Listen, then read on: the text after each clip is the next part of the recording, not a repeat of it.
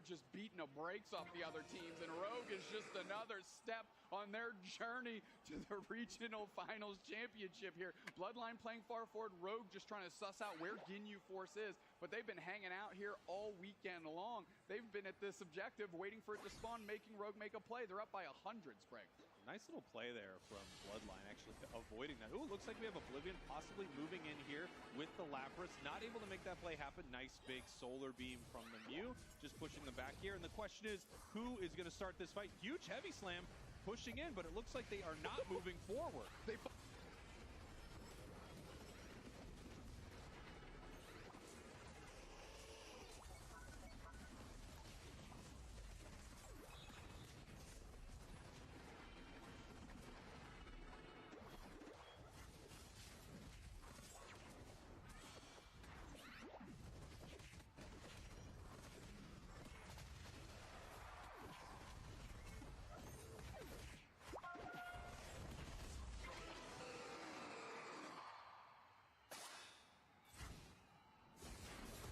Hello, Delta.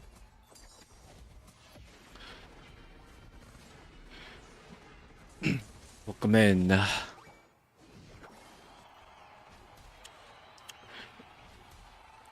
We are watching North America Regional Finals.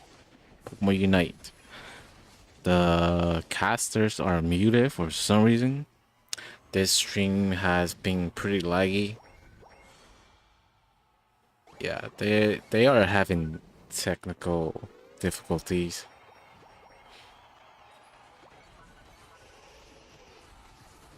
Big time.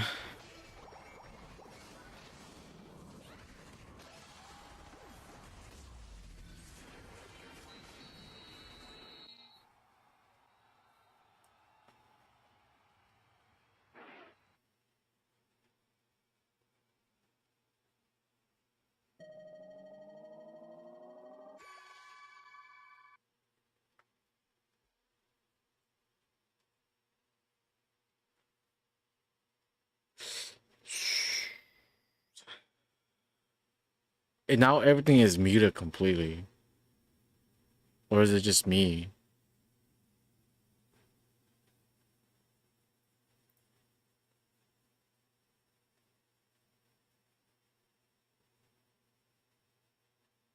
No audio.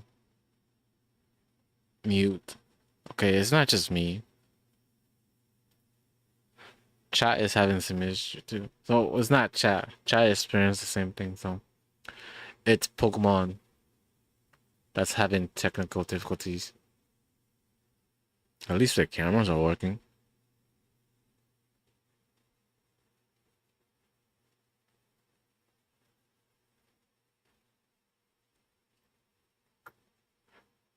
I don't know who just won. Ginyu Force? Oh yeah, Ginyu Force.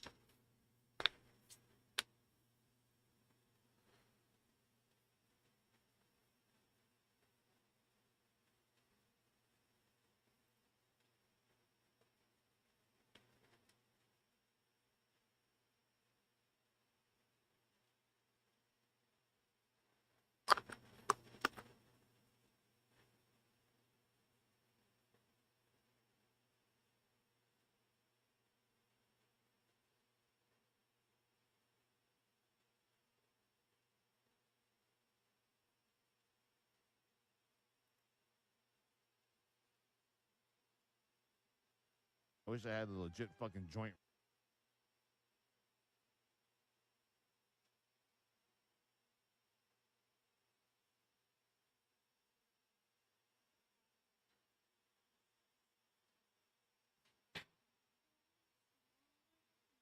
Streaming.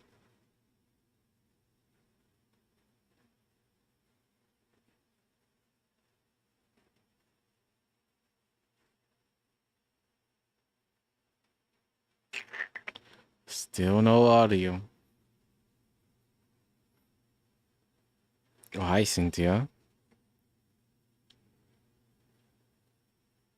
How you been, Cynthia? Busy? Tired? Homework? What's up, Kashi? What's up, David? Yeah, they are muted. This entire time they've been having a lot of technical difficulties too. So yeah, I think they're trying to sort that out. Oh, this is Rex team. Rogue. He was in TTV. I mean, Team YT for a little bit. You're tired and busy. You got work today too? But you didn't work yesterday though, right? Yeah, I thought you had Sunday though. I mean, Thursday. Sunday, Thursday, right?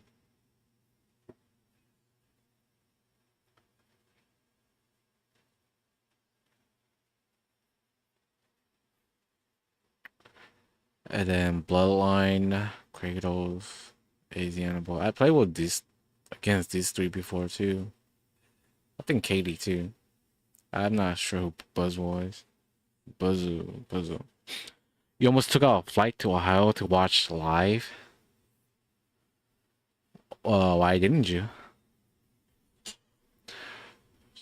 Honestly, if we didn't choose to go to Japan this summer, upcoming summer, Worlds, we'd probably go here instead.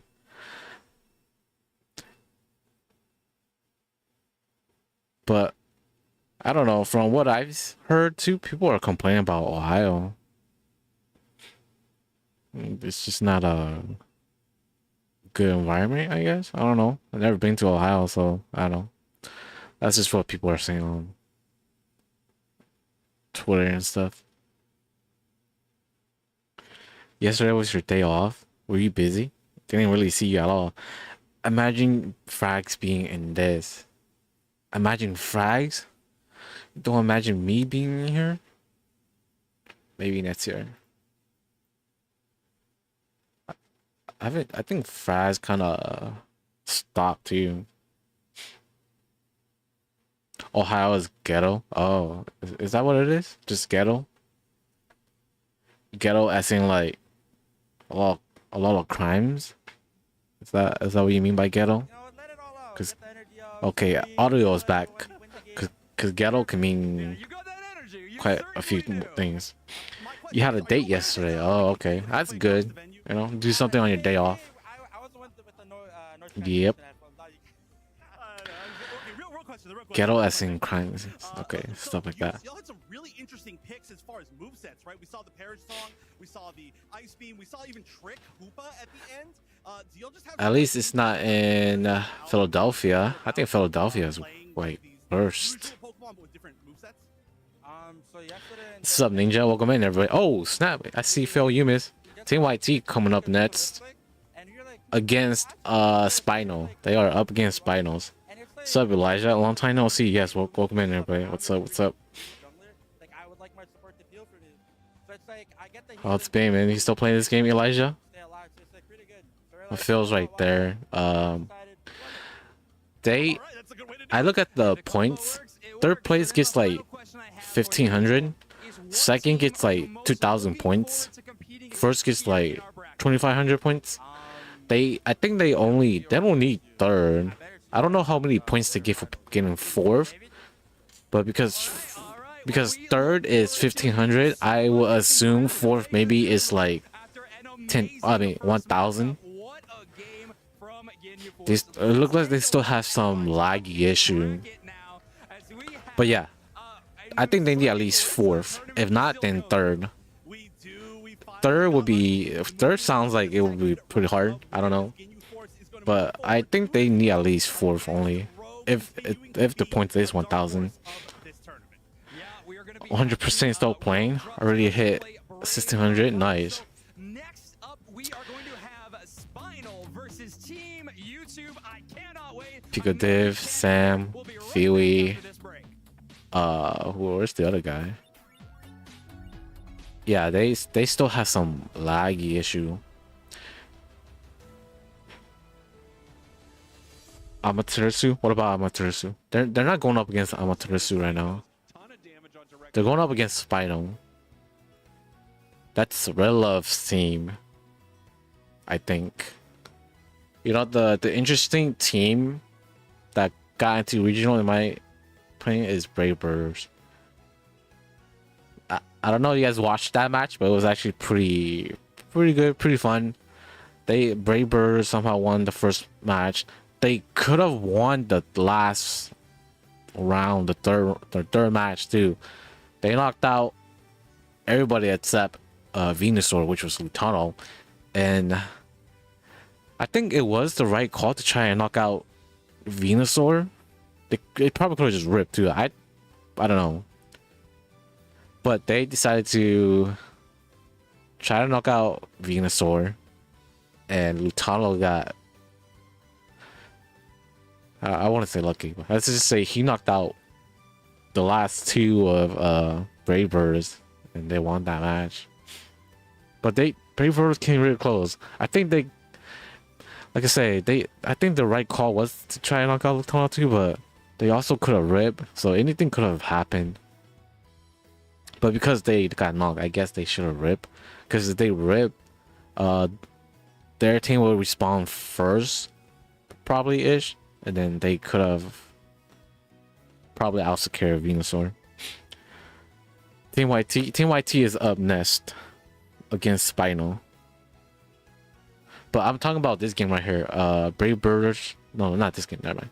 It was the first match of the stream. It was Team TTV versus Brave Birds.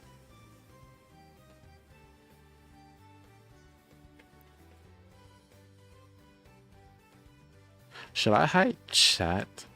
Oh. Nah, it's fine. So they're on a break right now. 3 minutes left. You guys can't see the timer, but it's right there. It's 3 minutes. 2 minutes 40 seconds left.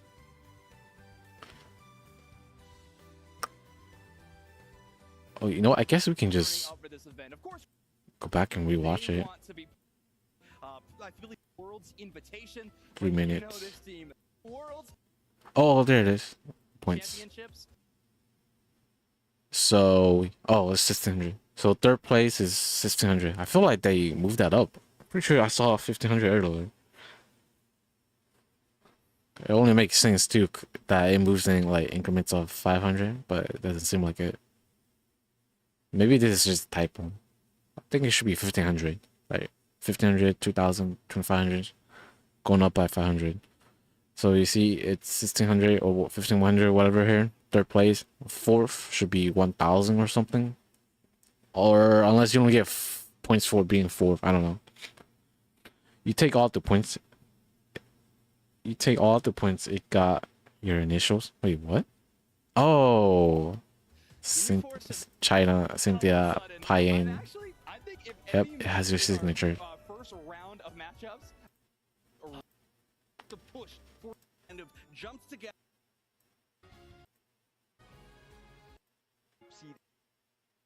Let's watch the Lutano. This last match. TTV versus Brave Birds. The scoreboard does not look good for Brave to engage right here. They are behind. Let's see. Give it away. Actually kind of them. You know what is interesting? Whoever the Machamp is, they always like unite right before Ray, like at 2:30. And what the team does is they let Machamp farm everything, and they just stall the Rayquaza fight until he gets Unite back. I feel like I think every game they did that. Machamp just Unite at 2:30, and then they just farm Unite back and stall like Ray fight. I don't know if that's like a strategy or not, but they're able to get Unite back every time too. I think they could have won this match too if they had two of their members unite. I think they had two of their members that didn't unite on the orange side.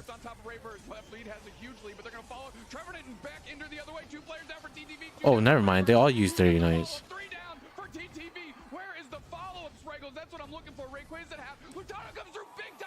Yeah, that solar beam just. Oh, this is the crazy part. Yeah, both of them just got caught in that solar beam and then team wipe. I don't know how that got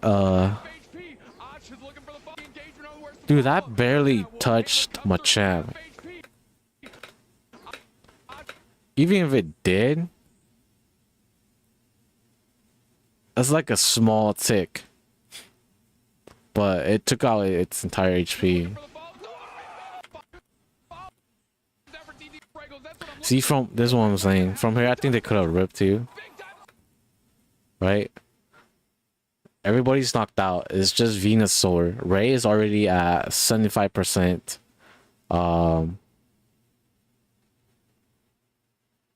Actually, if they rip, blue team will respawn first. Is Phil live or he can't go live during this? Oh, he can't go live during this. He's present at the venue. Now, obviously, there are a lot of eyes on Team YouTube right now. They have a chance to qualify for Worlds in multiple ways. Let's take a look at them here. We got Yeah, they have to be there in person, so. And Phil Umis, the Garchomp King, always playing a defender. Amazing. I mean, you take a look, so sad. Man, these guys are so freaking Asian. It's only Pika Div that's like swagging a little bit. And then this guy, Chaotic, just looks like a nerd. And then these guys are so freaking Asian, man. Let's take a little behind the scenes look at Team YouTube here with what they recorded yesterday. What is Phil's face? Are they not starting yet? Oh shoot. I think we're going to be a lot more successful. Can you guys hear? The current meta favor our team. We really enjoyed Ayat's gang. That is when he was still in the on Team Ayat. I wonder what happened to Ayat, like people in general. I'm looking forward to going as most is Team TTV. They have always had the leg up on us, so hopefully this time we can take it back on them.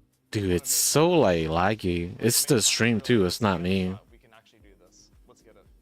Biggest shout out to our sub, a 6th player, Akilo. He pretty much made this all happen with his gameplay, with his coaching, and his management style. So we're gonna do this for him. Shout out to all the fans and supporters for helping us out along the way. They look like uncles, man. Sam and Fui looks like they could be like OG uncles. There you go.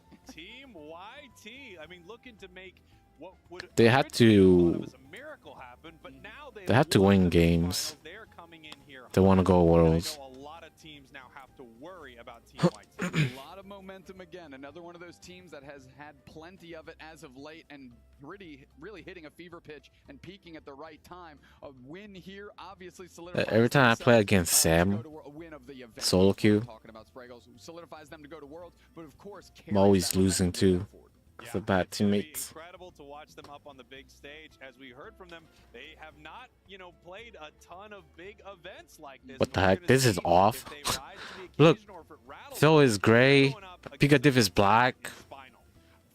They didn't change the picture. Oh, come on. I also like the pseudo Hawaiian shirt vibe they went for across the team. And Muck with just a classic black tee. I think Dat Boy Muck either didn't get the memo or just didn't understand what a Hawaiian shirt was. Well, like just short sleeves because it's hot out there? Well, it's because it's too baggy and you can't show off the cannons that he's got strapped to his What do you shoulders when clip? you get a Hawaiian shirt. Yeah, let's take a look at Spinal's team interview right now. Trying to get a little bit of HG back with the Can't clip unless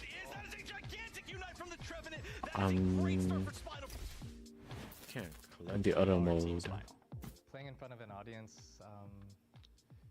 it's exciting for sure. Once we start the match, I think we'll really dial in and just autopilot into what we've been doing all season. This is Spinal? Wait, what team is this? You play together. You don't play just for one person. You have to Spinal, right? Synced. As long as you stick together as a team, you are gonna be a great team. Well, I don't think we played a single game together yet. Yeah, I think so. There's that. I think going forward, we're probably gonna try our best. But where's the 5th member? Before the turn. we've seen all these other teams. Isn't there Red Love? Now together, but not a single team has seen any of us play together at all. So we're kind of like a wild card now. I'm pretty confident because like I know them, I know they're amazing players. I feel that the chemistry is there, and I feel like we can make it. They are outstanding players. You are too, bro. Thank you. You're gonna make me cry, brother. Yeah, what's the fifth member? Just walking to the bush, seeing nobody there, and that's actually be quite a bit of damage on the Urshifu, but that is a gigantic Unite from the Blastoise, and they are just chasing Mid and Milders down. The Hyper Voice is going to turn around for quite a bit. I mean, I think I'm gonna They still haven't changed it. because of how big Muck's The picture up here. All cry They had together. 3 of Team YT member. Big time question That's the profile mark. It was picture. a heck of a one to have a first go at it on stage at NAIC. Yeah, it's a little bit of a mishmash super team coming together. Players from other teams that have been. Oh wait, this is Real Love, is it? I don't know. No. Wait, wait, what? Who's Team Spidal again? It rhymed indeed. OG, another pickup, and that's an ace in the hole for sure. Just a top path mutant out there. Just a hallmark of Season 1 where they really got to see their talent flourish, of course, and a great ad by Spinal. Okay, who was to missing? make sure that this team, You know they're amazing players. off the cannons that he's got strapped to his shoulders when you Gray, Black, OG. Okay, wait, it's not Real Love? Wait, what was Team Real Love? You're gonna. I don't remember, man. The question is this Spinal team going to show up, or is this just going to give YouTube an even easier shot to move forward through this bracket, make their way up to those grand finals? YouTube has a lot of ways to get to Worlds, as we've talked about before. But of course, if one of these teams who is not qualified yet wins the whole thing, YouTube is out. So they need to make sure that they dispatch as many teams as possible, get as far as they can in this bracket, and possibly win the whole things themselves. Yeah, but Spinal really just put. But they don't need the whole. They don't need to win the whole thing. Let's just go for it. Put everything off to the side and let's just play our game. They need to do good though. Like individually, we're all incredibly good players. If we keep our communication up and if we keep our focus up and play for all 5 of us rather than individuals, That guy looks serious. we got a real shot at this thing. You have to wonder, is the skill coming from the side of That's a very close-up camera. Team YouTube that finally feels like they have that team cohesion. You know, they're one of these really interesting teams. They feel like at times the real. I think there's a close-up camera on everybody. They're very close. But they haven't seemed like that this season. They're actually I think it's just the zoom. It feels like a different Team YT. The biggest understatement in their video was that their comms are a little chaotic. They are. If he's not using the headset, Like it is. he's just using in there. If YouTube earplugs. They all do their streams when they're playing and stuff. I mean, Okay, let me check. Is it just me that's lagging, or is it still lagging for everybody? and move it into a positive direction. That is going to be a key to their recipe for success because they're finally doing that. They just need to maintain it. I will now do my Phil Umis impression. I will do his. I don't know. Earlier, everybody was saying it's laggy too, so I'm pretty sure it's not me. Missed it. He was on 1. I would imitate the other players on the comms, but this is a family-friendly show. Fair enough. We're just not going to do that. Fair enough. As we're getting ready for this next match right here. There's the Obviously, camera that's on them. YouTube is just, What is that? I mean, you can see it in their eyes. They're Beacon can see it. He's got the binoculars on. It's like a broadcasting camera. Long-range vision. Well, interesting. He's seeing that title in the future. That's what he's looking towards. Everybody else dialed in and focused. They just want to play the game. This is really time for Team YouTube. This is Goes exciting through an moment for them. I Ethernet. feel like they're a team that a lot of people counted out, but this is a big moment for Spinal too. Spinal is an amazing team, and now they're just in this weird spot Yep. where they Camera on in some everybody. players sort of last minute here so that they can make this happen. But these are superstar players that they're adding to their roster here. Without a doubt. I mean, again, we keep talking about Muck and OG, but you know, Black even. I don't recognize anybody yet. So I mean, like this is almost a super fresh look at this Spinal team, and honestly, some huge personality audience. changes across the board for them as well. Again, can they overcome that? What would you assume would be a communication hurdle and a chemistry hurdle on stage right now, because they get run crack at this thing. You know, one thing about Spinal right now is you can't prep for them because they haven't fully prepped yet. Because they haven't prepped themselves. Yeah. We don't know what they're going to throw in because I don't know if they know what they're going to throw in right away. The way to keep your opponent guessing is to also never. What are they putting on, though? Oh, they're just I think they're just Obviously, we got I Love Muck. cleaning their hands with alcohol wipes Obviously, they've got a strategy. They know what they're bringing so that it's into not this game oily. right here. But it's really hard to know how to counter this team because you haven't seen it. No one's seen it. The easiest thing you can do if you're Team YT and you're trying to prep against this Spinal squad. Yes, the stream is lagging. Okay, so it's not just me. It's still just it's just still just on the Unite side. I think that's why it went muted earlier. I think they were just trying to fix the lag, but they couldn't, and then they're just like, all right, I just go with it. Can't fix this.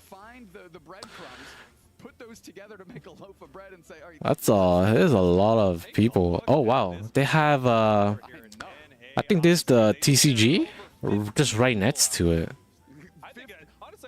Yeah, this is TCG over here. It's pretty cool. And that's why we're not the numbers guys. Somewhere in the middle, we're gonna find how many people. The audience for Pokémon Unite is not that big. It seems like. I mean, it's pretty big, but. I wonder what's going on back here. Good greeting art as we're going through. Of course, all those seats pretty much filled up as this. Who's in Team YT? Yeah, Phil, Sam, So Sad Sam, Fiwi, Chaotic, and Picadiff. Akilo is like the 6th member too, but he can't make it to World because of I don't know, flight issue, whatever. But he's like the coach, I guess.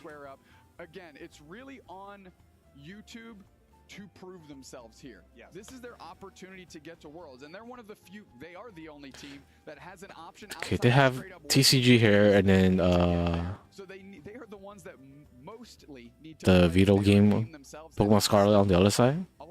Where's Pokemon Go? They have Pokemon Go too, right? Yeah, a lot of these other teams, they really it's all or nothing. They get a trip here to NAIC. They could win the whole thing. What is that? Is that like a attachable? Oh, we see Tubby. Even still, though, if a team like Ginyu Force, Brave Birders, Spinal, if they can I wonder if that's provided. The alcohol wipe. No cookie. No. I don't think she was never really like a part of the team. She was just kind of subbing. I think she is at Worlds. I mean, in Ohio right now too, in regionals right now. Of course, Ginyu Force, they're on an absolute ride right now. Ginyu Force. 8 games in the regional finals from the top 16 to now, and they are not looking to stop anytime soon. Yeah, when you take a look at our bracket right here, obviously we have I think they are going to cast every single game. When you say Cookie, I thought I kind of looked like it was Koopy too. I'm like, what? Why will Koopy be in the team? Rogue, yeah, it was 2-0 against Ginyu. Those were close games. Where are the children? I know, right? There was one kid in the audience. That's it. All good. All of these teams have a chance to make it all the way to the grand finals. I haven't seen anyone where you would go, yeah, but not them. Well, not anymore. I think Brave Birders are the ones that bucked that trend immediately, and they did it in the first game of the day. They said, listen, we're here. We've been gaming for a long time. Those of us in the scene that have been watching Competitive Unite for a long time are familiar with the Brave Birders name, but, you know, put some respect on it a little bit. And I think they showed that, hey, if they're given the opportunity, they're going to take it for what it's worth and lay it all out there. Yeah, absolutely. And then we saw Rogue earlier as well. They played great games against Ginyu. It felt like they fumbled a little bit near the end of those matches, but if they can fix that, if they can retool what's happening right there, they are a solid team. They're often talked about as one of those dark horses. I can't wear those clothes, man. They look like the same people. 2 Spraggles. Yep. Teams are so incredibly close, and they're fighting for a lot right First place, 20K. Goes to first place. Yeah, but every win you get in this bracket, moving yourself up that ladder is, of course, a bigger chunk of change. So literally all of these teams are saying, yeah, Worlds is awesome. That's at the finish line. But let's pick up all the change on the ground on our way there. Yeah, there is quite a bit at stake. Of course, Okay, here's the points for each team. The Team YT is at 3,000, so they only need like 900 plus.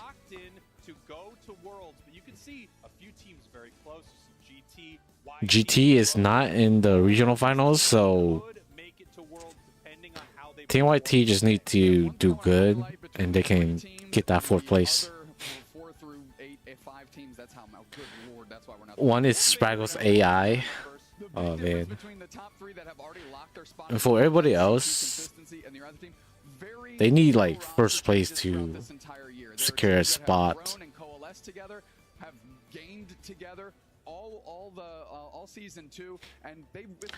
Sup, Chuck? You were watching this on Twitch? You were busy at work, so you didn't realize I was streaming a watch party. Yeah, I didn't think I was gonna do it too, but I don't know.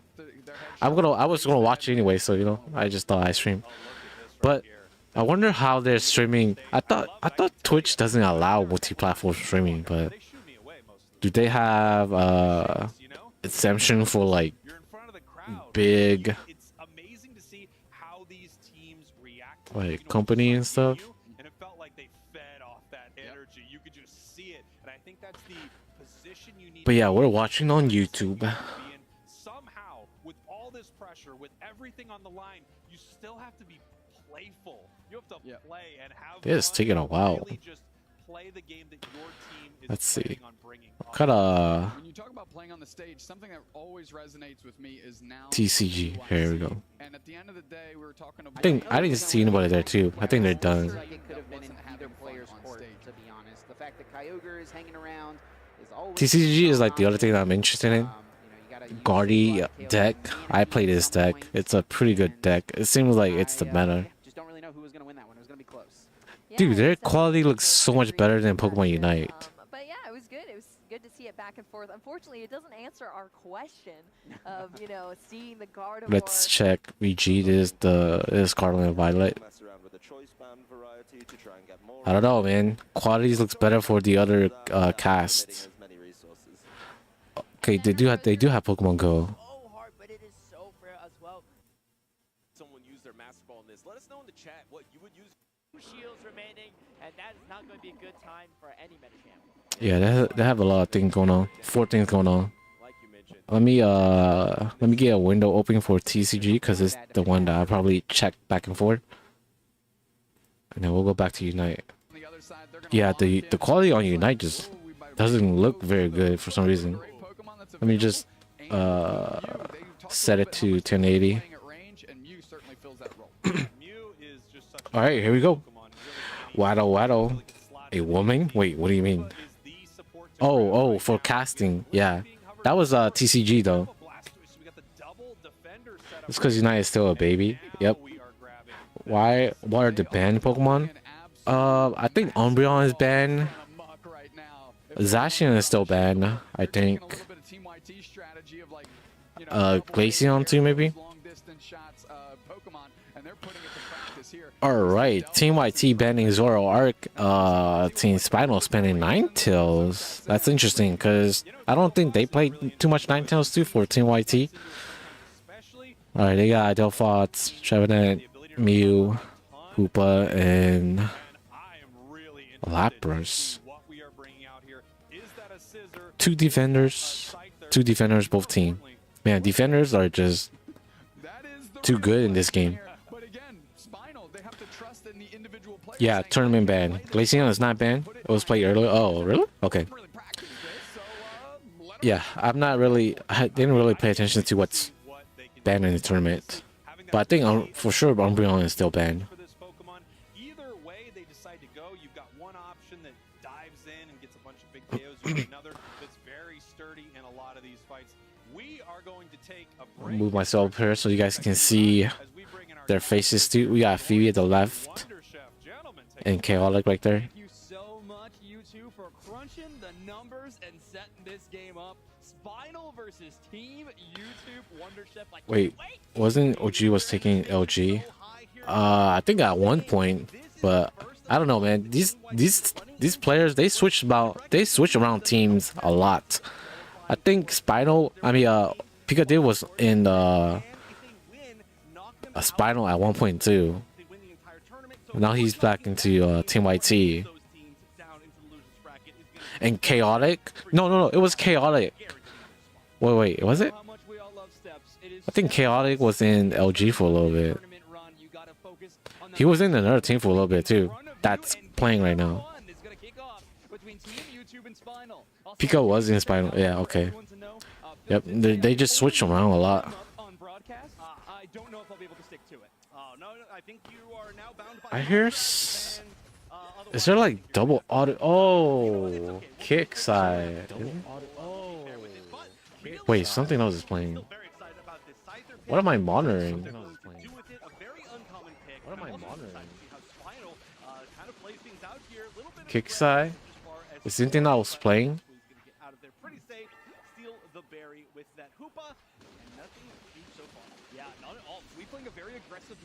And a great little Mew play there by Sam. Are you guys hearing double audio or am I good right now? From the side of Team YT, not sure if they managed to get any sort of. It looks like there was at least something. In fact, there were some points there from Phil. Speaking of Phil, I feel like I'm hearing double audio. Pico was in Spinal when Glossic was in there.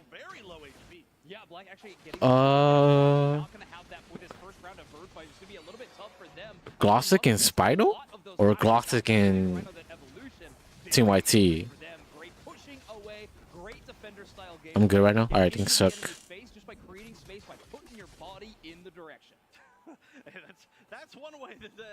Because I know Glossic was on the Team YT for a little bit. Spinal? Glossic was on Spinal too? Wow.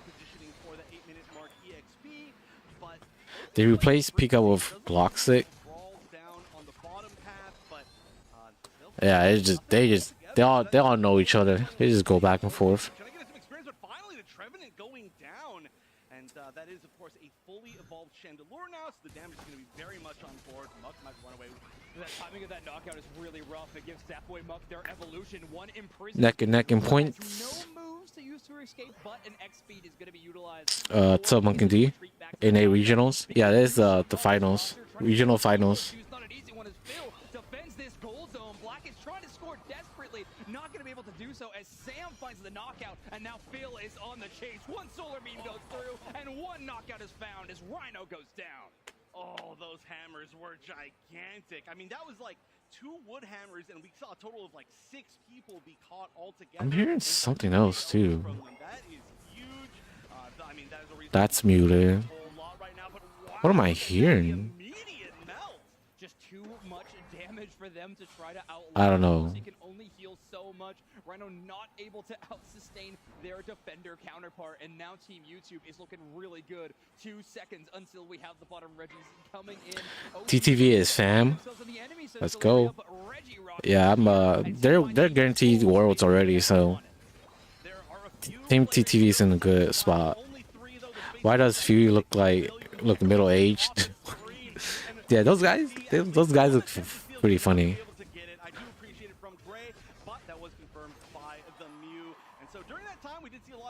Isn't he like mid-20s? Fury? No, I think Fury's like one of the oldest. He's like 30 plus or something. At least that's what I hear Phil they say a lot, unless they're just joking. Lutano solo being clutch was Pug. Yeah, I know, I saw that one too. Dude, even though they won and that was Pug, I was kind of hoping Brave Birds win the match, because they're kind of like the underdog. You think I had to comment on Watch Party instead of playing their sounds? What do you mean? Had to comment on Watch Party instead of playing their sounds? Brave Bird win would have been crazy. It looked like, dude, it looked like they were gonna win too, because they had 2 left and only Lutano up. If they knocked out Lutano, I think they would have won that one. They have to just retreat. And I mean, honestly, Yeah, they played pretty good, knocking out everybody except Lutano. They almost could have won that one. All right, kind of watching on autopilot right now. It's already 5 minutes into the match. It's pretty similar in terms of levels. Team YT taking Reggie Lucky. I had to do commentary. Oh, I mean commentary. Yeah, I know, but if I mute the stream, their stream, then you're not gonna have the game sound too. But I'll lower it. I think that's a little loud right there. Team YouTube just has so much firepower in between. Okay, I think and so sad Sam. It's ridiculous. we'll keep it at that level. As long as you guys can still hear too. Yeah, I don't want it to be completely muted because it's not gonna have sounds. Yeah, let me see. Four members of Spinal here, a big surge trying to engage, doesn't knock up anyone, and honestly, it looks like Spinal just needs to retreat. Again, Team YouTube reading the rotation of Spinal and shutting it down. I think that's good. I think it's a little quiet. I don't know. You guys can let me know if it's too quiet.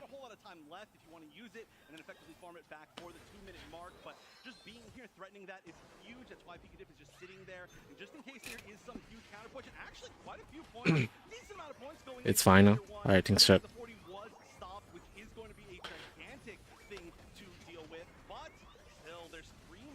Okay, Team YT in the lead in terms of points. Oh, Blastoise going out. Fury chasing down Scyther. That's such a Fury thing to do. Is he going to back out here? No. Oh, Hoopa port. Sam's ridiculous. Coming away with the KO streak at 2, I think every single skill shot there was made at maximum range. Sam on Mew is interesting because I don't really see them play Mew when they're just like scrimmaging. He's usually on Chandelier, but the other team has Chandelier, I guess. And or he's usually on Delphots, but they have Chaotic on Delphots.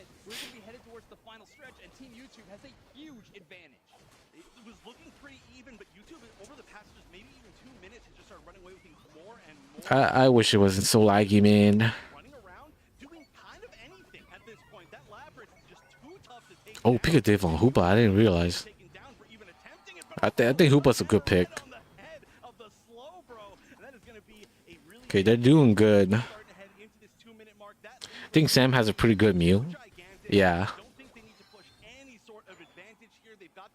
He's good on Mew and he's good on Decidueye.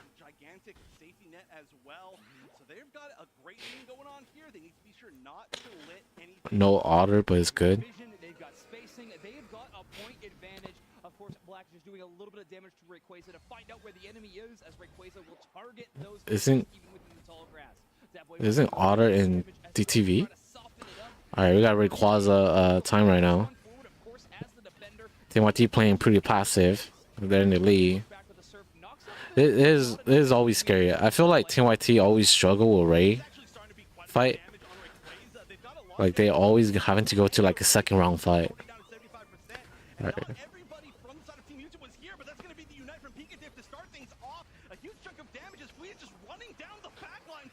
Okay, that's good. Dude, Fury's zoning out the entire team. That's a good thing. They wasted like 2 Unites on Fury or something. Man, it's so laggy.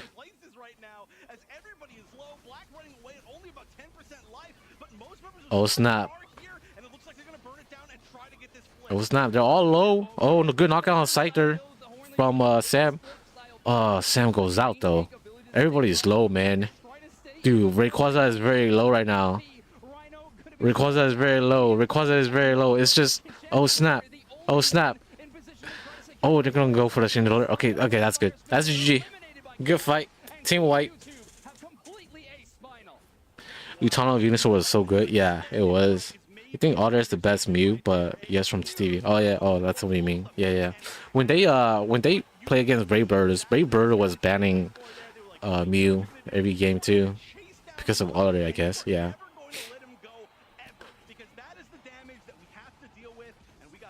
Alright, good fight. That's one game for Team YT, so boosting up confidence right there. Phil looks pretty happy. Such an amazing first performance from them, and well, they have raised the problem to Spinal. This is our Lapras. Can you do anything about it? If not, we're gonna find a quick 2-0.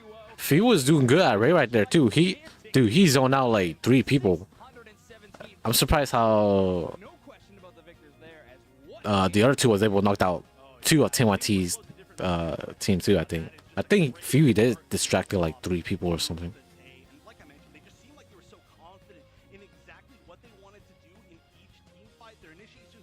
Team YT game win. TTV lose? No, they won. They won the overall match. They lost 1 game, but they won the other 2, so they're up.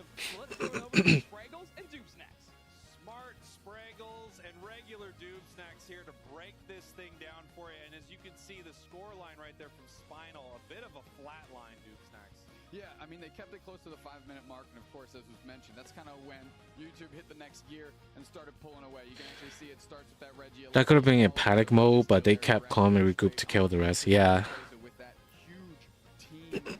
Rayquaza was very low too. The entire Spinal squad. Yeah, it was a really impressive final fight there from Team YouTube. It's just them being the lead. You know, they didn't have pressure on doing Ray, so that's a good thing. With Team Spinal, they were in the pressure of doing Ray, having to do Ray. I think I've gone against all these guys except this guy up here. Why does his name say GT? GT's its own team. Why does it say GT? GT is still in 4th place and going to Worlds. You saw the first and second match of TTV when Utah uses Venusaur. First and second. You didn't see the last one? The last one was probably the best one. Yeah, I mean, it was like a 3-on-2 push there, and Team YT was able to maintain that goal zone, and they kind of make a counter punch of their own in the late stages before Rayquaza hits the map, and of course, the big fight. Yeah, here's that big fight. Delphox Unite move not really getting exactly what they want. As you can see, the Lapras. Yeah, see, Fury took out three on him. Oh, it's the Blissey Unite. That was a good Blissey Unite. But yeah, they lost, dude. They lost 4v2, and Fury was distracting 3. I wonder how they lost that exactly. But it was a good Blissey Unite. That Blissey Unite caught Pika Div pretty good. GT only makes it to World if YT loses to Spinal. Oh, so if they beat Spinal, then Team YT is guaranteed. Is that it? Yeah, the train conductor definitely leading the charge for Team YT. Are they guaranteed? That's what I was trying to figure out earlier too. Right? So if they just win this match, they guarantee Worlds, unless a lower team gets first or something. MVP Phil Yumis. You were busy? Oh, but yeah, you can rewatch it. I played a little bit of the match earlier too. Just rewind it.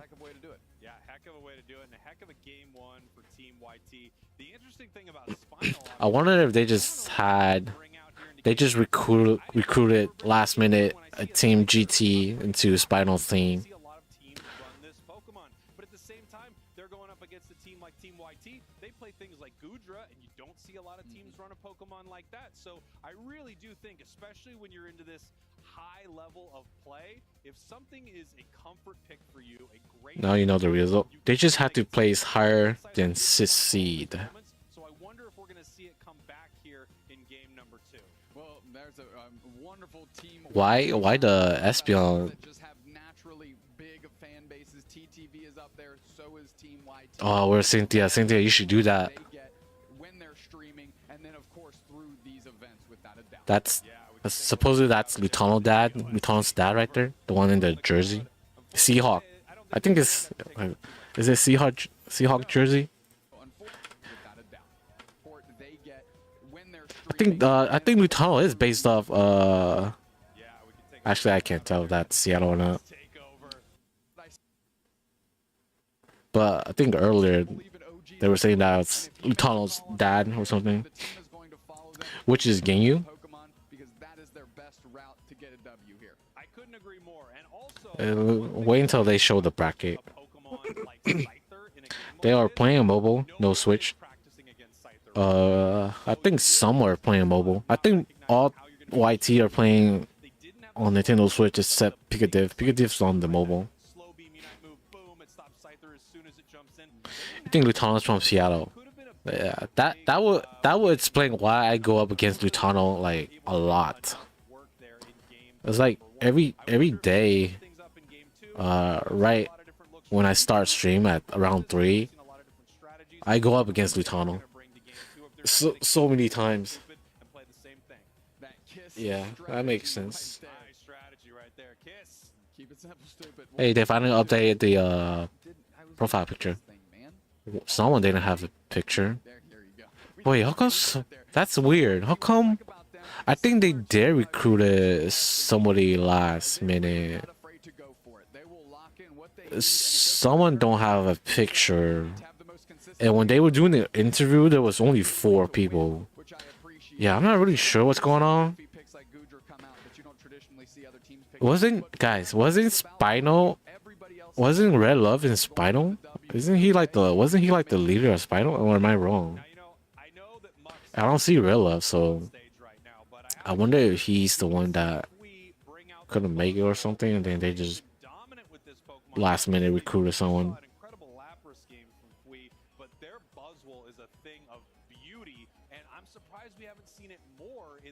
Red Love was this defender for Spinal? Yeah, I wonder what happened. Because it's weird.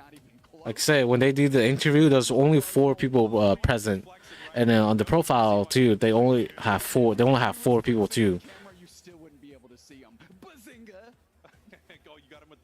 Maybe he was busy and couldn't make it. Yeah, I think that's why they just have a GT member or something. Okay.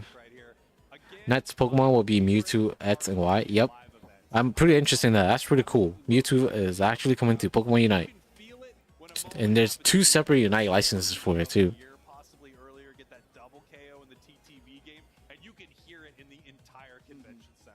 It's amazing.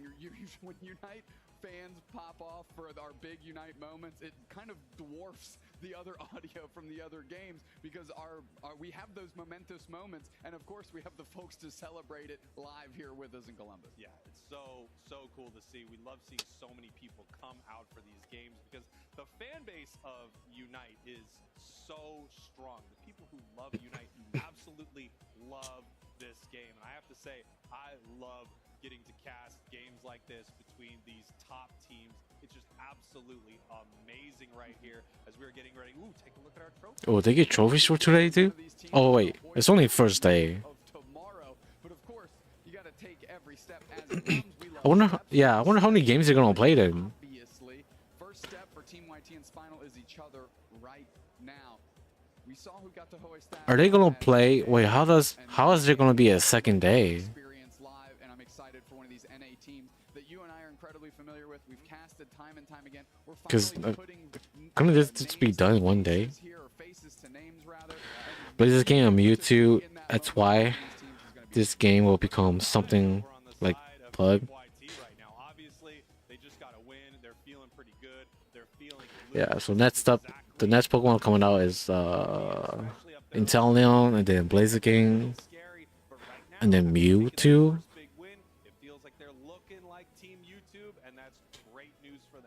Absolutely. I mean, just things they can get done. If I'm honestly, if I'm Spinal, I'm using this opportunity to craft a game plan. Why is zoom in so close? Maybe round 16 and quarters today and loser. And now the question is, as we get ready for our next draft right here, what are we bringing in for game number 2? What is Spinal That's right. change? Or do they like the strategy they brought there for game 1? Because there's still losers brackets too, and that can take forever too. Or maybe loser will just be tomorrow. I mean, they have a couple players on Spinal's team that can actually pick that Pokemon up. We've seen Black dabble. It's just 2 days, right? Friday and Saturday, or is it Sunday too? 3 days. Having a great comeback story here in season 2, but Rhino says, Man, Phoebe looks so short and like a kid, but I think he is the same height as them 2-ish. Delta's back. Hello, Delta. 10k USD is price pool for Unite. No, I think it's more than that. Because first place is like 20k.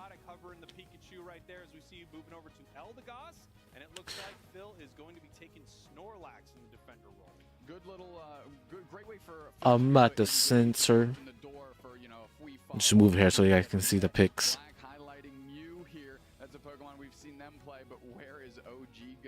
That's my question.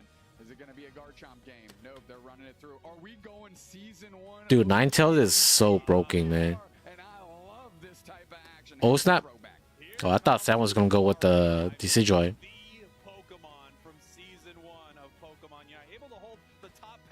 Oh, damn. OG bringing out the Lucario. He was like considered, I don't know if he still is, but one of the best Lucario player. Yeah, it's OG and Overlord from Luminosity that's very good at Lutano. I mean, Lucario. Lutano was pretty good at Lucario too. By any chance, do I know Sanji from NA? I've heard of him. I don't know him that much. Because I get confused. There's like 2 Sanjis or something. I mean, a lot of surprises across the board, Wonder Chef. I'm pretty shocked by a few of them in particular. Most importantly, so no OG took my heart. That's pretty pretty smart. Just bring in an iPad. You can always change your sign. More and more, right? Just to say, we've seen the Lapras first pick less and less, which is really interesting to me. Another interesting thing to me is that we've seen them flex to, using Team YouTube, flex to that last pick, Decidueye, when there's 2 squishy special attackers a lot as their final pick, which could have been the final pick right there as well. They went with the Gardevoir instead. I really like This Sanji left playing Pokemon Unite. The Sanji I'm thinking of is the one that plays Cramorant a lot. I don't know if that's the one you're talking about. But the one you're talking about left Pokemon Unite? So I don't even know who. Show me something new. I am excited for it. Very interesting. Final actually putting Black into the central area. So Mew Central is definitely not unheard of, but definitely not as popular as other options. Phil, though, it's holding that experience share, has a bit of extra movement speed. And Phil, you missed. Wait, what? Which Black is completely abandoned. This is going to be an easy one for them to secure. In the face of a Braxton, this should be all Phil. Oh, yeah. We can't tell if he secured that or not. Mew is pretty good. I mean, Snorlax is good at securing wild Pokemon though. With tackle. Sanji best Luca and Malzahn player. Okay, that's probably the different Sanji then. But yeah, there's like 2 Sanji. I get confused.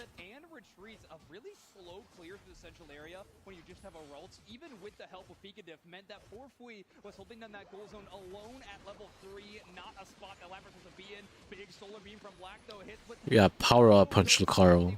So it doesn't look like it's gonna be an E-speed Lucario. Wow, yeah, we're seeing a really good usage so far of the Hoopa hyperspace hold. We've seen a lot of just like big stacks of 4 people, 3 people that are just shifting around on the side of Spinal. Dude, they pretty much swapped Pokemon, right? Spinal had pretty much almost the same team as Team YT from the last game. They just couldn't grab the Lapras, but that's like the same team Team YT was picking earlier. Realizing that those Selgor and Escavalier have not re-entered the map, they're going to retreat and help out with this mid-8-minute Altaria and Swab loose spawning in. A huge power-up punch gets Oh, Lucario going out. is the one that cleans up that team fight. OG goes down, as well as a lot of wild Pokemon knockouts for Chaotic. Very nice looking. That's a good way to kind of even up EXP here. Again, they're not behind. Maybe I should just put myself right here. It's like I'm playing. This way everybody can see. That was actually the chance for potentially 2 picks, but there was no chance for backup as 3 members of Team YouTube all running away in unison. They are going to, of course, get that full heal in the end. Because the central part is not really that important. The curse of cooldowns. You use your moves, but just slightly at the wrong time, don't equal out to those big knockouts, and Psyshock does so much damage as Phil gets one big heavy slam knockout, deters the rest of Spinal from getting any kind of chase down. Team YouTube, I'm in the game too. You will know I'm playing. Really are ahead of Spinal in terms of pace. Yeah, they've over the last minute or so just basically won every single interaction, or at the very minimum not lost every single interaction. Now it's time to see who's gonna last it. Here's Lucario securing Reggie Ice. its own I guess survival there, and we're actually gonna get a pick on both sides, but overall Team YouTube taking huge advantage of this team fight. A little bit of support from the top path with the Hoopa hyperspace hole, and that's going to deter any of the teams that actually trying to continue that pressure. There might be a rotation up to Regieleki. It's about that time. Looks like Flea's already up here, has been up here, but they're just going to be burning this with both Mew and Lucario available for that damage. Spinal do secure the basement, Reggie, but not a whole lot else. Team YouTube getting so many early knockouts. Regieleki does into Spinal. They are able to secure it with, it's actually the Mew. So that's both objectives going to Team Spinal. So 2 objectives so far have went the direction of Spinal, but still Team YouTube really holding on to a solid lead. But slowly but surely, Spinal clawing their way back in. Right, I think the best thing about the way that Team YouTube is playing right now is that they're not playing risky enough that they're not losing anybody. Oh, and there's a huge initiation actually trying to get that pick. What? You can tell that there is just this gigantic strategy. That you know is kind of weird, but it is just on site. It is you're just not gonna let that damage happen, especially with knock him out. Do some math. Is for sure back in for this game. Chaotic having to back out here because they all push on top. Yeah, Spinal's able to catch up a little bit and score there for a moment, but Team YouTube breaking that bottom goal zone looks pretty solid. You saw Chaotic actually waiting at that tier 2 goal zone, knowing they had no hope of defending it, but actually is able to pivot so quickly to the wild Pokemon that spawn in as soon as that first goal zone is broken. So again, Team YouTube with these really fantastic macro decisions so far that have been putting them ahead time after time. Let's see if Spinal can grab another objective here, though, as this basement Reggie is about to spawn in 5 seconds, and well, we have a Trevenant caught out, but Rhino drops the Unite, but he's going to bring the rest of the squad. Oh, I wonder if Spinal's. It seems like Spinal is trying to just. Never mind. They poor bot. They tried pushing top, but they couldn't because Few was top.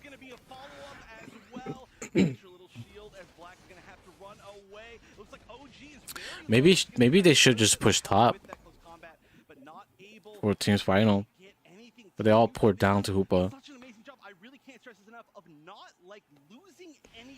Because I was thinking maybe they were gonna go with that strat and we'll just play top goal and then have Regieleki push top at Ray and then just Hoopa port and everybody just score.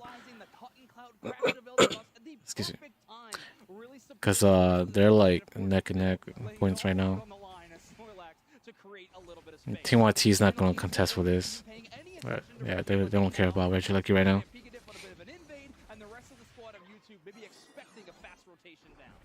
We've actually seen Spinal take, or at least be the ones to initiate most of the objectives so far in this game. Of course, we are still like pretty early overall in this game. There's still should be. Oh, good slam by Phil, but they. Oh, come on, knock out the fast. There we go.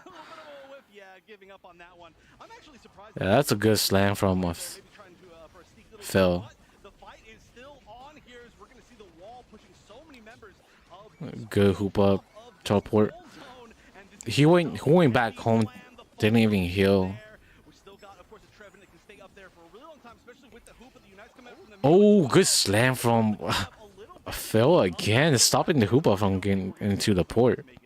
But Hoopa is still not knocked out though. They actually won that fight. Yeah, Spinal actually won that fight. Phil was doing good though.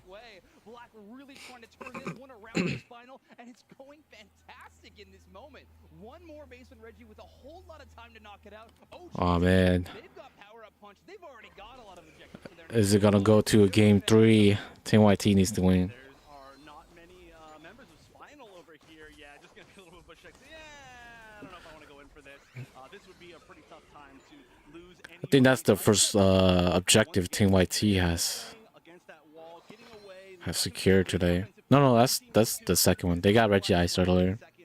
Yeah, you can see the objectives on the bottom side, but my screen's blocking it. One Pokemon that's one level above everybody else. It's going to be that Gardevoir. I'm really excited to see it do a lot of damage in this fight, but anything could happen. It's not that far away. All right, here we go. It's going to need to be picture perfect. There's a lot of great sustainability What the heck? on the side of Team YouTube. They have the Eldegoss and of course the Lapras can self-support so much. Poking. Spinal's target priority. Oh, Lucario's going back. Oh snap. But watch out for Dapoy Muck's Unite move. Oh snap. They're trying to get Sam. They're trying to get a Guardy. Oh, there's lag. Fui is going in. I don't- That's what Fui does. Oh snap. 3 on. Oh snap. Can they get Mew?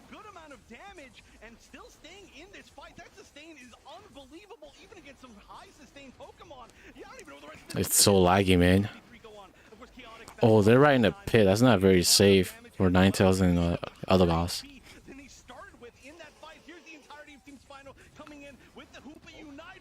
Oh snap! That's good. That's good. That's good. Heal, heal, Cal. There we go. Good LD. Heal. It's low. It's low. Oh no! They got it. They got it. They got it. I was gonna say. Phil using Slam. Because Slam's a good secure too. Alright, I think that should be GG. 300 points. 400, 500. Sam, I fell. Yep, that's 500. That's GG. So, I think they're good, right? They should be good. Let's wait until they show the bracket. YT is almost guaranteed for Worlds. Almost guaranteed. So do they have to beat their next opponent, which is Team TTV or Luminosity, I think, and that's tough. No, it's either Luminosity or Amaterasu. It's just gonna depend on Ganyu. Oh, so if Ganyu do good too, they can take the spot of Team YT. And Ganyu Force is going up against TTV, yeah. I think. Actually, I forgot. I don't know. But for sure, Team YT is going to go up against either Luminosity or Amaterasu, which they are like the top 2 teams right now. So, but they have beaten them before. They beat them the last month too. So yeah. So let's wait and see who they show on the bracket for the bracket.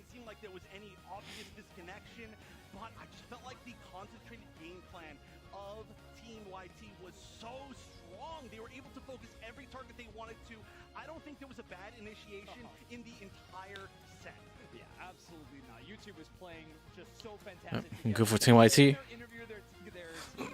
Honestly, LG hasn't been great the last few months. Yeah, I agree. SG and TTV has been killing it. TTV's been killing it. Amaterasu, I feel like they're kind of in the same. I would put them kind of in the same as LG too. Not doing that good.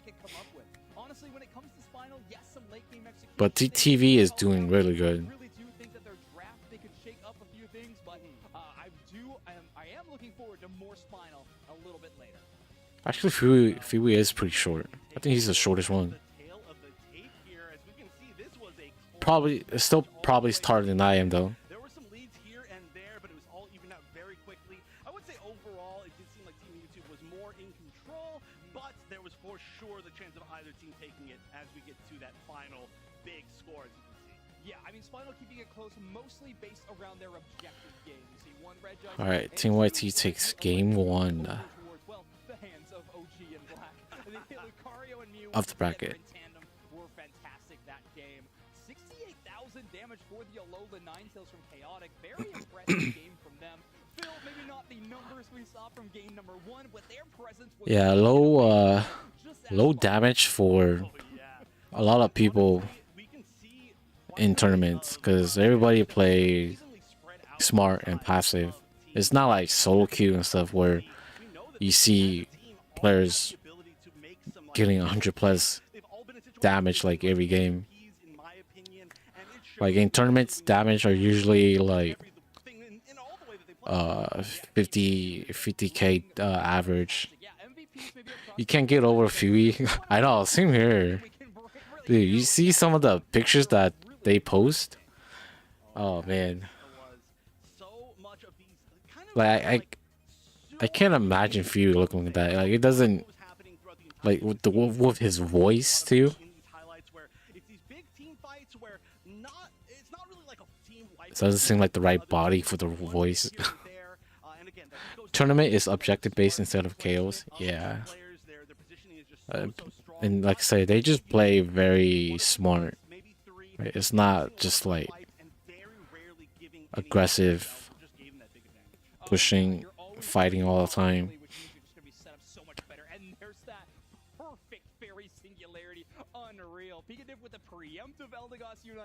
Wait, did Fui just break top with like small little points? Oh well, that's fine, I guess. What an incredible game, and congratulations to Team YouTube. I am excited to see. They're gonna show the bracket. Okay, what's the bracket? Current tournament champions. They did win the main finals. We haven't crowned a regional finals victor yet. So Team YouTube playing up to their potential. Fui looks like he smokes 2 packs a day while working. Oh man. That's pretty funny. It does, huh? It does. Maybe that's why he's so skinny too. Phil getting an interview. Phil's like the spokesman for the team. What an incredible victory for Team YouTube.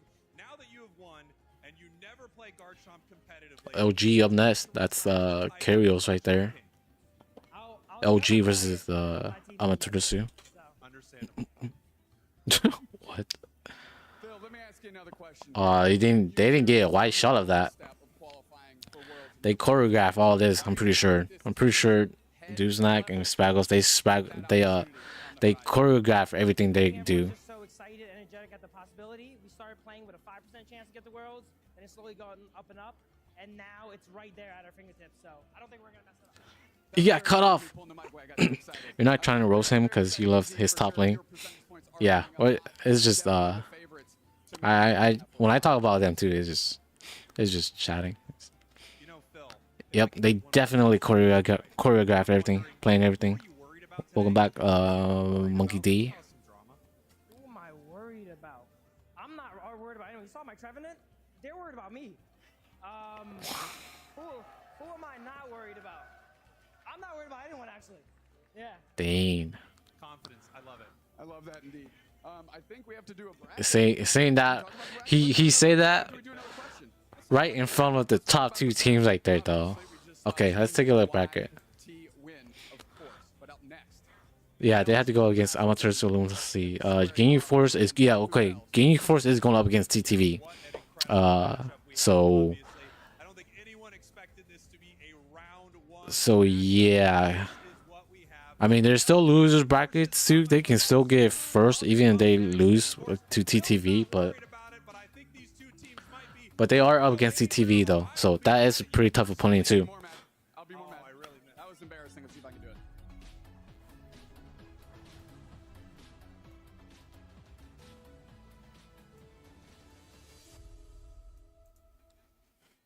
Spraggles got paid hard for doing this. I'm pretty sure. He's been casting for every single Unite tournament, I think.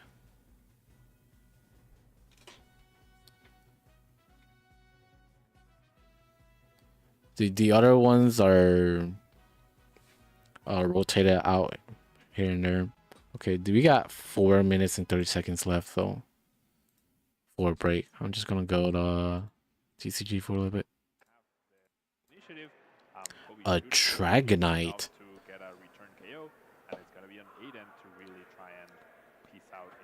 Okay, we got the Lost Zone Comfy deck.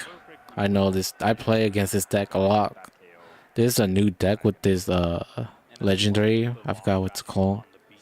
Instead of that Forest Seal Stone, you don't want to give extra advantage to your opponent going into the next turn. Yeah, that beach. Yeah, everybody is running the same deck for TCG. Sometimes one energy can be the difference between being able to take a knockout. Every event since the first event last year. Yeah, Spraggles. Yep. What do I think about Indian competitive teams? I don't know too much about the Indian teams, so I can't say much. Yeah. I don't know too much about any other regions. I don't really follow up with other regions. I only follow up with NA for the most part. I can tell you the worst region, I think, that is like, never mind. It's different. I know it's solo queue and competitive is different, so maybe I shouldn't say anything.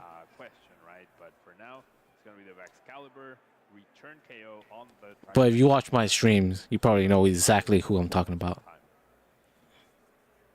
It does look like that Irida finds Rare Candy Baxcalibur. We call that a combo. Oh, EU. I follow up with EU a little bit. Yeah, it's mostly just EU and NA, right? So like now esport for EU and Telebubble believers. Yeah, I follow up with EU too. Just a little bit. But those are two regions. Probably the two best regions too. So yeah, EU and NA. And a lot of time when they do like the tournament stuff, they usually cast NA and EU together too. It's just regionals that they did it differently. NA is like the last thing they're casting right now. You like Galu now and Overlord, to be honest? Yeah. But Overlord, wait, Overlord is not. Overlord is NA. But yeah, Galu is now. Galu's good. Yeah, you got to do everything possible to give yourself the best advantage to try and win these. You got Galu, Desu, Bruv, and I don't remember the other two. But Telebubble Believer is really good too, so I think they're top 1 in EU right now, and then now the second. But yeah, those are good teams. You're probably most likely going to see EU versus NA again at Worlds. That would be my prediction. EU and NA again. It's probably going to be Telebubble Believers against one of the NA team. I think I would like to see EU, like Telebubble Believers versus Team TTV for Worlds Final. That would be my pick for finals. The full benches, yeah, Raikou is actually the way to respond here. Yeah, it did also have the Clara in hand, but I think the energy, the resources available are a little lacking. does have that Mirage Gate and the water. What if now versus TTV? That I think that's possible too. Anything's possible, but that would probably be like the second. Actually, that now versus TTV would probably be my. I would actually probably put that first in like what I would want to happen in Worlds Final. Now versus TTV. YT versus Telebubble.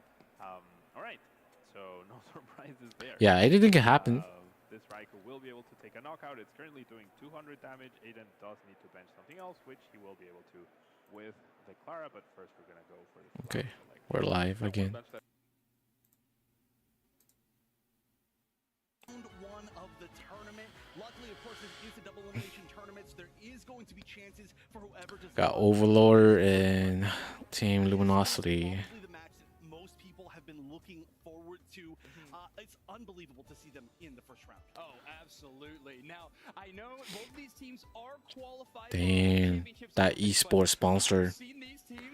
They have their own t-shirt. Amaterasu, obviously, the first ones up to go for it. Nudo, Yeet Fan, Trainer, JL, and Roland. You know this squad. You love this squad. One of the only teams in our entire region that hasn't changed their roster all year long. That's right. And of course, currently our first seed as far as championship points. And of course, we did have a chance to talk to them as well. So let's see what our seed 1 team had to say. Fly comes in. Are they landing on the perfect timing? Nope. Sussed out, snuffed out. Yeah, we're looking at the two best team in there right now going up against each other. We're team Amaterasu. The team Hey, they only interviewed 3 people too. Last season UCS, me and Yeet Fan, and then from there we found Roland and JL and Nudo from applying in our server. Our #1 goal would be obviously to win regionals. I play against these guys too. And who's the best right now, and also to take travel awards as well. So that's a real good one. Our main focus for this event right now is trying to secure at least top 4.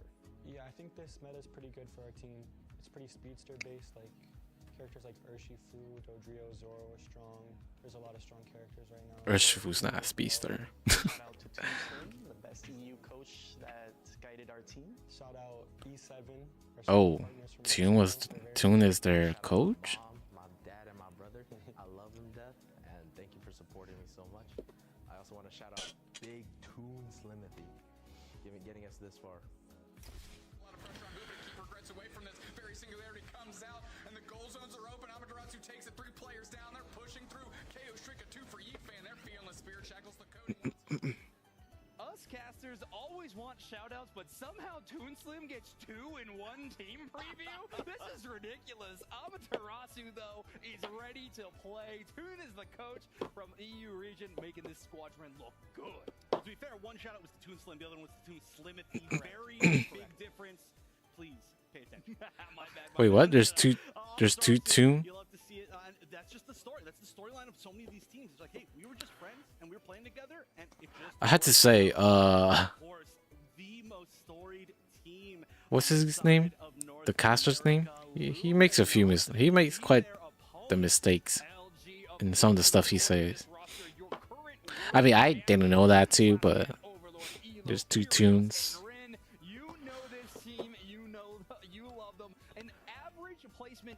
This guy and Overlord, they look pretty similar. They almost look like the same people. Going into Worlds, as we're going to see how they play today, and I mean, what a ridiculous first round opponent to have to fight. But let's see what they think of themselves. As once again, we got a chance to talk to Luminosity. Rin goes for another Unite move. We're up to 8 hits, 9, 10, make it 11, 12, 13 is where we're going to end up. Lucky 13 for Rin, as now Luminosity is all of a sudden pushing Reggie Lucky in. We're Team Luminosity from North America, and we're here to win it all. Yeah, we've been playing with each other for about, it's like 2 years now. We pretty much had the same 4 or 5 players throughout 2 years. I think what makes a great team in Pokemon Unite is good comms from all the players and staying on the same page. I think we've gonna have like a pretty good showing at regionals. I think what really helps us is us having LAN experience, right? We played at the offline tournament at Worlds last year and we won, and we're going to be very confident in our very first game. I'd say the current meta favors our team pretty well. We're going to be watching out for Dragonites the most because we don't want to get flipped on. We want to have like a fair team fight and not have them rip the Rayquaza in front of us. As a team, I think we all just want to prove ourselves. Obviously, we all expected to get first in May. We didn't do that, so I think NAIC is going to be a good chance for us to show why we're on top and why going into Worlds, we're the strongest team. Big shout out to the fans and everybody who like helps run tournaments and help run the UCS. Definitely not an easy task, so it's really good that they're kind of doing this for us. There, you know, just one more. Another 5 might be actually pretty nice here. We're going to even break this top goal zone. That is absolutely no respect for Team TOS as they dive in and pick up some more KO. And there we go. Got a little bit of a shout out if we're included with people who run UCS. But altogether, you gotta love the confidence from Luminosity. Like you've mentioned, they've had some of the highest highs and the lowest lows this season, especially compared to their previous season, of course, as World's champions. But they've stayed confident the entire way through. That is not an easy thing to do. Of course, it's very easy to break under that pressure of trying to regain your title. But they have clearly had whatever it takes to stay solid in their mental. That's the thing about being on the top, right? Everyone else is aiming for your spot. It's tough to They zoom in way too close. Well, LG has filled those shoes pretty well so far this season, where they're about to be put to one of the toughest tests they've ever had in a round 1 matchup in our top 8 bracket against Amaterasu. Wow, they really zoom into your face. This happened earlier on into the season after a first or second tournament, and I think it has been a fantastic addition. Rin's Urshifu is probably the best in the entire region. They can play both a rapid strike or single strike and make it look amazing. But they're going to be going up against Yifan's Urshifu if they can get that contention and draft. That's right. Honestly, the big thing here is that the flexibility of both of these teams is pretty heavy. I mean, even just the players that you mentioned, of course, they're going to be great with Urshifu, but both of them have some other really strong picks that, honestly, you could... Wow. Shout outs to the science. Man, this guy is getting a lot of screen time as an audience just because of his iPad. Shout out to the MVP. Yeah, we probably get out that. Getting a lot of screen time. Maybe we should do that too. And I know everyone else at home is excited for this matchup as well, because this truly could be a preview of our grand finals. I think if you go around and do a family feud, At least that gives me an idea. I'll probably do that. But World is gonna be bigger though. I went to the Super fan. That's pretty cool. Those are probably the families. When did the match start? It hasn't started yet. Yeah, the match haven't started yet. That we have ever seen. Their average placement across the season is 2nd place. You know how hard it is to go through monthly final after monthly final in a region as competitive as North America and still come away with an average of 2? I know, that's actually unbelievable. It's been the wildest season for North America. I mean, compared to every other region, the consistency has not been there, but oh, there we go, you're gone, buddy. I gotta say, though, huge shout-outs, not match-related, but huge shout-outs to the drip of everybody in the Unite kind of area here. We've got a lot of well-dressed players, or, not sorry, players, spectators, whether they be in, you know, their son's, you know, jersey, or whether it be in a shirt for a team that you like, or whether it's just honestly some sweet like tropical shirts, which I'm all about, obviously. Absolutely. Yeah, I mean, we're in sunny Columbus, Ohio.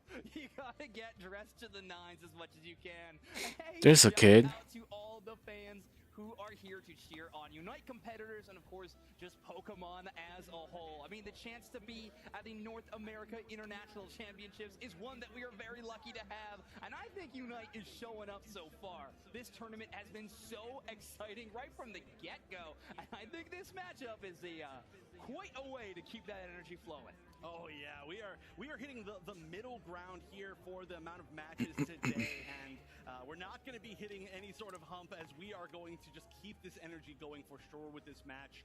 And yeah, like you said, we have talked to so many people about who is going to win this Man, I match, thought and it when is the timer goes up, they would start the match, but it is one of the biggest toss-ups that I think we could they're still just just casting a lot, talking. Come down to so many things. Of course, LG, they have so much experience in an offline setting. They, of course, were the world champions, are currently reigning world champions. So that is just a ton of experience, as there wasn't as many offline events in the previous season. But Amaterasu has been so solid the entire season, but they don't have that level of offline experience. So that's going to be one thing that I think LG is going to have a heads up in this matchup. Especially if you like harken back to the World Championships where they did gain that experience, and we just look back at how those players performed and stepped up to a whole new level. I'm looking at Curio specifically, kind of a Lanimal in their own way. Let's take a look at our bracket as it's happened so far. Some pretty exciting matchups. Getting you Force and TTV moving on in their matchups, and then of course Team YouTube, after a fantastic win, are awaiting the winner Oh, I of should this next matchup. probably play some Is going to have to fight the loser of this matchup. That is a tough place to be. play some Honkai. Bracket, but we're going to be seeing all these matches later on. I'm actually very excited for Ginyu I need to do my dailies and stuff. And also the winner of this. Both of our winner semis are going to be absolutely amazing here in the North American Regional Finals. Every match is going to be good, I think, basically this entire weekend. Well, Wonder Chef, I think we've danced around it long enough. We've said how many people are cheering for Luminosity, how many people are cheering for Amaterasu. It's time for you and I to decide, who do we think is going to be coming away with this match victory? Wonder Chef, are you thinking that Amaterasu is going to win, or is it Luminosity? Bravebirders. Bravebirders sweet. Bravebirders sweet, absolutely. No, I'm just kidding. I do think that heads up in experience in this particular setting, especially considering this is the first match of this event, is going to be huge. I know that a lot of time as these teams go on further in the day, they get more experience, they get more comfortable. Oh, that's loud. They've got an amazing chance to surprise me. I just need let me just get to the menu and mute the song, the sound. Is so interesting to me. Luminosity, I think one of their biggest strengths is their drafting game. I think they're very, very strong. One, because of how powerful their flexibility is, like you were mentioning in the pre-show. When Amaterasu, Alright, match is starting. They're doing picks right now. how little their flexibility was, no longer do I think that is the case. Zoroark ban on both sides. If you give that to Trainer or Overlord, the game is pretty much over. I think that makes sense. Yeah, but again, there are quite a few Pokemon that you can almost say that with for both those players. For honestly, a lot of players here just in general. The Lapras will be the first pick, not a gigantic Just mute this. kind of what we've come to expect, although we've seen quite a bit of the difference. Let's volume mute. Yeah, Nudo has always loved these bulky style Pokemon. I think their biggest or most flashy debut is when they were playing a lot of the Attacker Blastoise pick. So now that you have this Lapras, you have the choice to put it in the defender slot, or you can run it as we've more seen this brawler style top path Pokemon. Well, we are going to see the Slowbro taking on the other side, and then of course the Urshifu. I actually feel almost like an Urshifu first pick wouldn't have been the worst thing in the world for Amaterasu. That Urshifu is going to be so key, I think, for either side in this matchup. But whoa, okay. Is this the game of the day? I think so. Top two teams going up against each other. And what did exactly we hear? We do not want to play Dragonite. What's the words out of that? I mean, the TTV versus Bravebird game were pretty good too. Actually, all games cast today was pretty good. TYT against Spinal was good too. Maybe notoriously around this Pokemon is the objective secure is out of this world, but Amaterasu is locking in the Sableye. This is JL's iconic Pokemon. This Sableye, when released, JL was a menace, and they did not stop until now. We don't need to talk about release Sableye, but no, I'm just kidding. Yeah, I'm 11. Okay, I'm good. Weirdest comp on the side of Amaterasu, but I love it. The double EV, the only support being that Sableye. 20 bucks on Luminosity. On the other side, it's very much a lot of the meta picks that we would expect, but it's a lot of the comfort picks on the side of LG where they're getting exactly what they wanted against a weirder comp. So I feel like LG is going to be very comfortable going into this. And LG playing that double melee Let's make brawler poll. kind of composition to try to counter the double evolution. So those evolutions are going to need to be within that middle range, and both Urshifu and Dojiro can cover that in a split second. You jump on those evolutions, you take them out of the fight, and you try to avoid JL and Nudo whenever possible. And then, of course, there's the wild card of Yeet Fan. I mean, Amaterasu's cooking something up. So is LG. I'm going to throw it to our casters to take it away. Here we are, Amaterasu, Luminosity in your grand finals of the. Oh no, wait, I'm sorry. This is somehow. Alright, pose up, make your votes. Yeah, wild that it's a first round matchup, and unironically could be a World's Grand Finals preview, which is insane to think about. I mean, you have ASU. I'm going with Amaterasu. NA region, and you have the former world champions who had a consistent finish of 3 across the board. I actually want them to win too. I think I like them better than Luminosity personally. All right, here we go. That's a long break. This is unbelievable. I am loving, by the way, this team composition from Amaterasu. I don't know if it's going to work, but it has a lot of potential. Noodle looks like one of those Asian casters too. Yeah, absolutely. JL quickly trying to do and be an absolute menace, trying to poach that buff for themselves from the Aselgor there. Luminosity picks are quietly better. Here we go. We see the Sableye, being a bit of a menace back on their home base. Yeah, the Sableye pick is interesting. Oh, no way. No way do they actually get out of Not going home. back down. They're not done. Not going home. Dang, playing very Literally buy time for the rest of the team and keep LG from doing what they want to do in wow. the early stages of the game. And if they get this I think he's just there to make his presence known, just to slow him down. Oh, he got the blue buff too? Is that what they just said? Yeah, I think he got the blue buff. I guess that was worth it. That was actually good then. Oh, 1 HP on the Urshifu. They are able to get the K opener on JL though finally, but that's not anything real loss for Amaterasu. They actually expected that to happen. That would have been big if they knocked out the Urshifu right there. Bodes well for their strategy here. Now, while this is happening, we have Overlord in the top path right now. Almost a level 7 Dodrio right away. Sableye able to take that wild Pokemon experience away from them, but you can see they have been leveled Yeah, up. that Will be the highest level in the that Doju is very high in level right now. Right back across the map, just to cause an absolute panic within Rin, not let them get too much free experience here. And nice coalescing around these 8-minute Altarian Swabbler. We're going to see where the experience actually goes. Overlord, You gotta be careful here. It's 3v2. Hyperspace hole is open. No KOs. That's good. Playing very passive and safe. Yeah, could be a big skirmish. I think both teams are deciding that they don't want to deal with it right now. As somehow JL is still being chased through the central area of Luminosity, wasting as much time as possible from a Pokemon. Yeah, Sableye is actually doing a pretty good job doing Sableye things. A really strong counter to Dodrio. Yeah, and a great switch up. We got 2 votes for Amaterasu. Let's go. Not only leveraging this opportunity to face LG early, another KO, nice pickup by Overlord to push their experience lead. But what Amaterasu is doing is they're using the opportunity to face a top-tier team on a big stage to test stuff out and litmus test some of these strategies they've been working on. Yeah, I mean, if it works against Luminosity, it might work against any team in the world, to be fair. I mean, if your strategy can work here, it might be able to work anywhere. As Yeet Fan finally hits their level 8 right here, but they are being chased. Oh, okay. Dodrio goes out too. That's fine, I guess. If Dragonite, oh, Dragonite had to recall. Oh, Dragonite was knocked. What am I talking about? Yeah, it's gonna be hard to out-secure Mew and Urshifu. But Amaterasu do have good secure Pokemon too.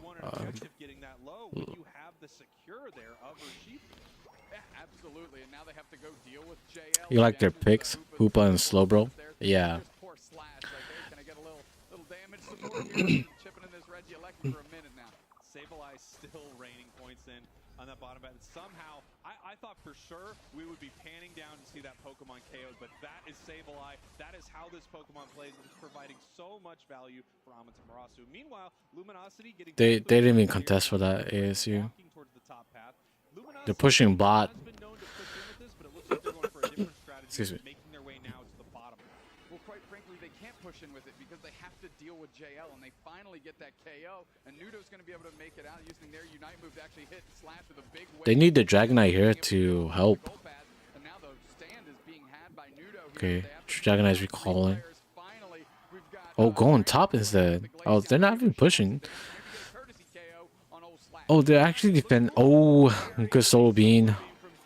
But good defense from Amaterasu. they can make something happen. Meanwhile, we have Overlord in the central area of Amaterasu. Dang. If you're going to do it all game with Sableye, I'm going to do it all game with Dodrio. Yeah, without a doubt. I mean, leverage any opportunity you can get here, and that's the reason they put Overlord on that type of Pokemon, because they can Yeah, he's doing good with Sableye, but honestly, I just feel like Sableye doesn't provide much for the team. They nerf Sableye too hard, man. Pushing top now. Oh.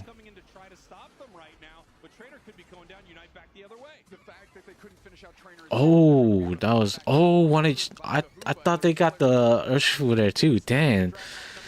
The Urshifu's getting very lucky. Keep making Isle alive on 1 HP.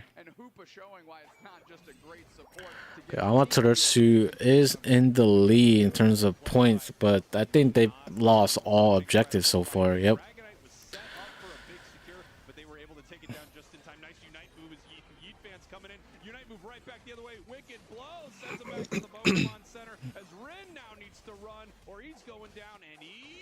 Yeah, he finally goes down. Before the KO happened there onto Amaterasu, allowing them to converge onto Rin and get the KO for themselves. Still looking at the score lead here, and that's exactly what a Sableye does. Doesn't matter how many KOs you take, for some reason the scoreboard always looks wonky in the other Sableye lowest level Pokemon in the entire match right now. Because they have been putting a lot of points into the tier 2 bottom path goal of Luminosity. Again, it seems like Amaterasu is not even gonna contest for this Regieleki again.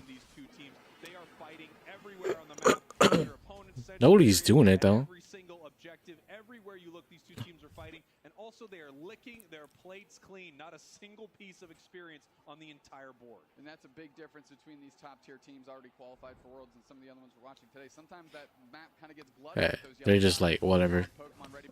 They're not gonna contest top at all. Nobody's doing anything though. Okay, Luminosity is on Regieleki now.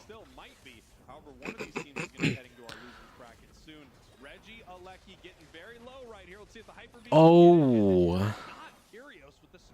Just a bit late, but Yeetfan truly just trying to poach that one for Good contest. They actually showed up and were trying to contest for that. You hope ASG wins. One pro player that you don't really like is Rain. He's a bit too much. Yeah. That's why I say I root for Amaterasu too personally. Excuse me. Man, Amaterasu lost every objective so far. Excuse me. Then the score by Dodrio put the game pretty close. That's a pretty early swoop by Unite. Catches Rin on the Unite move. Now Hoopa has to pivot their attention somewhere else. Amaterasu, that is a big Unite used early, and they haven't been able to really leverage. This is good. Finally, the Sableye went down, but Luminosity. Wait, how did Sableye get on? Excuse me. Oh, two teammates. Oh, that's not good. They don't have anybody to secure now. In no way you can out secure Mew and Urshifu. Sableye? Nope. Yeah, I don't know about the Sableye pick. Like, it looked good in the beginning, but Sableye just can't do anything for Raid fight. Mew Soulbeam was so lucky, but Luminosity had a secure. 3 secure, yep.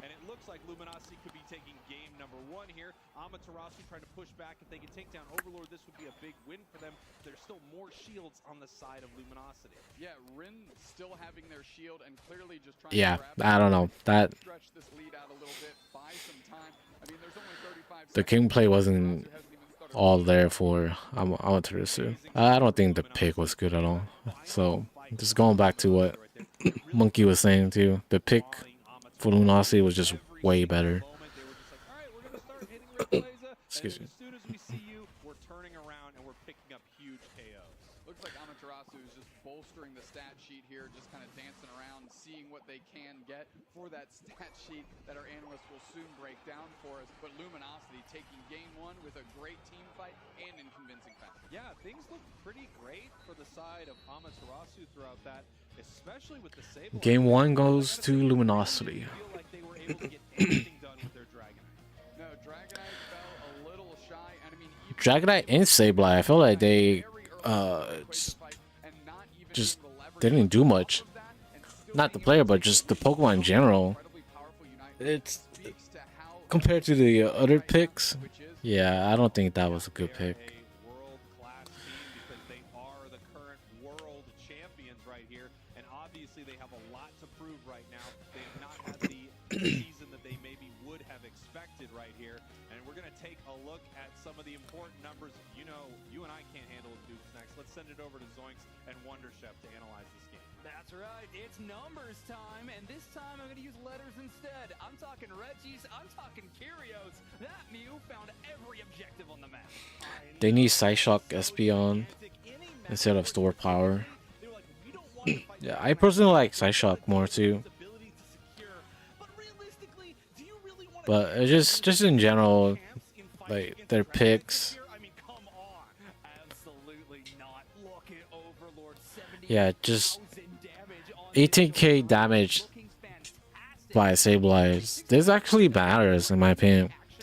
Right? That provides so little value to the team. Honestly, it was a great game from both sides. You know, you can see just looking at the damage, you can see it's pretty close to even. Yes, so I don't think Sableye is the But altogether, it seemed like good it was getting pick. relatively close. I really think if it wasn't so many objectives secured by Kyros's Mew, that we would have seen a very different game. Yeah, it was a close game. I mean, with the draft so Yeah, they should ban the Mew or Urshifu. really thought we would have saw this match go differently. Let's take a look back and see sort of what happened here. Who did they ban? They banned Zoroark.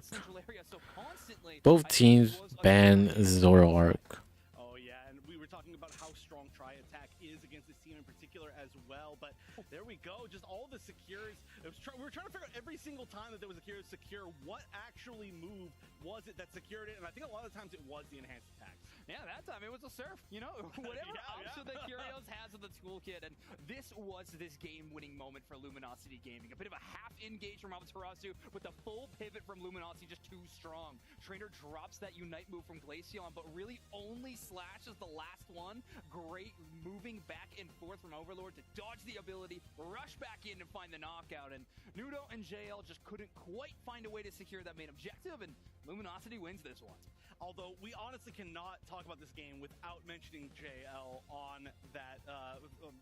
I can't say names right now. We're only halfway through the day, and I'm already just gassed from all of these amazing matches. But on the Sableye, not our player of the game, of course, didn't manage to win, but definitely played the game in a lot of people's hearts. Overlord, though, on that Dodrio, very understandably player of the game, using that Tri-Attack so well. Yeah, jump kick, of course, for that mobility option. Thanks to how many little boundaries we have within the map, Dodrio can move around quite freely and also unexpectedly. Those little rebounds are tough to read, and, well, Overlord plays it perfectly. I mean, this player was an MVP of the Grand Finals and the World Championships. They are coming back on stage in a major way. And Overlord MVP. talk about it straight. Luminosity was definitely a team where a lot of people had some not so great things to say about their season run. They had some middling performances, and a lot of people had questioned whether Luminosity Gaming was truly back at all. And, well, I think in the past months, and especially today, they are proving that that is not even close to the case. They are playing for a championship, and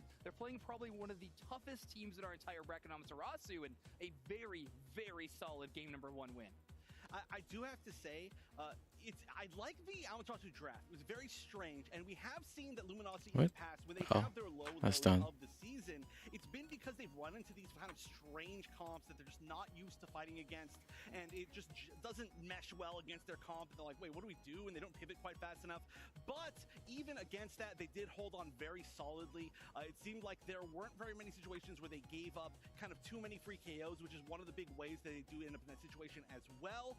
And so, I mean, I just think that they're looking looking like today might be a good day for them overall. Of course, we've got to see how they do against every single team. And Amaterasu definitely not out of it, as they did have a very strange draft, in my opinion. Again, I like it, but I feel like we may shift back to a little bit more of a normal draft strategy coming into this next game. Well, with the pivot of sides in draft mode, Amaterasu actually finds themselves in a kind of a strange spot. They sort of played their hand with the Zoroark ban in game number 1, so now they're almost forced into banning the Zoroark again in game number 2. Otherwise, No, don't ban Zoroark. I don't think they should ban Zoroark. Ban Mew or Urshifu. a lot of draft priority over to that Pokemon. If they don't ban it, it might be first locked in, unless, of course, LG wants to run it back and ban it again.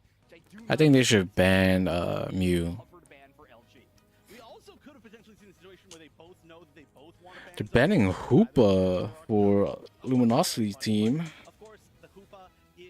Oh wow. Banning Zoroark again. I guess the Zoroark is very scary.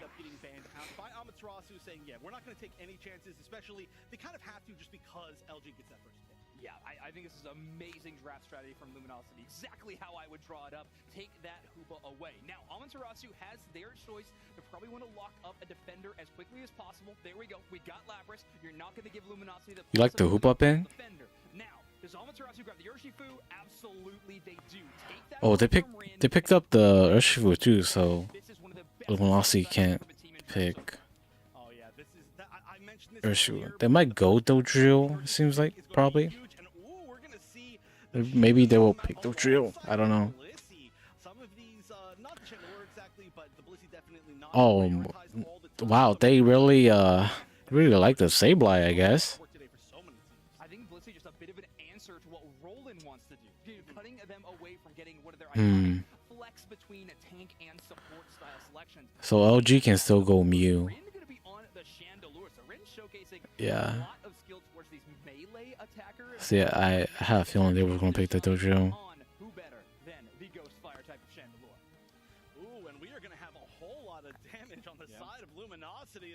Exactly. In terms of Amaterasu, Sableye. I don't know, man. I don't know about the Sableye pick. That'll definitely help out there. Now, watch out in this matchup near the end game, especially whenever Slash gets the Bliss. It's like Sableye only provide value early game, trying to contest and steal the buffs and slow down jungler, and then that's it. It provides no value at all after that. I'm excited to see if LG can hang in the early game. It's gonna be tough with the comp that we've seen from Amaterasu, but there's only one way to find out, and that's in game. So casters, tell us what happens. Well, Sableye is back here for game number 2, and I can't say I'm surprised. I felt like it was such an absolute force on the side of Amaterasu in game number 1. A little bit of a different look. Not really. However, Duke's next. Yeah, a bright spot was JL Sableye for Amaterasu, and not a lot else was going right, especially in the mid to later stages of that game. But I'm excited to see Slash on Blissey. That's kind of what they're known for, specifically from Season 1, is that Blissey. Actually, so much so that you would have thought in Season 1 Slash was that LG support player. They're actually the defender, and that's why when they lock in Blissey, Slash... Game 2. Here we go. Yeah, and take a look here. This is one I was surprised to see, was Rin on the Chandelure. We have not seen them bring this Pokemon out competitively much, and this is going to be really cool to see how they want to play this. Obviously, Sableye has the opportunity to run into that central area here, but they are not taking it because I think they know they're going up against the Dodrio, and that might be a little tough for them as they are now trying to punish Curios in this top path. Yeah, they get them down to about half HP. Force Mew to use eject already though. Needs to hit this evolution here to come online. As that evolution, we know they evolve at level 4. Tons of Oh snap. Lapras, Nudo able to make it back, grab a berry, and Trainer there just to give a little crossfire support. Icy Wind getting that done. Curious is so low. Can they get the follow? Oh snap, knocking out the Mew. The Drill's gonna probably clean up everything. Possibly looking, no, not to pick up another. They're going to go score first and then maybe turn around onto this Sableye. Looks like they're actually looking to just take all the experience. I think they're saying, yeah, we kind of get what JL's all about. I don't know if we can lock that down, but I'm going to lock down some. The Drew could have probably, like, most definitely knocked out Sableye too, but he's going for his stacks, I guess. Oh snap, we're 50-50 in the poll for Luminosity and Amaterasu. Ew. Yeah, Yeetfan just stacking up. Now, all of these attack-based Pokemon, if they are running at attack weight, they want to score as much as they can early to make them as powerful as Oh snap! Oh, I probably would have given the berries to the Lapras.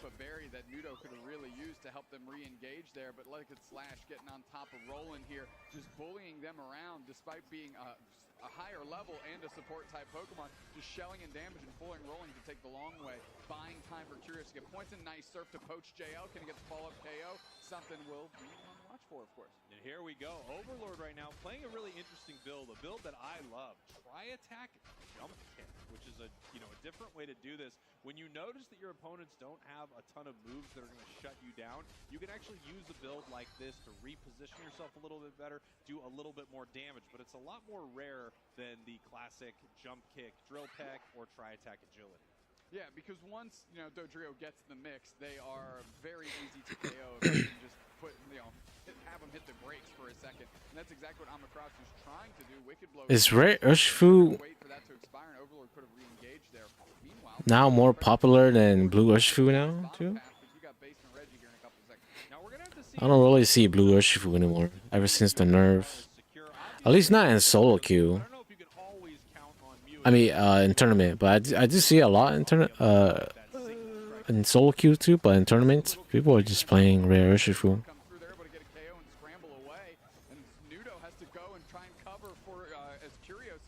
Oh,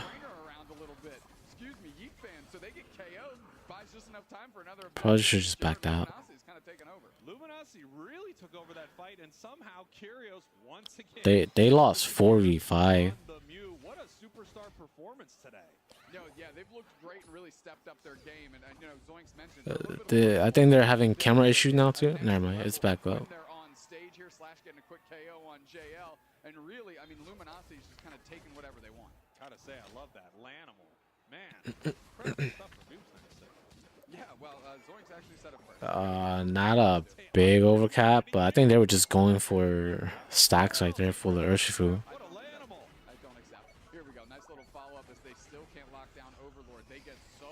Oh, dude, they can't even get any knockouts right now. For Orange team. Take a look at the experience, by the way, between these two teams. Luminosity is absolutely dominating Amaterasu here at the start of Game 2. Way ahead on levels. They don't seem to be giving anything up right now. This Regieleki should be walking towards Amaterasu. JL in there trying to Sableye's gonna get knocked out here. I think that's gonna happen as they look to I don't really know what that was, honestly.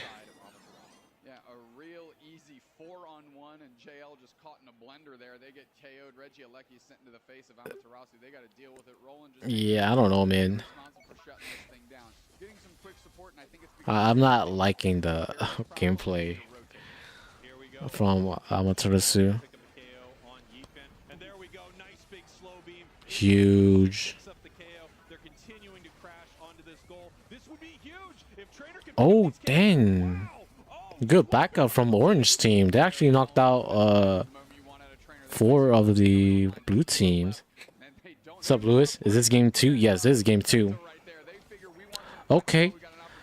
Okay, they're coming back. SPN scoring 40 top too. That puts them up. Yeah, they actually won that fight. That was huge for Amaterasu. Oh, what? What was? I don't know. What was that? Secure on Urshifu. Wait, he's having problems or something. Something's going on with the trainer. Yeah, he's trying to get a staff to help him or something. He was pointing something at the screen. Something's going on. Yeah, I'm not sure, but I think they're having some issue too. Maybe his screen just went black or something.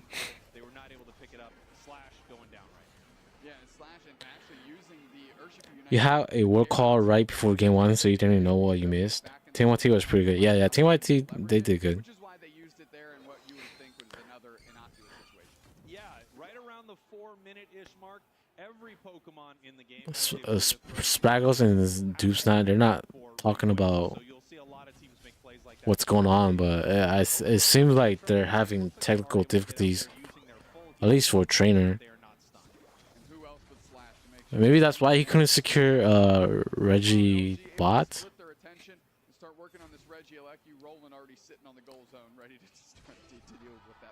Oh, damn. Again, Luminosity is just securing every objective right now. And now everybody's just they're both just like tied up right now too, both teams. They're gonna have no problems getting level 15 and really start using that and taking over. We've got a next basement Reggie here in 5 seconds, and LG I think is looking for bodies specifically over.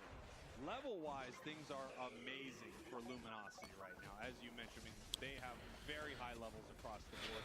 The one disadvantage to this, of course, is you give up a lot. If you do get KO'd, man, Urshifu is not even on 13. Oh, they got caught there. That's big. This is big. Knock out Slowbro and then maybe. Wait, they just left the Slowbro and is going for the flip. What? Oh wow. I don't know. They caught them good right there, but oh wow. They couldn't clean up. Dude, there's like something going on with their monitors and stuff. I think Amaterasus have a disadvantage of something now. They're having like technical difficulties or something.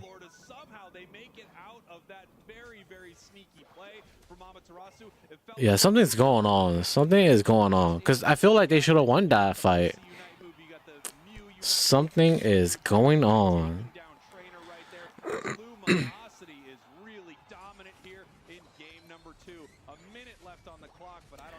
That doesn't seem fair if they were having technical difficulties. I don't know what they're going to do about that.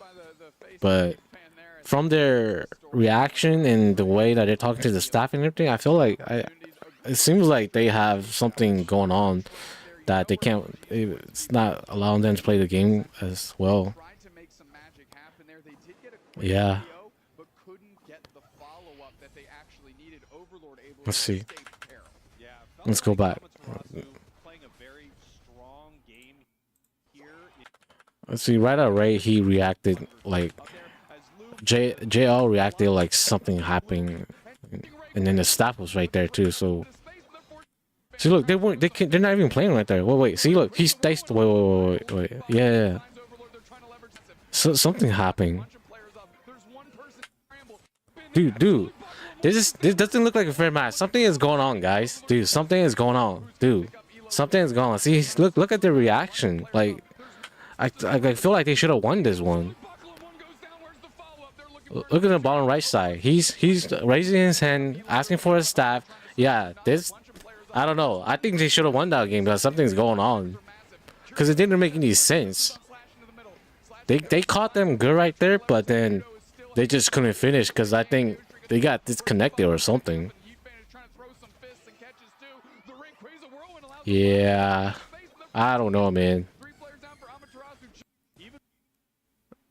I don't know if they're gonna address that too or not. The cast are not addressing that. I don't think they noticed, but I think something's going on with their screen or something or connection.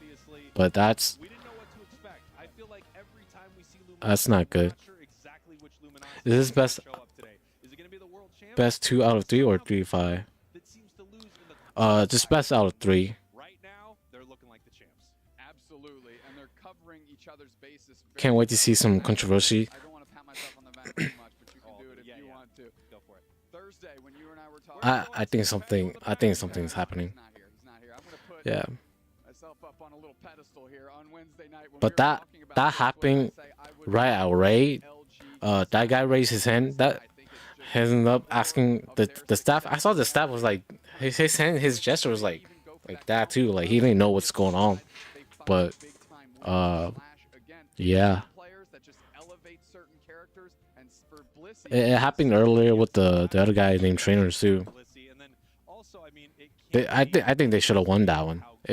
It looked like they would have won that one, but then something happened. They couldn't shut it down at all. Almost level 15 at the Rayquaza fight, and at that point, I mean, it is just picking up any KO at once. Even when it seems like Amaterasu hatched a plan to get that bird, they couldn't get it done. Yeah, Overlord running rampant. If they're left to their own devices for too long, they can take over the game. And something that's incredibly impressive. Something's rigged, man. Something's rigged. Well, let's read comments. Always in that top path, and somehow always the pace car for levels and experience throughout a game. They know how to make it happen. They know how to get ahead. They know how to stay ahead, and they know how to leverage it, which is. I don't think. Am I the only one that's realizing what's going on? Against what many could say is the best team in North America. Taking a look at the crowd right here. Obviously, I'm sure they're pumped. I'm sure this sucks. I think they just kind of hating right now. But I don't think anybody is seeing what I'm seeing. There's no doubt something happened with the screens or connection, man. I like that Amaterasu is using this opportunity to play new things, test them out on the big stage. LG can't really afford to hold anything back, right? Because they're trying to really reascend to the top of the pile. Oh, they're just getting hate on, but I think something happened, man. So what do they get to do? They get to obviously fight for the prizes out there, of course, but also use this as a great training. LC not going to World. This guy's stupid. They secure a spot. They're first right now. They guarantee Worlds no matter what.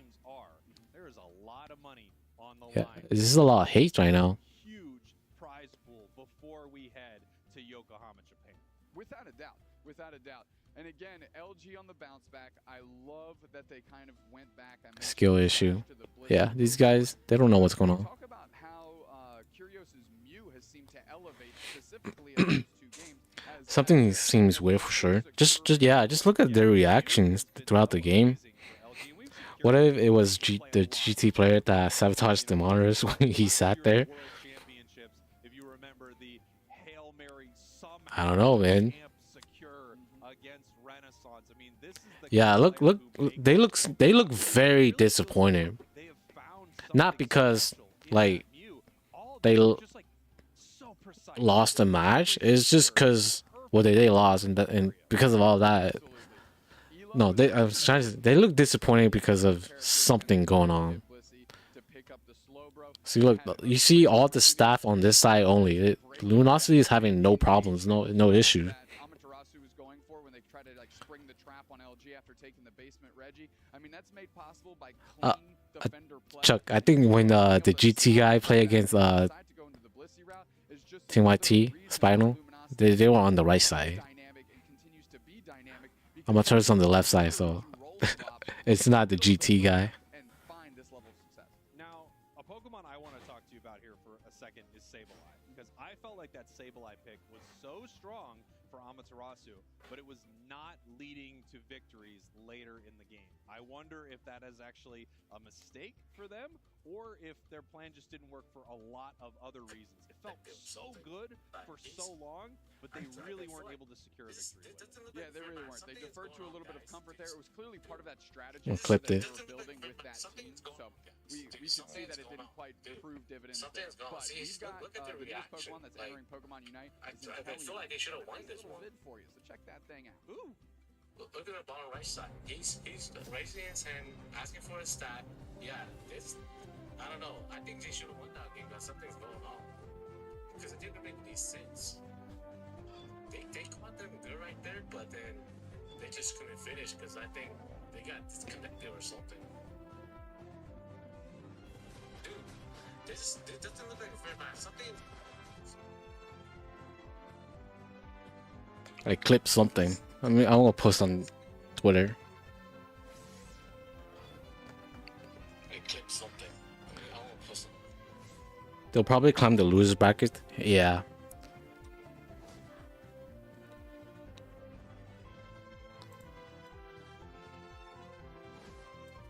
I hope so. Wait, that was game 2, right? Yeah, that was game 2. Is it? Yeah, that was game 2. That's done. But why was they still on stage? Are they gonna do another match? Cause they didn't get up. Wait, they did. Oh yeah, they did got up and move. Wait, no, they didn't. Yeah, they're still on stage.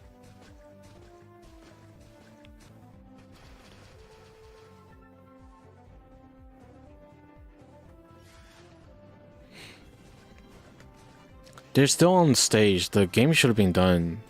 The match. Because that's 2.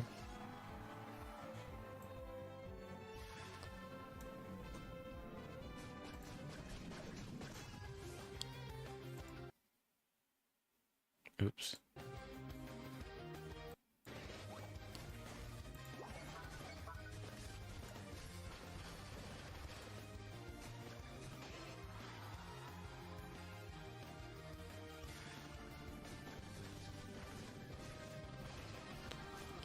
I'm trying to make a post on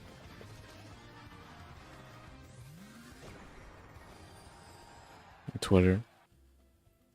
Man, Inteleon looks amazing. I've gotten to play it a little bit. It's a very exciting Pokemon. I can't wait for it to come to Pokemon Unite. There's another one on the horizon too, Mewtwo, that looks pretty exciting as well. That's how I cough. Okay, I don't believe you. Excuse me. Is this like a regional finals running thing for the NA? How do you check clips? Clips. You'll see when I cough later, it'll sound exactly like that. Now, Did I not clip? Pretty exciting because we're going to see The heck? these teams go at it again. Correct. We had some stage baits things, whatever, doesn't matter. We're rebuilding it in an It's effort. one of the best explanations of something I've ever heard. Listen, they said wing it. I said, hey, what's going on out there? They said, Snacks, we need you to just grab the ball, run with it, do your never thing. told us to wing it. Okay, fair enough, production. Fair enough. So we're gonna set that thing up. Competitive integrity. Make sure that everything is above board. These teams get a. How does clipping work on YouTube? So we're gonna be same picks, same bands. We're just redoing game 2 from the jump to give again both teams the right opportunity. When other people clip stuff, it doesn't go to like Of course, is there anything Amaterasu can do to Luminosity here? my It was videos. amazing in game number 1 and game number 2. Again, this is going to be the exact same setup. Yeah, We're going that's to see stupid. these teams run it back here for game 2. Well, they certainly have a good opportunity because you got a lot of lessons Wait. for those first 2 games, and they're obviously locked. They're doing game 2 again. This game 2, so use the opportunities that you've got and try and leverage that into some success. You can see what did work. What didn't work. The biggest That was number in my book for Amaterasu is that trap they sprung at the rate. that should have been it, right? That's kind of a one-trick pull. Wait, maybe they are restarting. So that's a bummer for them in that particular context. Yeah, but here we go as our teams are locking in their Pokemon. Yeah, it's a rematch. They are going for a rematch because of disconnect or whatever. This feels cheap. Yeah. Okay. That's fair. That's fair for ASU. It's still a very, very powerful defender choice. Yeah, I mean, it's great defensive stats, great HP. Everyone thinks Nintendo is going to be bad, but it looks like a lot of fun. Okay, this is good.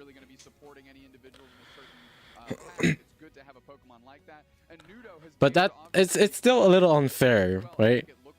I think they should have won that last game. But they are doing a rematch. These teams know what these comps are going to be like, where they're going to rotate. The question is, are they going to try to do something a little sneaky right here? So it's good that they're doing a rematch. But Are they going to try to go with a different strategy? strategy. Are we going to see that? It sucks. their way to the center area? Hold on, guys. I want to mute it. I'm just gonna. I want to make a clip. The flip.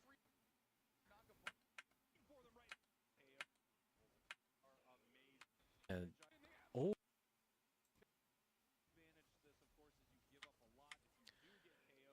man, Shifu is not even it's big for the flip. They caught them good right there, but wow, they just left the slow bro and oh wow, their monitors is.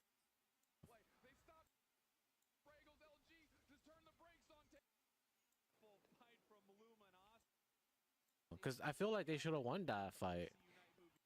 On. I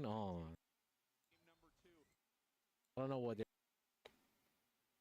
This is stupid. I wish someone else can clip and then it goes into my video, but it doesn't. Seeing. Oh, they got caught there. That's. Wait, they just left. Something is. Wait. Yeah. Have they started yet? Something happened. Dude. This doesn't look like a fair match. Something going on, dude. Something is going on, guys. Dude. Something happened. I don't know. Something happened. Dude. This doesn't look like a fair match. Something is going on, guys. Dude, something is going on. Dude, something is going on. See, look at the reaction. Like, I feel like they should have won this one. Look at the bottom right side. He's telling y'all GT players sabotaged. They know they have. I don't know. Something happened right there, but then something happened. Something happened. Man, clipping on YouTube is so stupid. It takes. This doesn't look like a fair match. Why can't they make clipping easy? Something is going on, dude. Something is going on. See, look at the reaction. Like, I feel like they should have won this one. Look at the bottom right side. He's raising his hand, asking for. I think they're still having technical issues. They haven't started the game yet. Something's going on, because it didn't make any sense. They caught them good right there, but then they just couldn't finish because I think they got disconnected or something. I'll cut it right there. Man, Urshifu is not even on 13. Oh, they got caught there. That's big. This is big. Knock out Slowbro and then maybe. Wait, they just left the Slowbro and is going for the flip. What? Okay, I clipped. Oh wow. So I can probably just. I don't know. They caught them good right there, but oh wow, they couldn't clean up. Dude, there's. Oh, did I mute it? Okay. I mean, never mind. Take that regional finals win spot to go, or if they perform and outpace the rest of the field enough, they'll take it on CP. Absolutely. So they could get there through championship points. They could get there through winning the regional finals. The worst outcome for Team YouTube is for someone who is not TTB, Amaterasu, LG, or themselves to win this thing, because that is how they will not make it to Worlds. Obviously, they want to win the whole thing in general, because there is a huge cash prize for first place, $20,000. Yeah, and every round you win is climbing up the volume of money you're getting.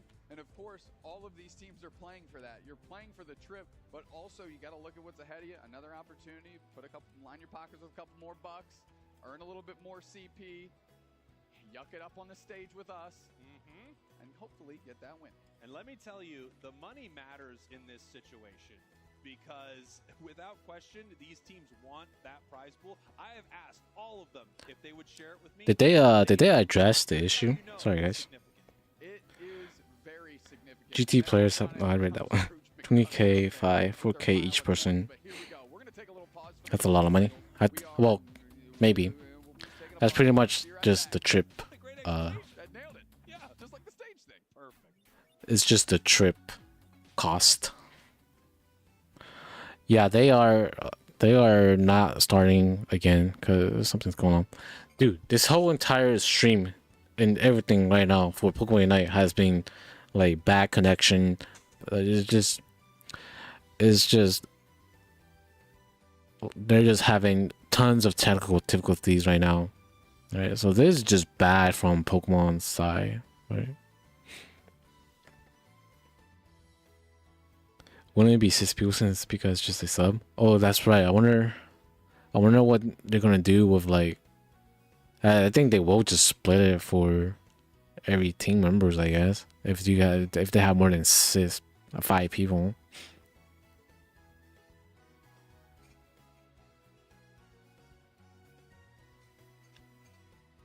Okay, let me rewind and see if they say anything. Go into the pocket of one of those. You can't just run across the map. You need to support your team.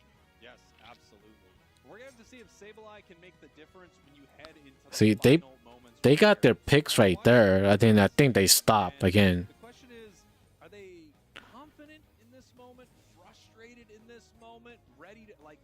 Are they excited to be able to do it once again? Like, oh yeah, we're gonna send you to the losers bracket right now, and then you have to wonder on the side of Amaterasu, are they ready for this? I mean, this is another shot here to stay in the winners bracket. Yeah, well, if you're on LG side, you're the world champions. You need to be able to reset your mental and just take this game for what it is and go into it and say, okay, let's do it again. We did it once, we can do it again. If you're Amaterasu, you count your stars, you say, okay, we got a real chance to make a difference here. Let's mix it up a little bit. Yeah, and let's see what the difference maker is here in game number 2. Luminosity versus Amaterasu here. Luminosity, your purple team. Amaterasu, your orange team. If you're just, joining Pokemon Unite for the first time, you are watching 2 of the best teams in North America, possibly 2 of the best teams in the world go at it. Absolutely. Curios just hanging out, slashes there for the support, and JL looking for an opportunity here. I clipped something, but I mean. Pause, and you know what that might mean, Spraggles? Me and you on camera for more time. But the clip didn't seem to work. Yeah, they just stopped. They were gonna start the rematch too, but then they stopped. To remember that for every time that we need to take a break, we.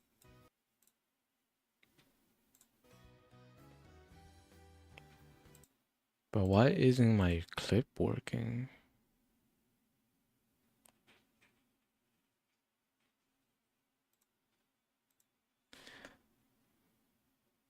That was the live. I just rewinded a little bit. I'm trying to watch my clip right now. So something happened. Okay, I can watch it on the website, but if you go to Twitter and you click on my video of that I clip, it's just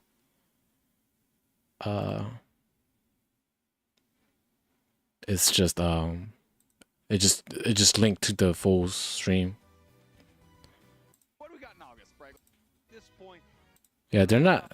It doesn't seem like Spraggles. They know what's going on too. Every time that we need to take a break, we finally get to shine.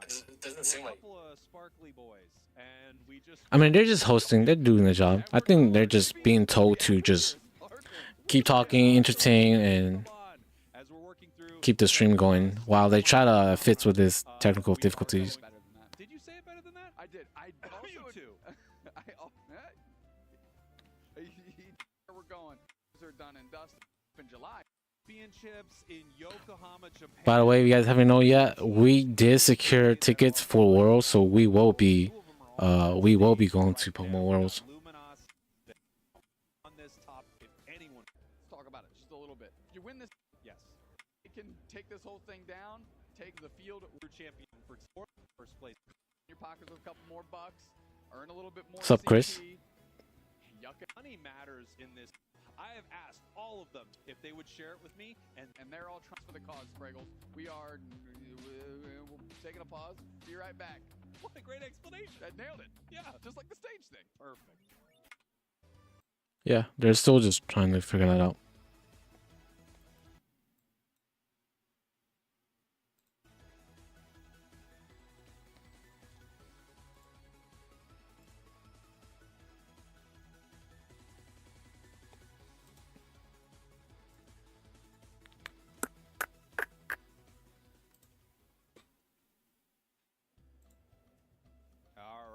They're back. Back here, getting ready for Amaterasu versus Luminosity. Game number 2. Let's take a look at our bracket right now. We've got Team YouTube going 2-0 against Spinal. Congrats, thanks, chat. I mean, Chuck.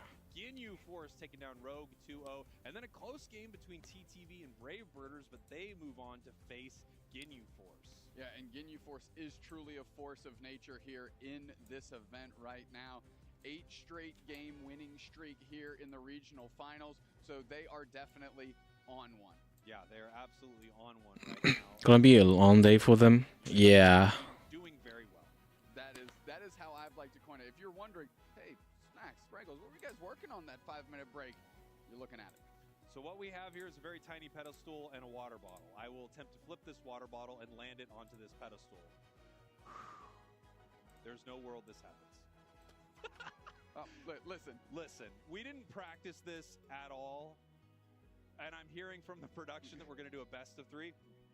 What's that? We're not doing a best of 3? We're going to talk about the money. Let's talk about the money. Fair enough. These teams are competing for $20,000, that first place prize, Dude Snacks.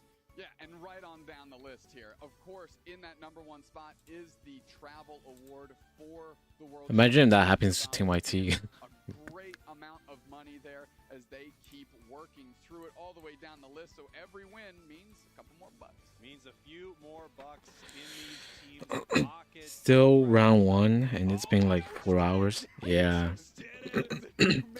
It's good that they did it earlier too, though, right? It's still morning. So, unless you're east side, so it's noon for you guys, but but yeah, it's still morning, so it's a good thing they did it early. Unfortunately, the saddest thing of all is this the fastest replay turnaround I've ever seen. They're like these clowns. They put us through so much nonsense. We're gonna bury them on broadcast. My favorite part is Imagine they go so long they get daily reset lag. I know, right? We certainly did it in front of this camera, but the footage found I feel like if I make it to Worlds, Pokemon company should pay for travel expenses. Yep. I feel like it too. Maybe they do. I mean, we don't know. I don't know. Do you know? This is a massive game. We talked about this before. These are the 1 and 2 teams in this region. Yep. I mean, if we're just talking about Pokemon Unite, maybe, but we're talking about all competitors. There's too many competitors, so that I mean, it will make sense that they don't pay for all expenses for competitors, because we're talking about TCG, VGC, Pokemon Go, Pokemon Unite. That's a lot of competitors to be paying for travel expenses. So yeah. Excuse me. You're not sure because Chris Heroes was trying to spectate Phil's earlier, like in game.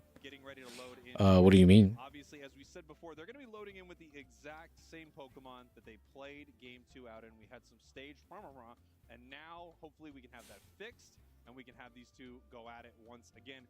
If Amaterasu can win this, they're taking it to a Game 3. All of a sudden, Luminosity could be heading down to our losers bracket. Yeah, I mean, obviously, again, another breath of life into Amaterasu here to try and stay in this winner's bracket and really put the rest of the losers bracket on edge because LG Excuse me. there.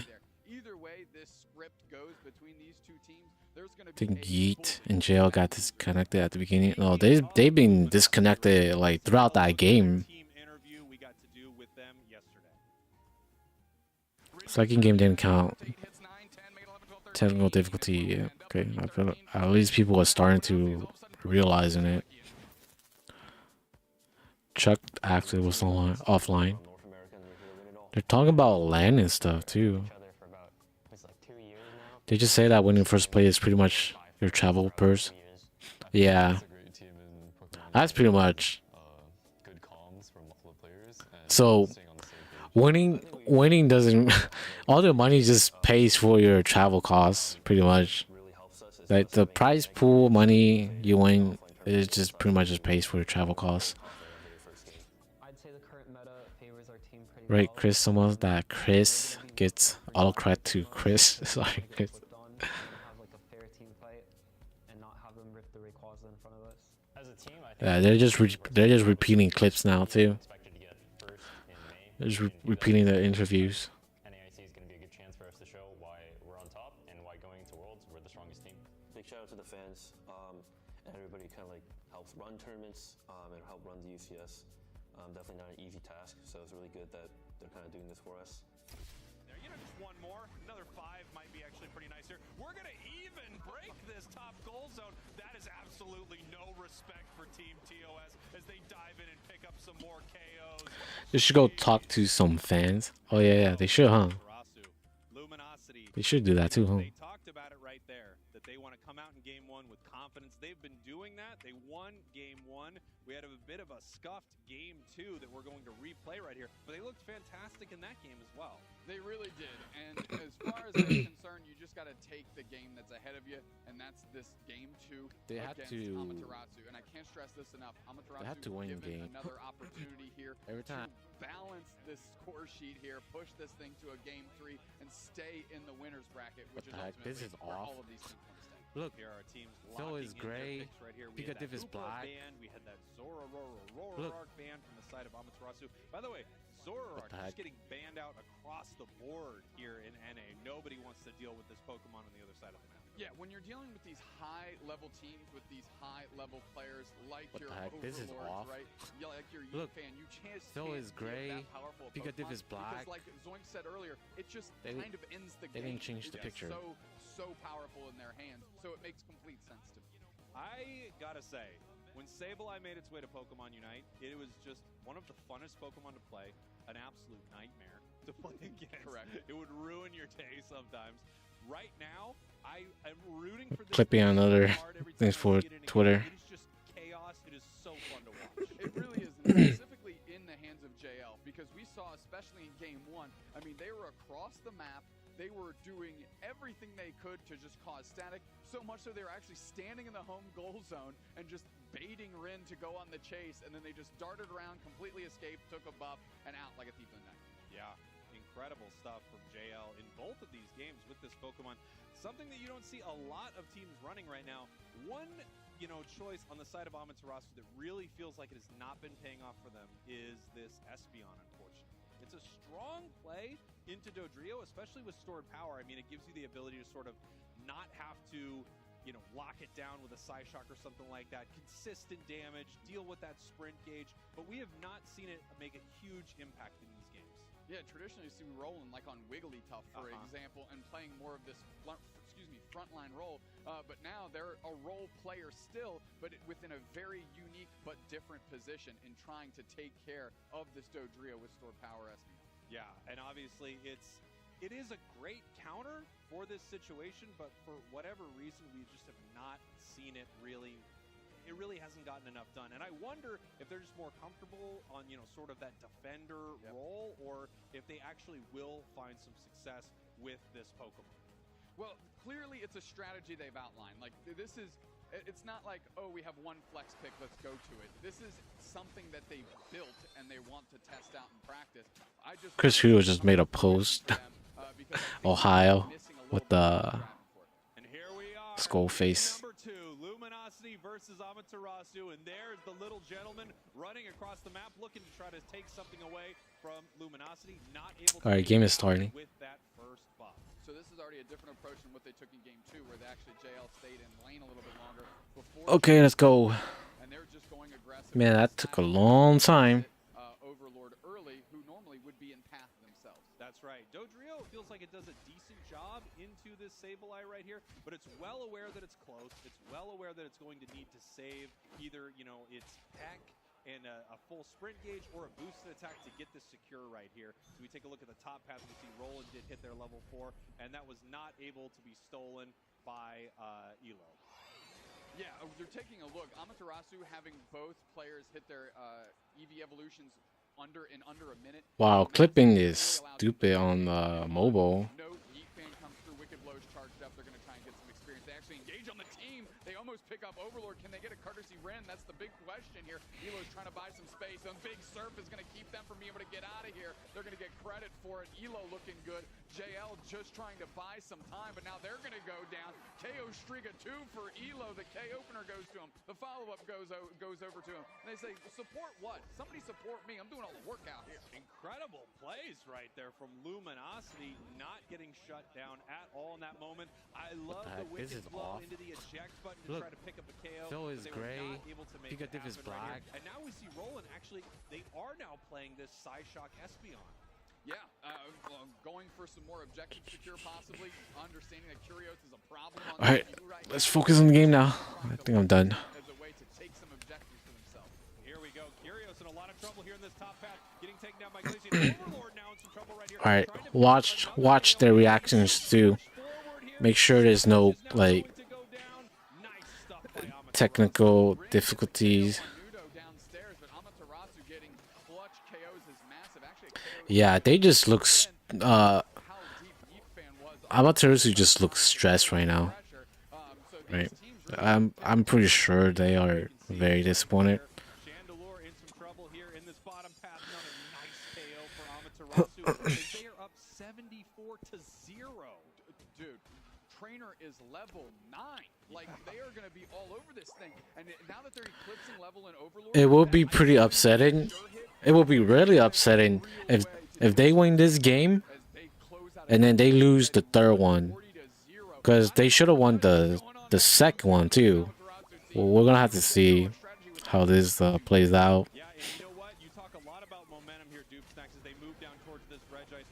Because right now they're doing good. They're in the lead for this game, for this match specifically. So if they win this one and like I say, and then they lose the last one, then it's gonna be disappointing. Because they just should have won the last one, but the third one, then that's gonna be disappointing. Luminosity is able to catch up with experience and points there though. Look at that play there. One, player I have to shout out in that moment. Rin on that Chandelure, that imprison right there, stopping Overlord from getting KO'd by the Espeon. It couldn't use a move. It was able to reposition itself and score at that point. Really nice stuff from Luminosity as they come in fighting better than ever. Yeah, Amaterasu may be up on the scoreboard, but man, that experience quickly went into the hands of Luminosity here. Now Amaterasu needs to try and find opportunities. Fortunately, this Regieleki isn't worth much. Oh, nice secure. Glaceon into the Glaceon Unite. They kind of want to push this thing. Everybody's peeling back from LG. Where are they going to actually go? They're going to let it hit, close that thing out, make it clean, and force. Couldn't really cap that much though. Regieleki just walks. Do nothing. They actually have opened up tons of catch-up experience from top and bottom path, and they have some experience-hungry Pokemon on their side. Slash in a little bit of trouble right here, getting caught once again. I mean, it doesn't matter if they lose, right? Amaterasu, they're guaranteed going to World in first two. But there is money on the line, so 20K for first place. Oh, nice dodge. Oh, that was good play, but got tagged by Electro Ball. I thought he was gonna make it out. If he did, that would have been super slick.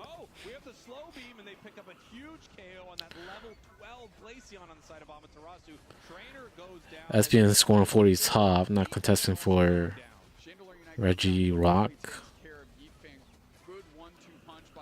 So they're trading objectives for just points right now. They are in the lead. It's just Ray Fight's gonna be probably in the favor of Luminosity. Yeah, they're winning all the team fights.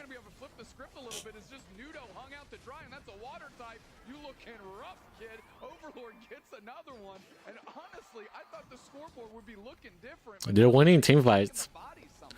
That's the thing, which I think it matters more than just points right now.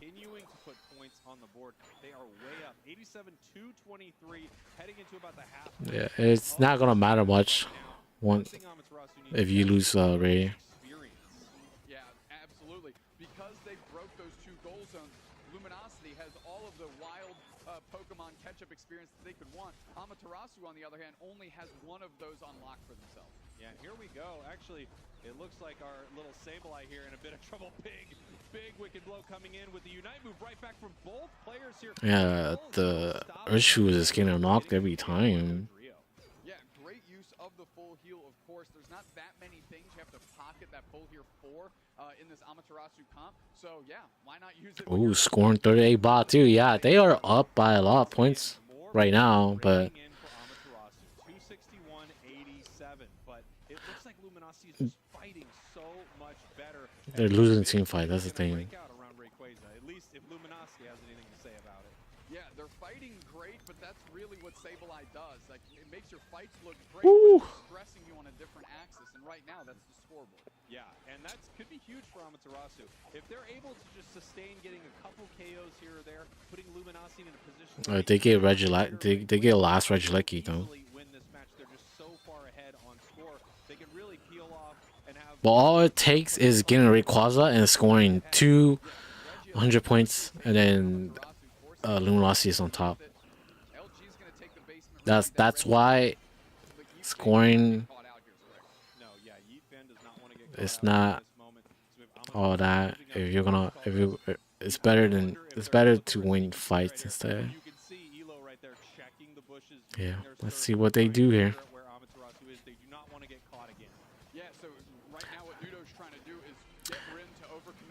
Oh, are they gonna go score? Are they going to be able to pinch? I'm taking a look at where Amaterasu is. We actually see Yeetfan sitting up on top, trainers peeling up to meet them.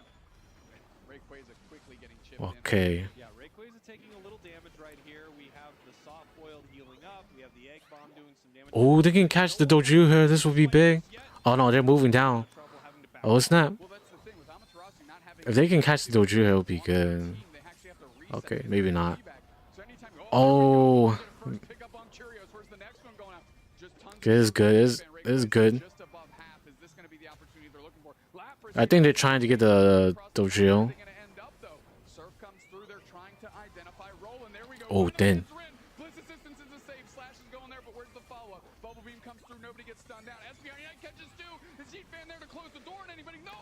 Urshifu gets united by Slowbro. Goes down. That's huge. Doju goes down the blue side, so that's a good thing for orange team. Probably take a reset. They need to do something about the Mew and Chandelier because they're gonna rip right now. They're low HP, man. Chandelier goes out. That's huge. Recall maybe. Espeon. Espeon is very low HP, but Mew is still up for secure. Oh snap! Mew is still alive. Everybody is low. I think they should stop. Sableye is going for the back cap. Oh, Urshifu with the secure. That's huge. See, dude, man, this could have been the 3rd game, and I think they should have won the last game, right? Like, for me, Amaterasu takes this like entire game. This should have been game 3. They should have won the last one, and yeah. So this is going down. This is going down to what I'm saying earlier, because they won this one. If they lose the next one, it's going to be very upsetting. Because they should have won. I think they should have won. Me was early on the beam. That was a good fight battle from Amaterasu. Yeah, you can see the sweat. It's either hot or they're just nervous.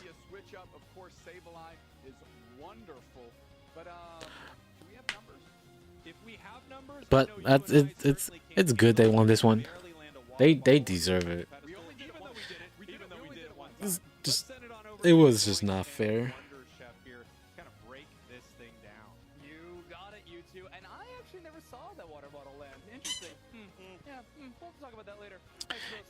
Yeah, you don't know if they would have won with that securing away. Most were down. Yep. That is, I mean, it's been a long set so far, and this set that everybody wanted to see. Very close game though. Very close game. I mean, Ray fight very close. Like it could have gone either way, but in terms of just being in the lead, Amaterasu were in the lead that entire match, big time. I mean, honestly, a lot of it is just, I think, movesets.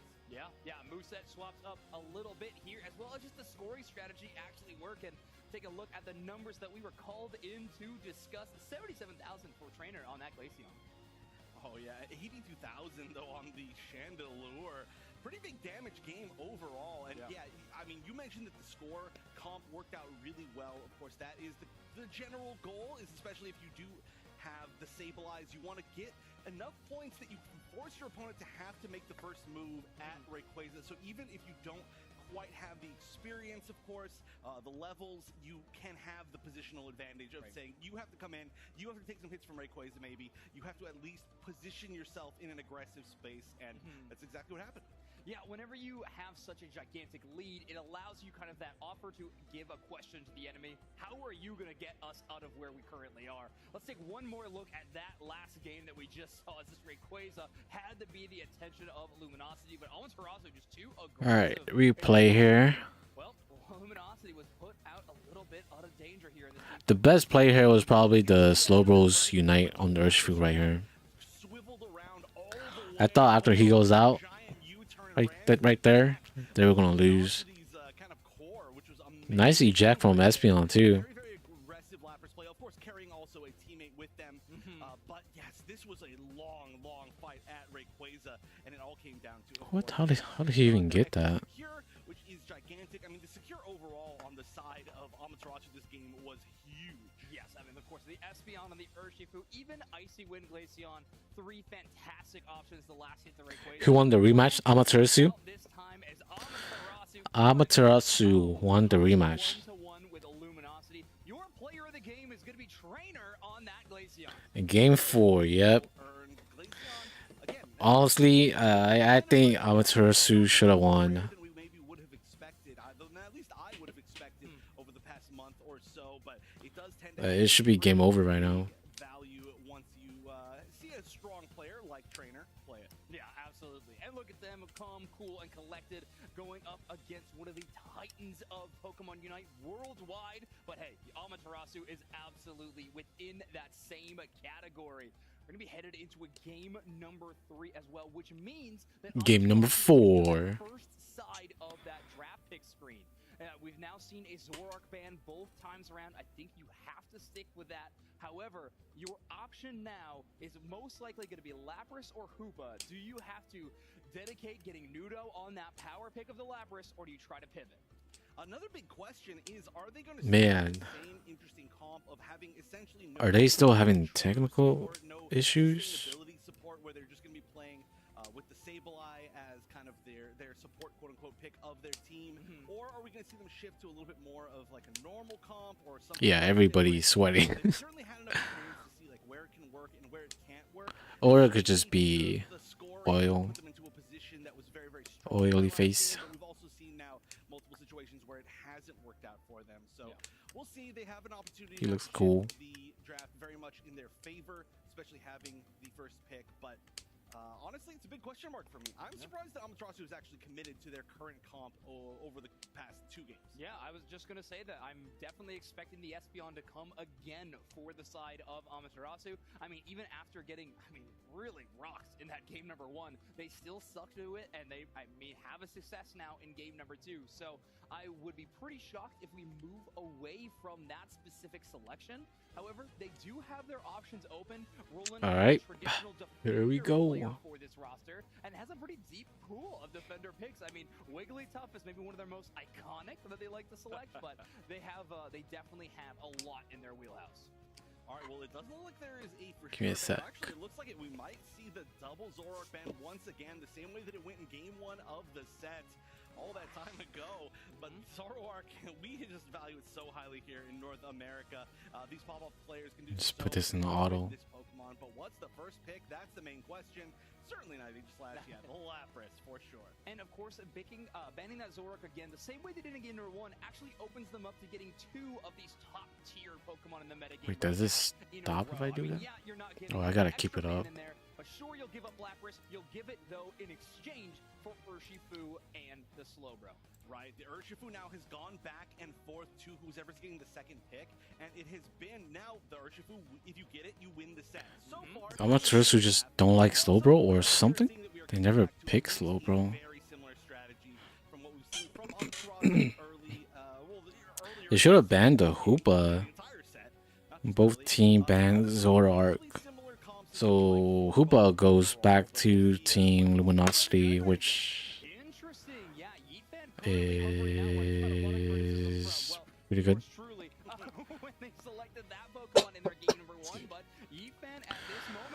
Dragonite. I don't know. I have doubt for Dragonite and Sableye, but they won with the Sableye. and also the damage core of Lapras.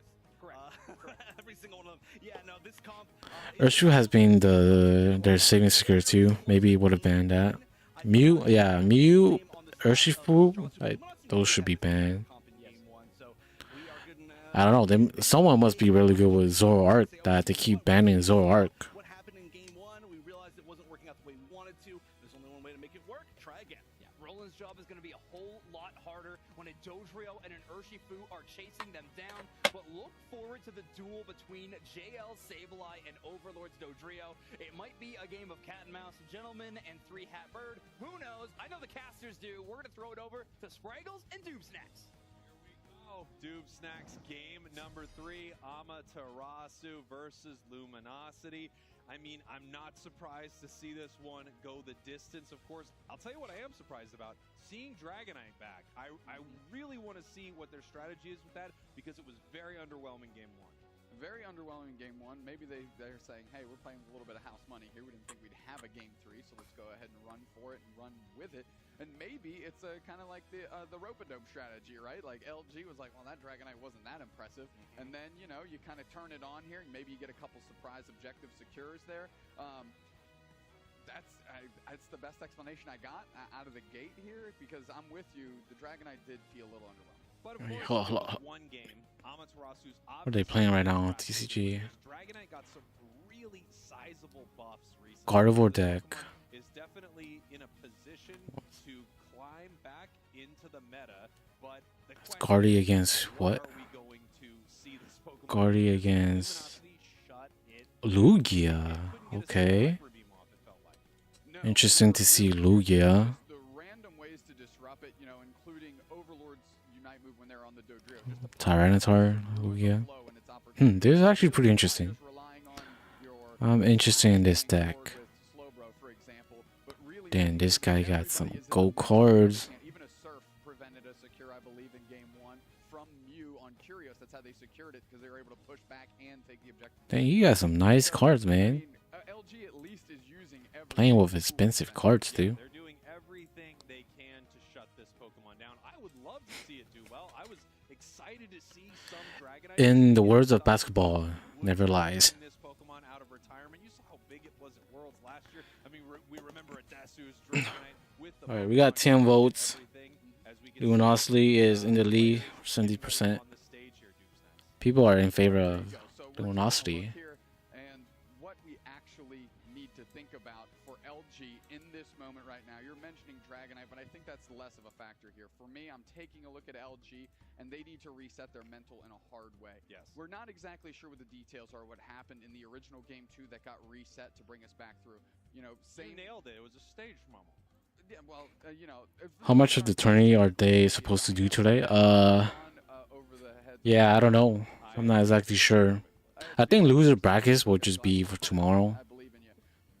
But realistically, if you're LG, they have to be able to mental reset. They need to just go in. You know, in season 1, Because there's 2 days of this tourney, I think. Somebody like Book, who is Jungle Book, who's completely unfazed, who's currently one of the subs for LG right now.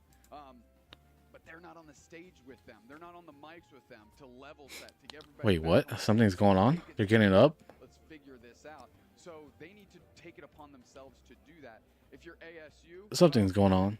you just push this thing to a game. Why are they getting up? You're leveraging this new strategy. Can you really allow it to step up and do what it needs to do, which is get you another win? Now I've got a pretty interesting update here, Doob Snack. I don't. This is something that you and I noticed here in game. Something's going on. Honestly, I was pretty shocked by. Wait, what? Rasu changing their moveset for their Pokemon moving into Luminosity just swings? Not allowed to change your moveset. Wait. Going to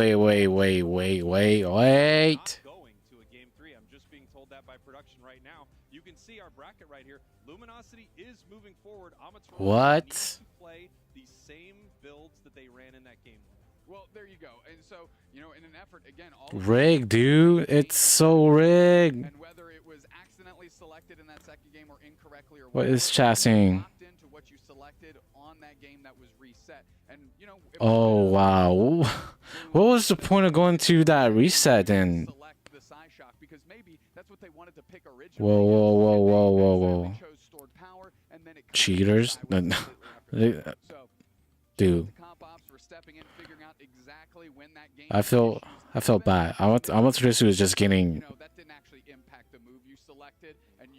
hate on right now. They're calling ASU cheaters? What do they do? They got the Q because it was wrong moveset? Who? Wait. For who? The Glaceon? Was he playing Icicles? No, he's going... Wait, what's the wrong moveset?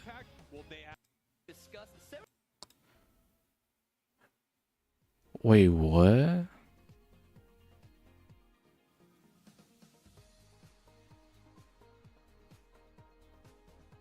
Wow, moveset disqualify. Oh, moveset disqualify. But what moveset? That was the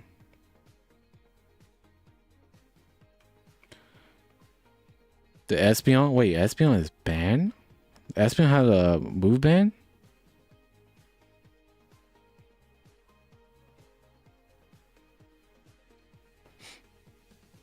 Okay, that's just unfortunate, I guess.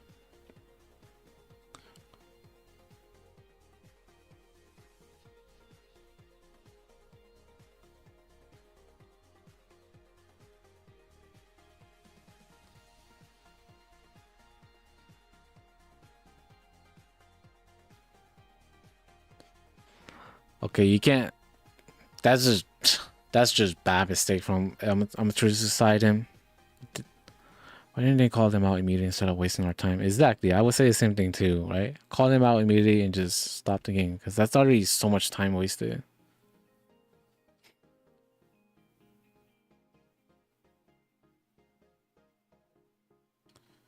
They say something about supposed to play Store Power but play Psyshock. Is Psyshock banned? I didn't even know Psyshock was a banned move. The rematch has to be the same. Oh, the moveset had to be the same. Is that what? Yeah. As you change the moveset in rematch. Oh. It's either they just didn't know or because I wouldn't know too. I didn't know you had to pick the exact same moveset. I thought it was fine if you just picked the same Pokemon. But yeah, it's either they didn't really know or they just misclicked.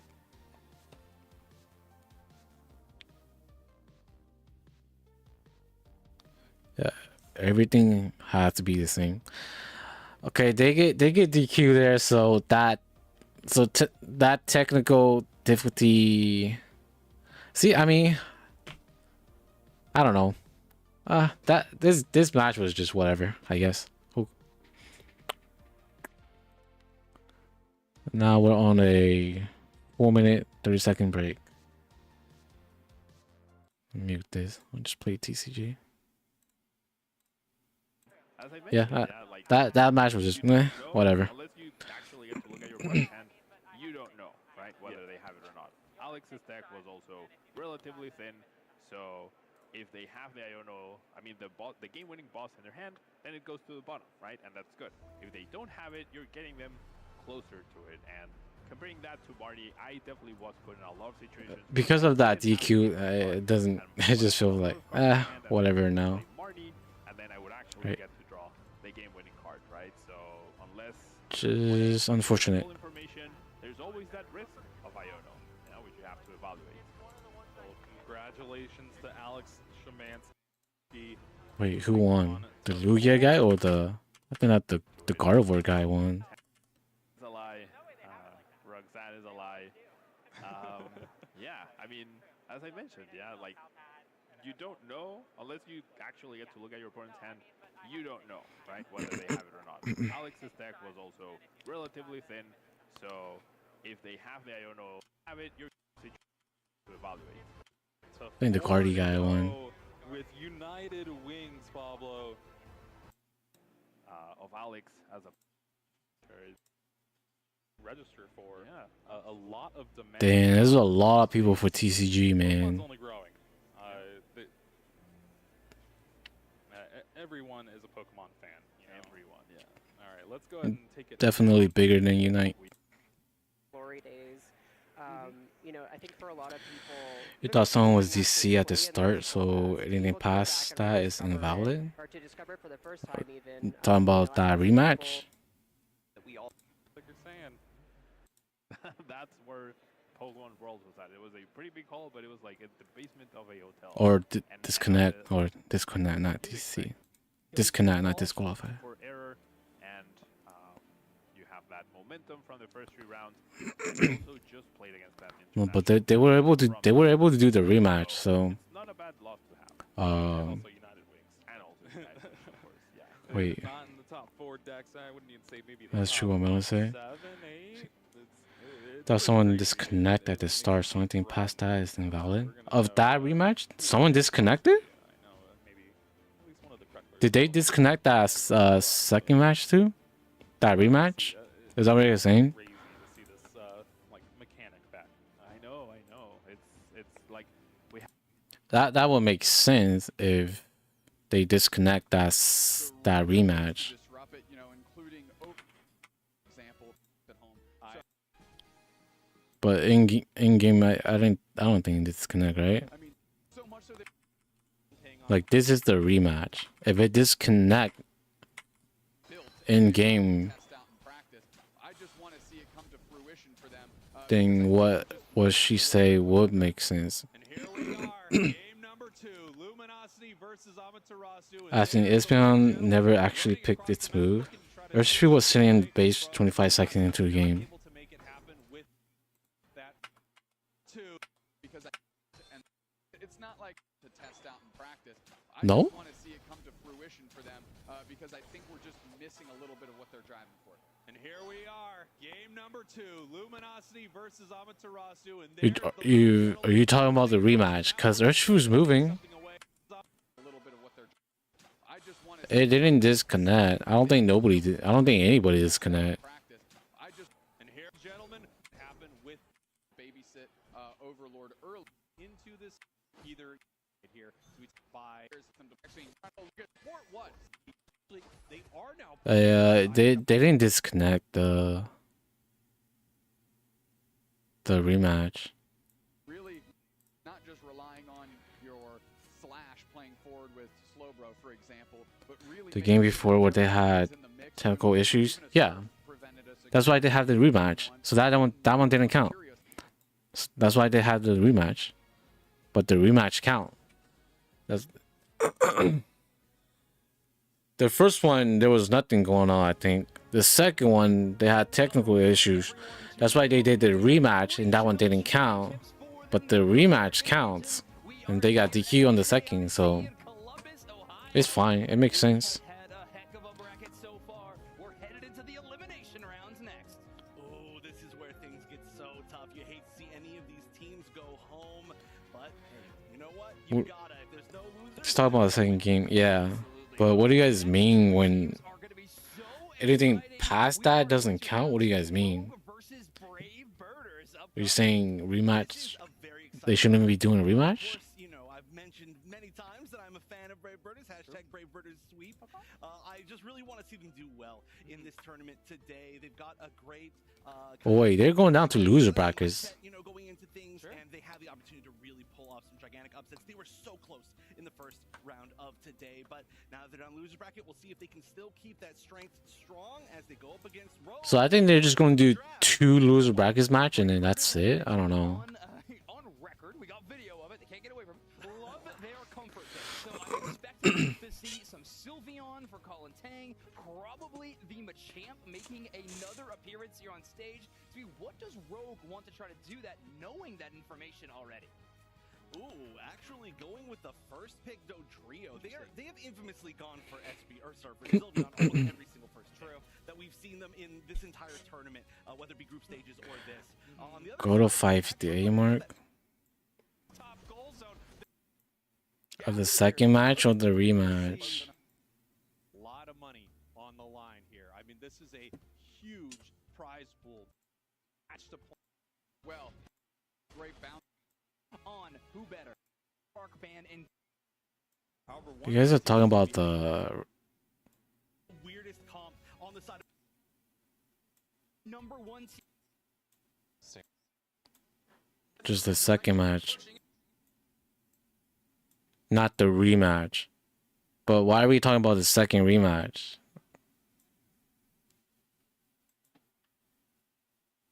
maybe not the number team YouTube gonna secure. Oh man, where is it? The only thing that matters is the rematch. The second match was already just scratched off. That's why there was a rematch. I'm so confused. What are you guys talking about? What point are you guys trying to say? 518 anymore. I don't know if this is the rematch or the second match. I think this is the second match. Nothing's going on here. I think this is the second, just the second match.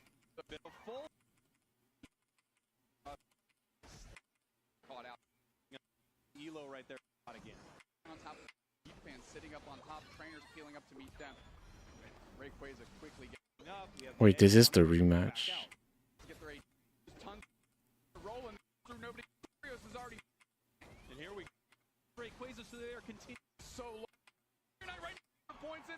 That's a rematch.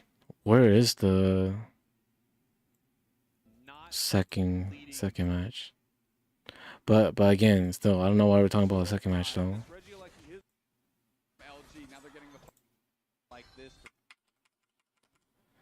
This is game 2.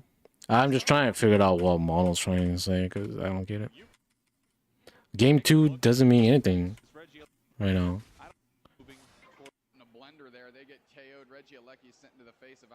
518. I don't know what she's talking about. There's nothing going on 518 here too.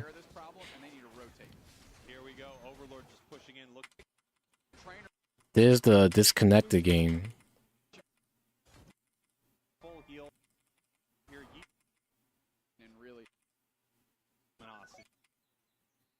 Towards this fight, and it looks like Amaterasu's waiting for them right here as they push in. They jump in, they absolutely buckle him. One goes down. Where's the follow-up? They're looking for an opportunity here over.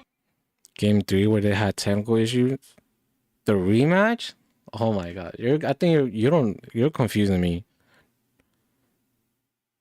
There's the first one. This is the second one. The second one is when they had technical issues. This is the second one.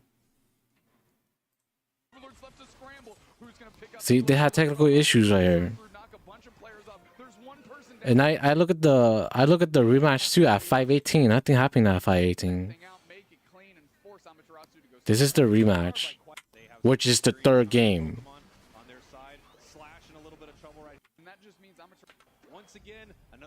518. Nothing's going on.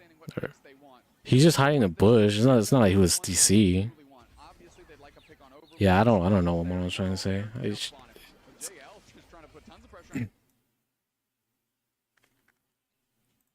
their way towards the central area of Brave. They would have stopped the game if someone was DC at the beginning, though. Right there. That drill peck can absolutely shred. They didn't. Yeah, there was no disconnection at the beginning at all. For the third game. Third game is rematch. They had a game where they had technical issues and couldn't continue that game. What game? There's only 3 games. There's the first one, Luminosity won that one fair and square. The second one was disconnected. And that one's already scratched off. That's why they had a rematch, which was the third one, which is the second one too. And that's the one they got disqualified. It doesn't matter. Like the second one where they had technical difficulties is already scratched off. And they're making sure that they just can't get online. I mean, they're still sitting at a lamp at level 6.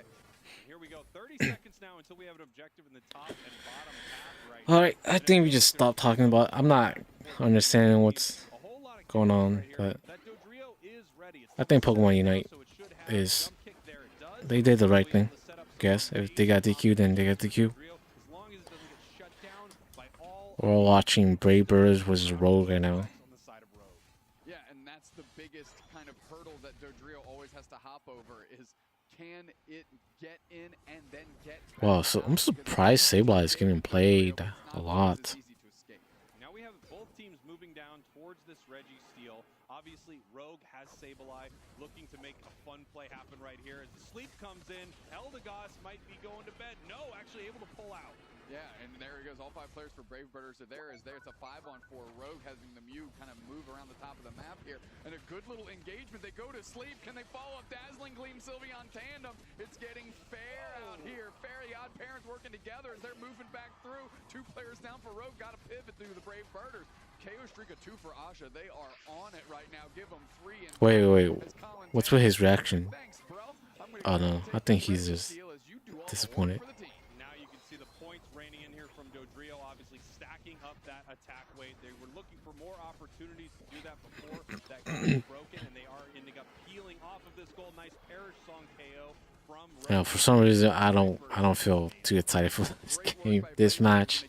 When you get these conciliatory KOs on those types of Pokemon, you just kind of have to go, it wasn't that impressive. But what is impressive is getting Relax on this Glaceon going, because they can really take over the game. Yeah, they are going to need a lot of levels on this Pokemon. It's extremely important that they get them. Nice big surf pushing everything over to their side. Jopag, let's go. Yeah, Asha being able to get some. We've seen a lot of tri-attack. I like Jopag.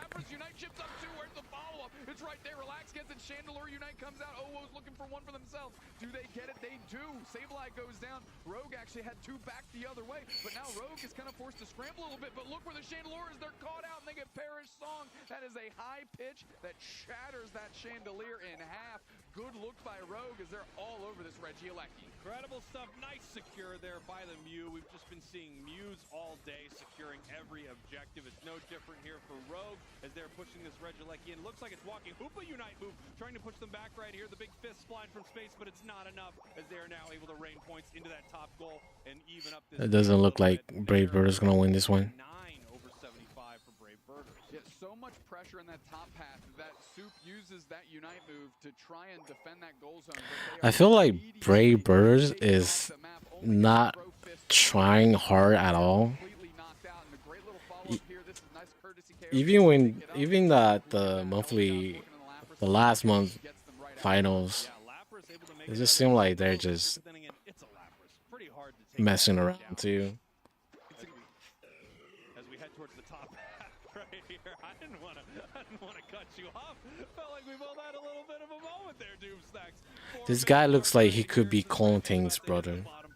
I wonder if they're siblings.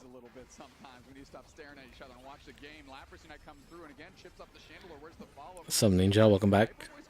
Nice reset though by the Brave Birders as they pour back through. This Regice is low. Rogue is looking to get it, and it's taken by Relax. There's the Dodrio Unite from way downtown. They didn't really do anything with the Unite. Forces out Relax's Unite back the other way, and they pick up Asha with the KO. And now the Brave Birders are sent scrambling. That's 2 players down, and there's way more. Ooh, good dodge. Doesn't hit their mark. Soup Chef grabs a berry and has to reset. Natsuri and Colin are just in the cut, but it is not working out for them as we are throwing fists. This is an opportunity to push back or at least make sure your goal zone doesn't go down. Okay. making their way towards this goal zone, but it looks like they are going to have to back off right here. They do defend this bottom goal zone here, but they lost a lot in the process on the side of Brave Birders. Rogue having an absolutely amazing fight there.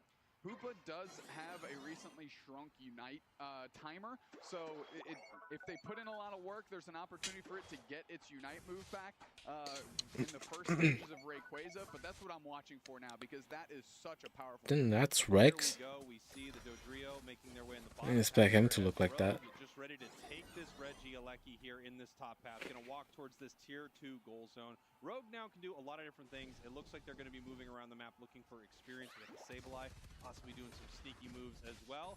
And ooh, Dodrio actually getting caught right here by a few members of Rogue. We're able to jump, kick, flip out of there and get back to their side of the map as their Soup Chef. I mean, they're working through. They don't have their Unite move quite yet, and they don't really have the luxury to start attacking wild Pokemon either. One, because there aren't any, and two, because they have to guard that goal zone. Yeah, and I don't know if you even noticed, because I just did. We're at the 2-minute mark right now. This has just been nonstop back and forth, a slobber knocker or a Donnybrook, if you will. 5 seconds now until we have Rayquaza, and at this point, Dodrio's Going on back cap. scores happen in this bottom tier goal so that Brave Birders can get a little bit ahead of Rogue. Absolutely. Playing far Do it now. Dodrio. Go. Support just to shell those solar beams, similar to what we saw Lutano do in the Venusaur earlier. That puts them in the lead. Brave Bird is they've now taken the lead, so how's Rogue going to react? Yeah, we're going to have to see what Rogue wants to do here. They are now behind, but not by much. A tier 1 goal is up. Oh, and they found Dodrio. Oh, and they're going to get it. Force out the Unite. Ooh. The other way. 1 KO's down. Hoopa Unite comes out. They're going to go for the stun. Mew uses theirs to try and get into the shadows. Huh? Follow up on Asha there. Solo. Boosted auto. What was the Dodrio doing? He kind of paused. I'm not sure what that was. Relax, use their Unite move, and it's time for Rogue to take over. They've got 2 bodies down. They're looking for Oh, Cinderella Unite didn't really get anybody. They are still in the lead. And by the time they readjust, the Brave Birders are back. Yeah, Brave Birders are back. What a crazy fight. It felt like they caught Round 2 fight. They're in the lead, so Orange team has to do something here. And now we're right back at it. Everyone is back inside of this fight. We only have 1 Unite move on the map. That is Eldegoss, as Rogue is attacking Rayquaza right now. Collapsing on top of Oh, Wigglytuff. Oh, Sableye goes out. Ray is low. Team wipe. That's GG, man. Pretty much free as they're the only ones hitting it. Whole team is rinsed by the Birders. And guess what, Spriggles? We got just enough time to eat some burgers. Big old Hundo Burgers reigning in right here as Rogue is taking a big win in that final fight. Such a close back and forth between these two teams, but it really just felt like Brave Birders could not fully secure a KO there at the end. Yeah, they really went onto the Lapras quite a few times, but were never able to actually get it KO'd and out of the equation, and that really allowed the persistence in the front line for Rogue to remain and therefore take over that final team fight when all the Unite moves had been expended. Yeah, amazing stuff there from Rogue at the end. And honestly, in the chaos of that one huge fight, it was really hard to see which way that was going to go as multiple members of each team started going down, but then making their way back into that fight. We had the Eldegoss Unite, so we had some big moments right there for Rogue to come back, and they did. Let's throw it on over to Zoinks and Wonder Chef so they can break down everything we just saw.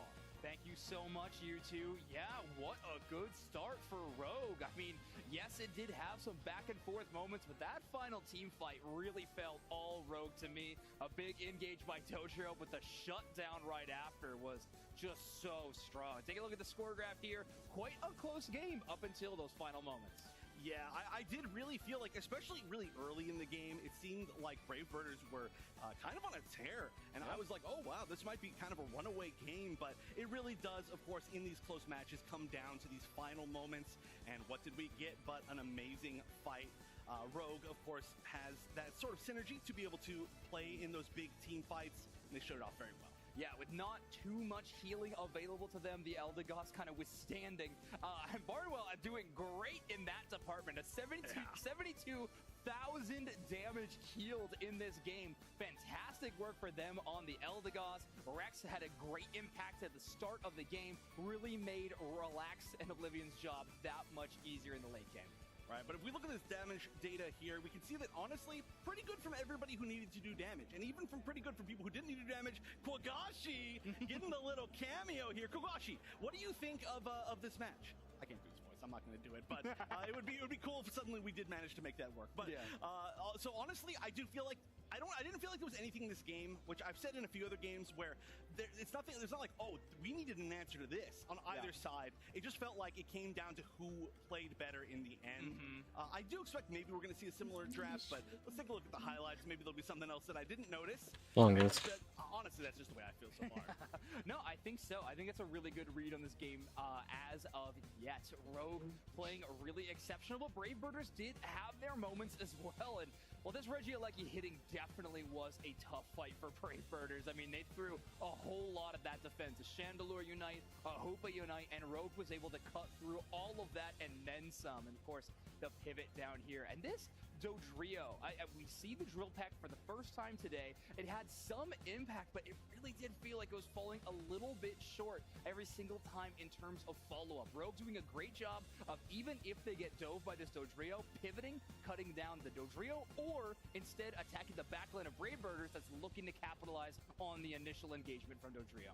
Right, well, I think earlier you said that it was feast or famine with Drill Peck a little bit, and it may have been a little bit of famine in the moments that were necessary, which is unfortunate. Sometimes that does just happen. Can be played around, can be one big miss, and that is one thing about Dodrio, is that a Pokemon that you cannot mess up with. You mess with that Pokemon at all, you just don't have any more opportunities. That is true. Well, now Rogue is up 1-0 in this series, and your MVP or player of the game is going to be Relax on that Glaceon. 75,000 damage. It seems to be such a strong Pokemon right now in this metagame, making a bit of a return. I think now it's hit the majority of our matches we've seen on broadcast so far. Getting close to that, something around that area of majority, and which is always a strong thing to see when it's a Pokemon that's not banned out a decent amount. So we'll see if we do end up seeing that again. I mentioned this earlier. I do think that we're going to probably see a pretty similar draft strategy overall. I mean, do you think that there's any particular things you would change? You mentioned the Dodrio. Do you think that's a choice? Well, I think I'm the biggest proponent of making sure Lapras doesn't get to the choosing Pokemon phase. I think it is wild how often it is making it past these bans, but it's gonna go again. So now Rogue has the option to first select the Lapras if they so choose. They're hovering it. I imagine we're gonna see a check mark, Wonder Chef. That is definitely a check mark. The Lapras, huge first Pokemon to give away, and now we actually have to see who Brave Bird is going to flex over to as far as defender. But yeah, Clefable first pick, along with that Dodrio. So the Brave Birders getting brave with the birds. Yes, I've said it before, but flightless albeit. But however, this Dodrio could have some sort of an impact. Soup Chef on the Clefable this time around instead of the Hoopa. So now they're giving Rogue the Hoopa if they want. However, it's a pretty good read on the team of Rogue. They really prefer the Eldegoss. There was a little highlight right there. But okay, the Zoroark coming to play for the first time in all of today. Yeah. It has been banned out so much, and that is a very scary Pokemon to give away. The Trevenant will be the pick on the other side for Brave Birders. Now that they don't have the two most popular defenders, probably going to the third here. And then, of course, that Sylveon, which is so highly valued by Brave Birders as a team, gets picked up a little bit later in draft than they're used to. Yeah, and with that Clefable, or with the Zoroark pick, you actually pushed Brave Birders into a more defensive composition by selecting that. So Nasser having to pick up the Trevenant of the defender. Obviously, Slowbro and Lapras not able to be selected. The final selection is going to be the Chandelure. So Brave Birders still sticking to this candle, and they are going to be going up against a very formidable draft of Rogue. I really like the Alolan Ninetales final pick on Glow. I think it matches up so well into Trevenant. Like, so well. I mean, honestly, Alolan Ninetales matches up pretty well into a lot of things right now, I think. But I do agree that is honestly a great pick. It also matches that range of that Sylveon so well, and it can catch it out when it needs to move forward to try to get that level of aggression. Sometimes you just get caught out, and that can be it. GG, especially with that burst damage from the Alolan Ninetales. Yeah. Now, will Rex have as big of an impact in terms of their central area invades? Well, we will see all of that and more as we throw it over to our casters of Spraggles and Dew Snacks. Well. Zoroark finally makes an appearance here on broadcast because Brave Birders weren't brave enough to ban it out. Yeah, it's going to be on broadcast, and this is a real opportunity to show all the folks at home what high-level players on a Zoroark can do. Because it is one of those Pokemon, if it gets ahead, it can take over the game, similar to a Dodrio. And it has the movement and kind of the agility to move across the map like a Dodrio as well. So that's what I'm looking for between those two Pokemon and each one of these teams, how those are going to square up. Yeah, I think the biggest concern here with a Pokemon like Zoroark is just how good it is early. I mean, it's very early game is brutal as soon as it hits 5. It's definitely a force to be reckoned with. That's why we haven't seen it at all. And then also, this Pokemon is extremely mechanically intense. And you know, we're all playing here together. Back, guys. What's going on? Sorry, just went back to explaining mono with like the match with Luminosity and Amaterasu. Quickly, Rex peels up, isn't able to take a buff, doesn't really matter. They're getting mixed, they're putting the pressure on. Oh, whoa. So, Chef is there for support a little bit, but Clefairy's early game heals are a little anemic. So, getting a KO here is a great opportunity for them, but ultimately not what they want to do. Yeah, obviously, Sableye going down right there. Very nice for Brave. Jay, what items are running to get such high Ice Wind damage? Is it CD plus damage? Sorry, guys. I don't know what you guys talking about. What's up, Jackson? Did you say look like a can be Golden's brother? It is his brother. Oh, it is his brother? That's funny. Hello, Totaro. Sorry, I responded to chat late. It seemed like I got disconnected too. Because they were actually leashing and then used their ability to try and pick up the berry, but not hitting any of the Brave Birders, so they couldn't pick up the berries themselves, which they got KO'd just before they could nab it, but that's just high-level play and things you need to be thinking about. Yeah, that was a really nice play. But yeah, maybe I should just talk about it a little bit. But pretty much with the Amaterasu and Luminosity, there's like, I don't know exactly how many. Okay, let me just explain. So first match, Luminosity won fair and square.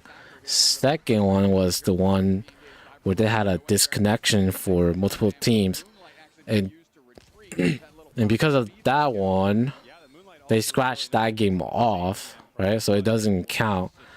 And then they try to do a rematch. I should do this. They try, so second game doesn't count. They try to do a rematch, right? For the second game, there was technical difficulties for this one too. So they scratched this one off too. And then I think it was just one game that they tried, or there could be more too, but it doesn't matter. It's the same outcome as this one. And then the rematch that actually was able to play out. This is the one where they got disqualified for picking the wrong move. So that's what happened. So there's like multiple attempts to try to do the rematch, or maybe it was just one, but it was DC too, so it didn't even count.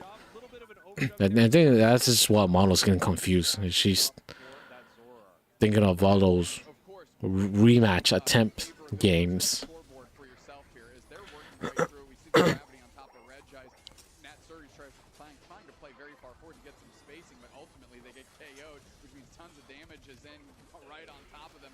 So I think what happened too was the second match with the disconnected one, they were using store power Espion, and then the actual rematch, the Espion was using Psyshock, and that's how they got DQ. I think they didn't know. Who would? Like, that's very small detail. Like I think the details that everybody knows about like remaking a match is you just have to pick the same Pokemon.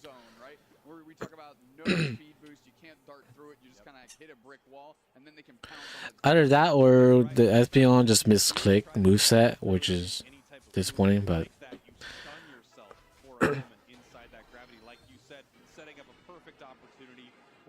still, it's whatever. That's what they did there. Rogue actually having to use a Unite move just to escape.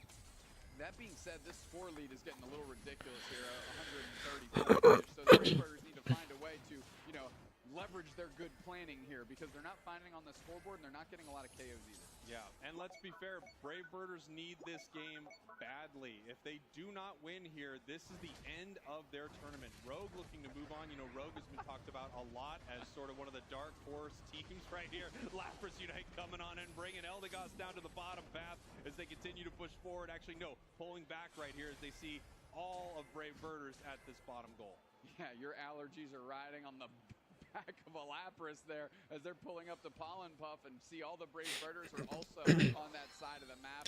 So this is Conting's brother. His username is Ascha. Ascha.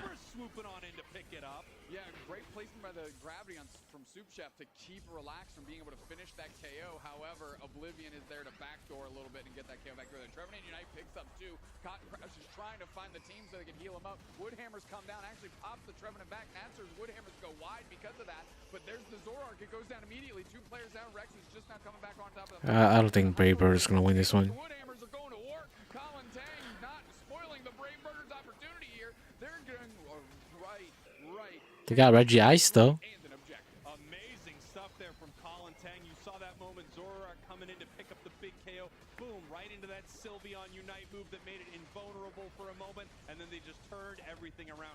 Rogue right now trying to push them off of this tier 1 goal. We can see Zorark, no, not deciding to jump in. He's going, you know what? Actually, this didn't work last time or the time before. I think I'm going to head out.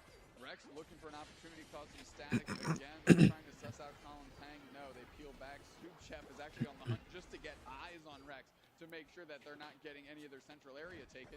Meanwhile, we've got a good set of defense going on in this goal zone. It still stands at 5 points. Yeah, with all this back and forth, however, and the great fights from Brave Birders, they're still way behind on that scoreboard. Over 100 points. They really need to make something happen. Luckily for them, they do have a top and bottom goal zone tier 1 open. However, Rogue's just done such a great job of defending those goals. It looks like they're also going to be able to take this Regieleki, send it towards the tier 2 goal zone of Brave Birders. Well, that's the thing. The Brave Birders have been fighting really well, but it's almost always in a defensive fashion. They haven't leveraged any sort of pressure back the other way. And Asha is clumping Parasite, and they are so low. The chase is on. Rex has got the speed to close the gap, and they do. In tandem with the Lapras, they get it done. Now they have to deal with this Regieleki, and they have to deal with a big body Lapras looking to just put tons of pressure in the face of the Brave Birders. Yeah, I'm not really interested into this match for some reason.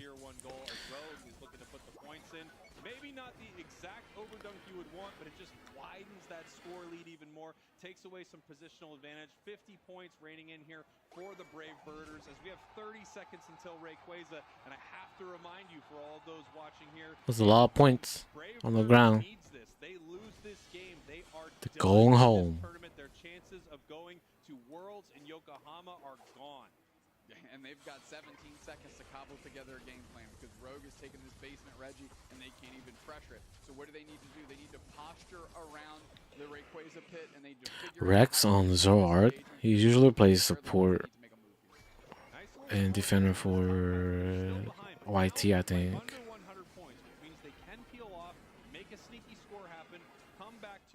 They just need 1 Pokemon on their team with full pockets. That's only 20 points, man.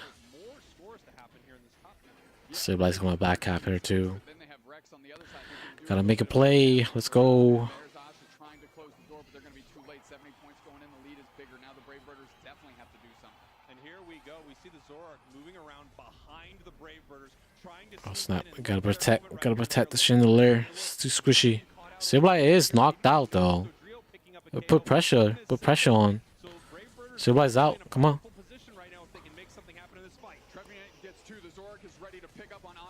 Okay. 3 down. Just rip. I think just rip. Zorark's Unite is pretty good at securing though. Oh! I don't know why Chandelier was going 1v1 against the Zorark. Ooh. I think they should have just ripped. the support and the defender trying to hold it down. Yeah, and it looks like right here. Yeah, Zoroark knocked out 2 of the carries. 3 of the carries. No, just 2. Dodrio got knocked out with the other team. Big throw, yeah. I think they should just flip. They gotta just flip right now. Zoroark still no, never mind. He doesn't have Unite anymore. Zoroark's knocked out Chandelier again.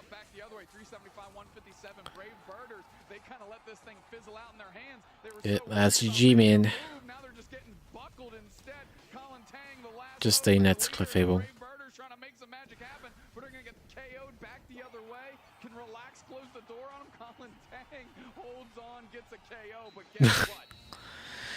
That's GG. Have ended their tournament run here. They had some incredible games, such an amazing team to watch, but they were not able to overcome Rogue.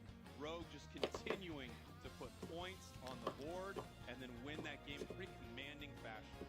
Yeah, points after points, and that's the beauty of Sableye. Once you're in the lead, it's really easy to just send your Sableye on a back cap mission. Just causing static, but again, in a different way. This time you're just pressuring the gold zone. That Zoroark clutched. Yeah. They shouldn't have tried to focus on Zoroark when they had 4 up. They could have just ripped. Incredible stuff from Rogue. They really were in control of so much of that, and unfortunately for the Brave Birders, when they needed to turn and fight, it seemed like they were scattered. They didn't exactly have a cohesive plan. Even though it would have been tough, the only shot for them at that point is to somehow win at this objective, somehow win at Rayquaza, and they Well, they made it to regional finals. That's pretty cool, I guess. Flops. Kyle, hey, what's up, man? Phil EV got front row seats. Oh yeah. I wonder if it's just first come, first serve. Am I gonna go? Regionals? It's happening right now. But I'm going to Worlds in Japan. Yes, we are going to Worlds in Japan, which is bigger than regionals. And they. Once they got ahead, Rex just kind of went crazy. I mean, you look at those numbers across the board for the Sableye specifically, and they were nowhere to be found in any of these team fights. Yeah, not at all. But of course, that's not their job. They're doing a different job, Dupes next, and they're doing it pretty well. As we take a look at some of our damage right here, take a look at this Lapras, 87,000 damage output, and it was always up in the mix. And then, of course, we have Relax putting out some big numbers on the Zoroark, but at the same time, it wasn't only the big numbers, it was some big KOs when it counted. Absolutely. And I mean, you want to talk about Barnwell real quick. They were always on top of that Lapras. You know, I made the joke halfway through that you're pulling up your allergies on the back of a ferry, but I mean, that is exactly what it is. They were just carting around behind the Lapras all game long and saying, yep, keep engaging, keep engaging, keep engaging. I'll keep your legs under you. You keep pushing. Now, obviously, Rogue very excited about this. Brave Birders, All right. it's going to be the end of their Who's the next?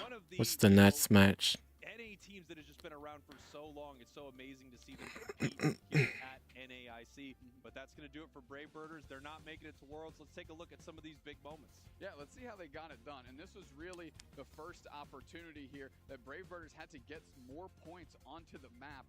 And then we had the phenomenal engagement. And of course, you take a look at the end here. And this was definitely the beginning of the end for the Brave Birders as they couldn't get a coalesced push together. Yeah. Oh, Zoroark used his Unite on the Sylveon. You have Lapras sort of zoning out the Brave Birders right there. The Zoroark jumping in, picking up some big KOs. And even though the Brave Birders were able to hold on, you know, time just kept ticking down. They needed to get together to win a fight, and they couldn't do it. No, they couldn't. And look, the Lapras never got KO'd either. It just got to maintain and stay in the fight and keep the Brave Birders scrambling a little bit, unable to. And Zoroark was just knocking out everybody. Push behind the Trevenant, buying time and space with the Horn Leech, and because of that, Rogue takes a convincing team fight and game 2 and ultimately the set. Yeah, so Rogue still in this tournament has an opportunity to continue. They went 0-3 and made it to regional finals to go 0-2. They've got a long way to go, but they're looking to make it happen. That's because two teams got DQ, right? GT and whatever else got DQ. Operate on a different axis and stress weird points points on the map that you're not traditionally rotating to or getting to or anything like that. I'll be right back. Great work by Rex. They played that Sableye flawlessly. It worked exactly as it intended, and that's why they got the nod for player of the game. Yeah, incredible stuff. We are going to send it on over to the stage with Zoinks and Wonder Chef. Gentlemen. Thank you so much, Sprinkles and Dew Snacks. I'm on stage with Wonder Chef. Wonder Chef, what'd you think of that last game? Honestly, still Brave Bird is sweep. Okay, yeah, Brave Bird is sweep. Unfortunately, their run goes down, but up next, we have Team Amaterasu versus Spinal. Thoughts on this game? I think this is a North American classic, and I'm excited for it. All right, who do you have winning, knowing they're right behind you? Brave Bird. All right, Brave Bird is going to win. Here, let's take a look at our updated bracket that we have seen so far today. One team has been sent home. Up next, we are going to have another elimination game. We are in the heart of the tournament, Wonder Chef. We are. I am so excited, but there's going to be a little bit of time as we set this up, so don't go anywhere because we're going to be back with more of the North American Regional Championship right after this.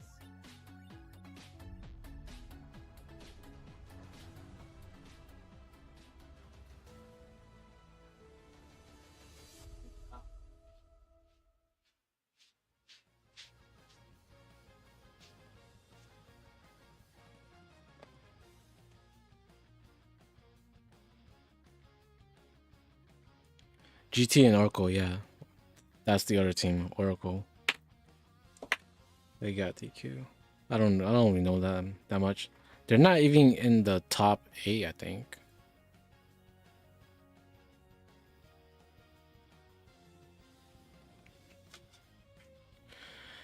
Yeah, 4 minutes and 3 seconds left. Break.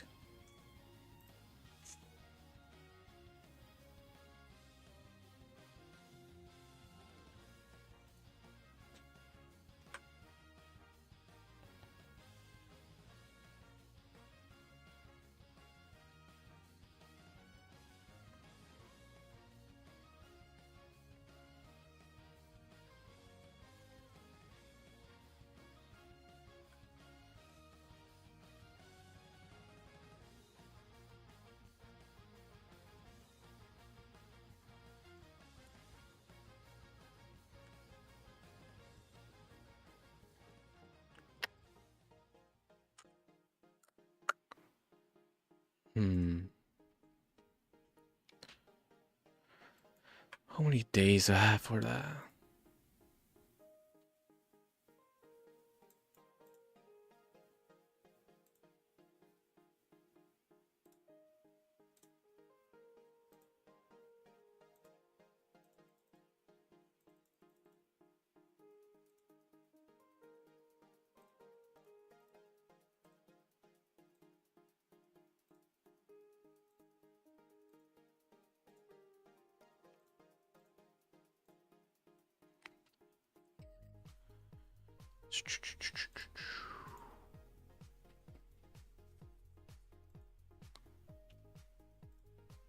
Who should I level up next? Harmony? I mean, Tion, Clara.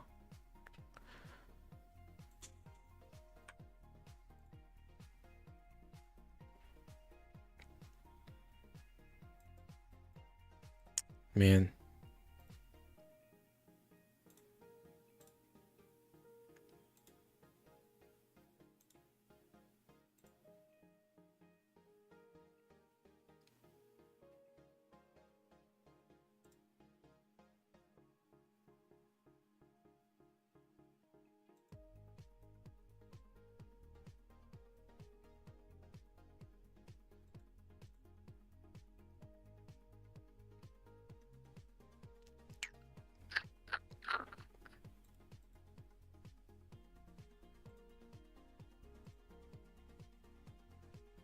How do you know if you completed it again?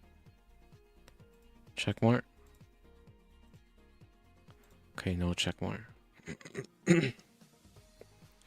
I'll do this one.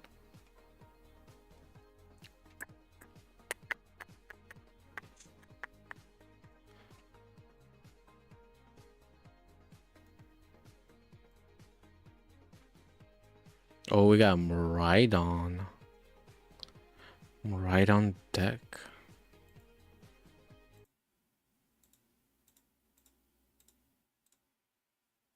Cards to where it is guaranteed to take massive knockouts. You play cards like Energy Recycler and Mirage Gate to stack your deck with energy and power up Kyogre. But to get to that point, you have to Oh, sequence Kyogre, your not plays. Moraido. As long as there is a way for you to win the game, Wait. you should No, always it be is balanced. Moraido. Kyogre is Sometimes a it different is out of your Pokemon. hands and you are forced to see if the other player can finish the game. Just try and make it as hard as possible for Arceus. them to accomplish their goal. We often see this Genesect? when players are counting the resources available to them and What's realize that? the normal game plan might not be I available. think that is So it Genesect. might be best to Mew and focus on Genesect. recovery or an alternate way of winning. Oftentimes, finding a supporter after your opponent tries to disrupt you can make or break the game. If a boss's orders can bring up a Pokemon to stall, or that is the last couple of prizes to seal the victory, then it is important to play the extra cards in hand that can take more cards out of the deck before going for the game. Trying to draw into a specific card becomes a lot easier when you have less cards to choose from. It is once again playing for those percentages that allows decks like Mew VMAX to continue being in the format based on its overall consistency and ways to go through the deck fast with an ability like Fusion Strike System. There are bad draws here and there, but if you try to sequence your plays in a way to minimize the amount of luck. I think there's teaching gameplays. Back to the Pokemon Unite Championship Series live here at NAIC in Columbus, Ohio. This is our last stop on the road to Worlds in Yokohama, Japan. You can see the big stage and the teams getting ready for the games here. Doob Snacks, it has been electric. It really has. We've had some great matches so far. Teams that people thought wouldn't be able to step up to the challenge have really put a lot of these top teams to the test. And now as we keep progressing through this event, we have to unfortunately send more and more teams home. That's right. As we head through the losers bracket right here, these games We're still in losers do brackets. or go home, win or leave. Third way to explain it. I mean, it's very, very important. Before we get to that, however, there is a superstar that wants you to see this video. That superstar's name is Spraggles. What? I guess I'm in this next video, and it's supposed to be amazing. I hope you enjoy it.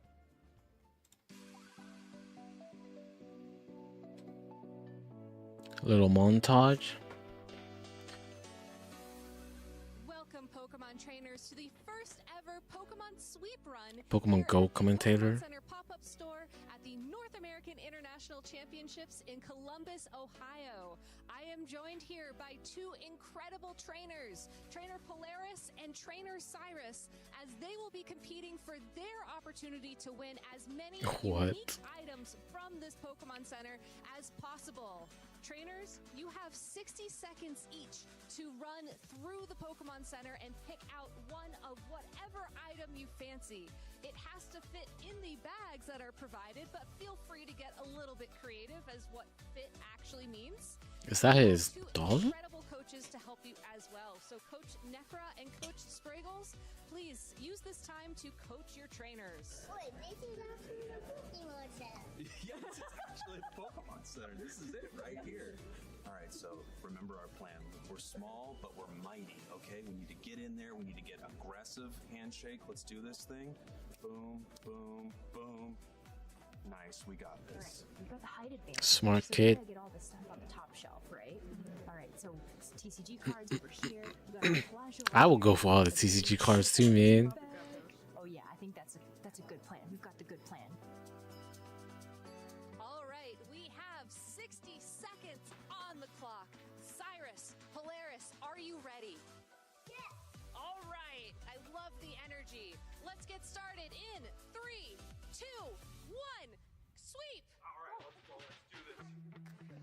All right, it looks like our trainers are hitting up the Pokeballs first. I see a Cherish Ball from Cyrus, very nice.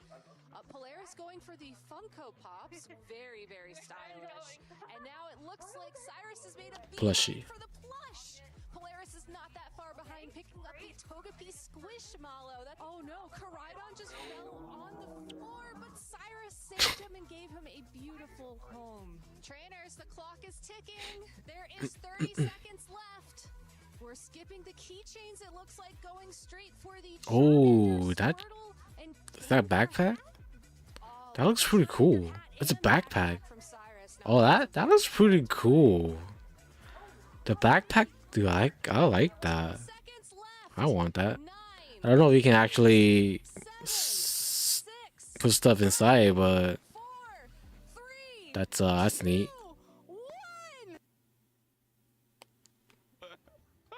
Oh, I thought.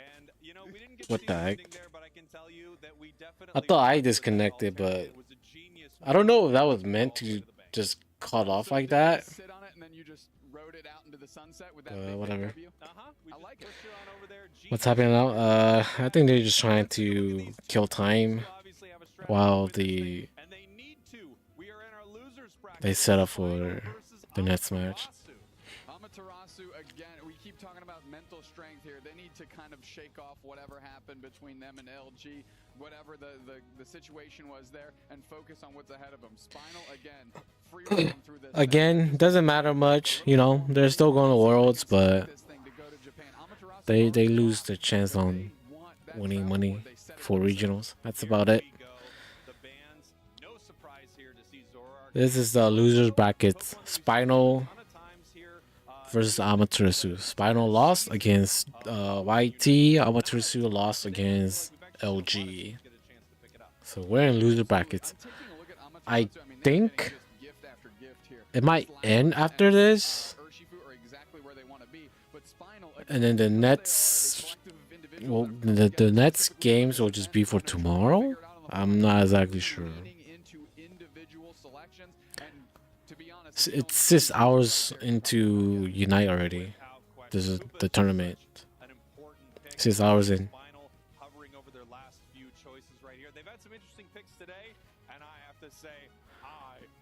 There's that sabotager. GT Black.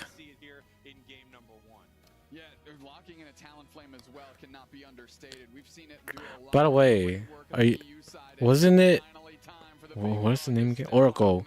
Wasn't it someone in Team Oracle that was going to sabotage the team at the monthly tournament last month?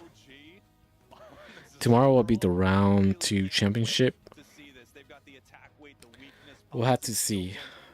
I don't know what their plans are. I think it was Oracle.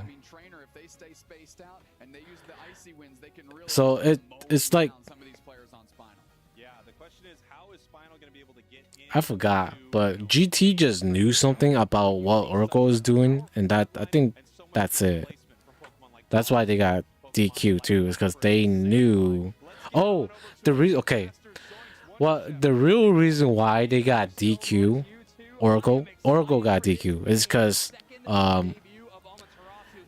they switched account with their teammates, something like that. That's the legitimate DQ reasoning.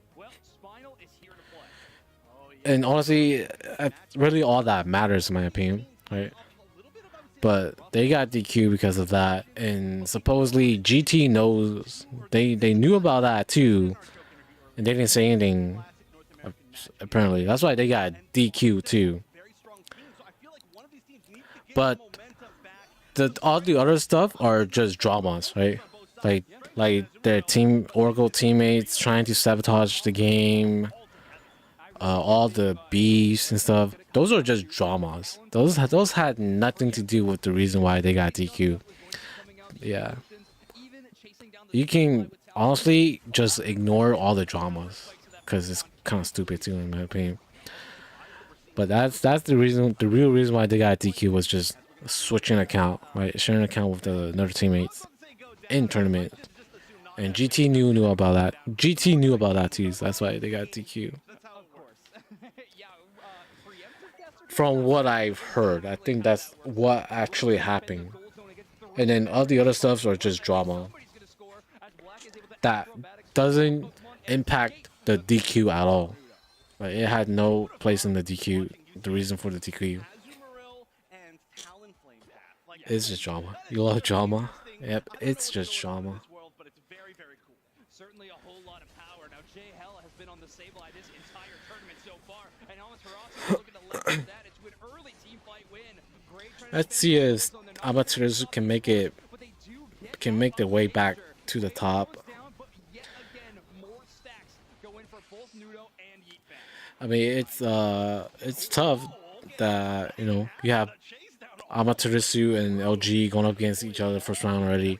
So either way, one of the top teams, we're gonna go in the losers brackets anyways. And it just happens to be Amaterasu. People are kind of converging right here. The Hyperboy's going to be great against this Lapras. It might not be able to get out. And JL coming in as well. Might get a pick in exchange, but wow, actually, Nudo might escape it. Is Blue Urshifu banned? I don't think so. I think people are just not preferring Blue Urshifu right now because of the nerf. But it could be banned. I'm not sure because everybody is just picking Red Urshifu. Just trying to defend this one, but it's brought down to already just 10 as Amaterasu's offense in this scoring category is peak. However, Muck and Gray combined for a KO of 2. Ooh, that is a really, really nice as well to be able to take down that level 7 Urshifu for all that experience. Of course, we are going to have to assume that the point lead is going to go to Amaterasu pretty heavily for most of this game, just based on the fact that there is a Sableye here. But as far as the XP goes, it's going pretty well, honestly, for both sides. Again, Sableye is being picked. And JL's, they really, I don't know, they're opting out on the healer support for Sableye. I personally don't like that. I think having a supporter that heals is more beneficial than Sableye. However, Black's path up towards this experience is going just fine. Already at level 8, looking for a bit of an engage, but they are slowed immediately by Nudo, who is not deterred. Trainer goes in with a Unite move, trying to find a target low enough to knock out, but it's Yeet. Oh, Fist. One knockout as Gray tries to hold them all. could not knock out Talonflame on 1 HP. What an amazing escape. I'm going to talk about it in a moment as it looks like Nudo might go down as well. They're going to try to trade for just Gray. Everybody really low right here, honestly, in general. But the Hoopa portals are going to be helping a lot, and that should be, they should be able to burn that down before the Buzzwole gets there. It looks like they're going to be, just fast enough. I gotta say, though, we saw Black escape by eject buttoning away on reaction from the Glaceon Unite, and then go and 1 HP as they were being chased into the Hoopa portal, come back and get multiple KOs. I think Ozymore's an interesting pick too. I'm nervous to say it, but I'm going to say it. Black is popping off. Black is popping off on this Talonflame, and I am so Ozymore's they get buffed the last patch. level 10 Eat fan almost there as well. And those What's up, Michael? Always interesting. Gray and Nudo having these defending What are you watching the tournament right now? Like, what are your thoughts on it right now? Flame Sweep comes through and hits 2, mostly used as a defensive tool, though. It was getting dangerous being between both Yeet fan and Nudo. It was. And honestly, there was almost an attempt to follow up there. Not able to escape. Buzzwole, such a scary Pokemon right now. We've seen it do well even before the buff. I have to say, so far the best matches are still just the YT Brave Brothers second game and third game in Team YT matches. They are going to try to win those 1v1s as often as they can. Gray playing a little bit of defender defense as the Was rooting for Brave Brothers? Yeah. They're the underdogs. But they didn't play too well. They won first match against TTV though. Team YT did really good, yep.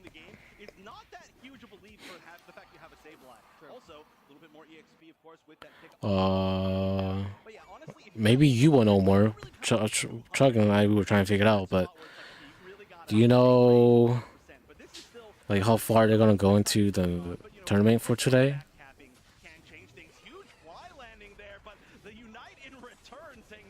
Because there's tomorrow too. I don't know what rounds they're going to. And is there a bracket anywhere online? They show brackets on stream here and there, but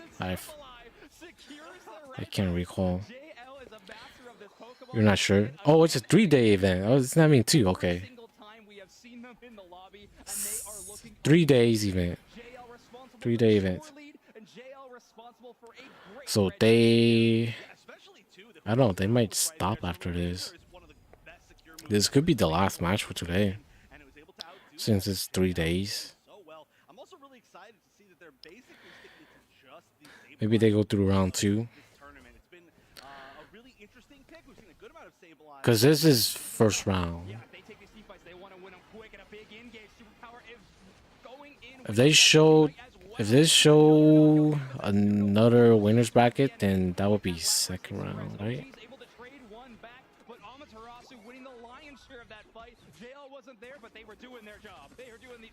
Bracket. Where's the bracket? Yeah, you remember that thing I was saying about having like a 200-point lead is pretty comfortable? Well, hey, we're there at this point. Right after I say it, and honestly, they're getting it just in time here for this. Anywhere, because we're going to be back.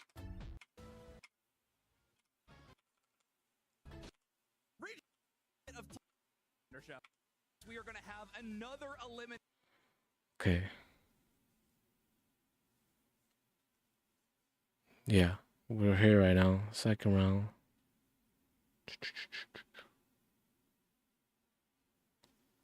Maybe they will go through semifinals.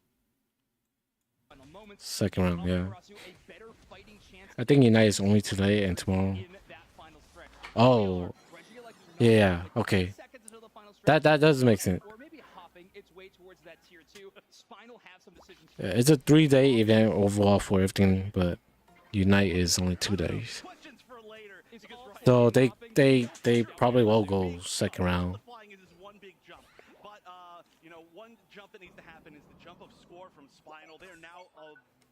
I went to pursue Big Lee. Don't need to do anything. Why didn't Buzz just try to go score? He's fighting 1v1 Azumarill top. I don't think he can win that. Yeah, he's low HP. He definitely lost that 1v1. That wasn't a draw. I think he lost. Oh, they're still fighting. Buzz were united. He lost that one. Azu united too. I'm not sure what. I'm not sure why they go for that 1v1. Thankfully, the team is winning though.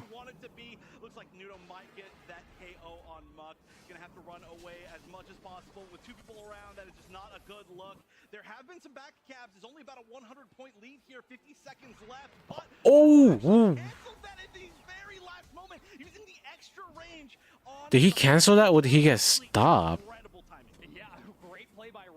It doesn't matter. Because Lapis scores top 2. Gotta do something, blue team. If they can get Ray here, maybe. They can still win this if they get Ray, I think. No. 3 down already. 4 down. That's GG. Yeah, just didn't really do anything.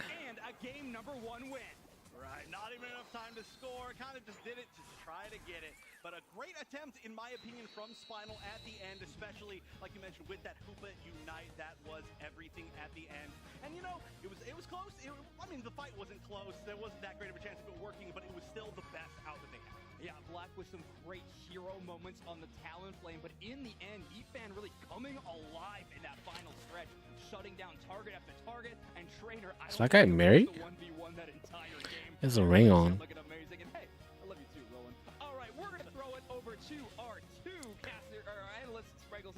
Man, do they do this for every like esport tournaments? Do they really zoom in that close to your face? Is LG and YT playing against each other today? If they go second round, yes. I would think you would think they do it all the way through second round of winners and then end it there. Tomorrow start off with the 2 losers bracket, followed by the last match of winners bracket. Yeah, if it's only 2 days of Unite, then think that is most likely what they're gonna do. So, do YT needs to be? Do they need to be LG to guarantee worlds? Inflection points that Sableye can really do for your team. JL, of course, one of the best going. Honestly, it'd be nice to meet YT, but for some reason, I feel awkward if we're gonna meet them at worlds. But I mean, yeah, hope they make it. Then bracket reset for the finals.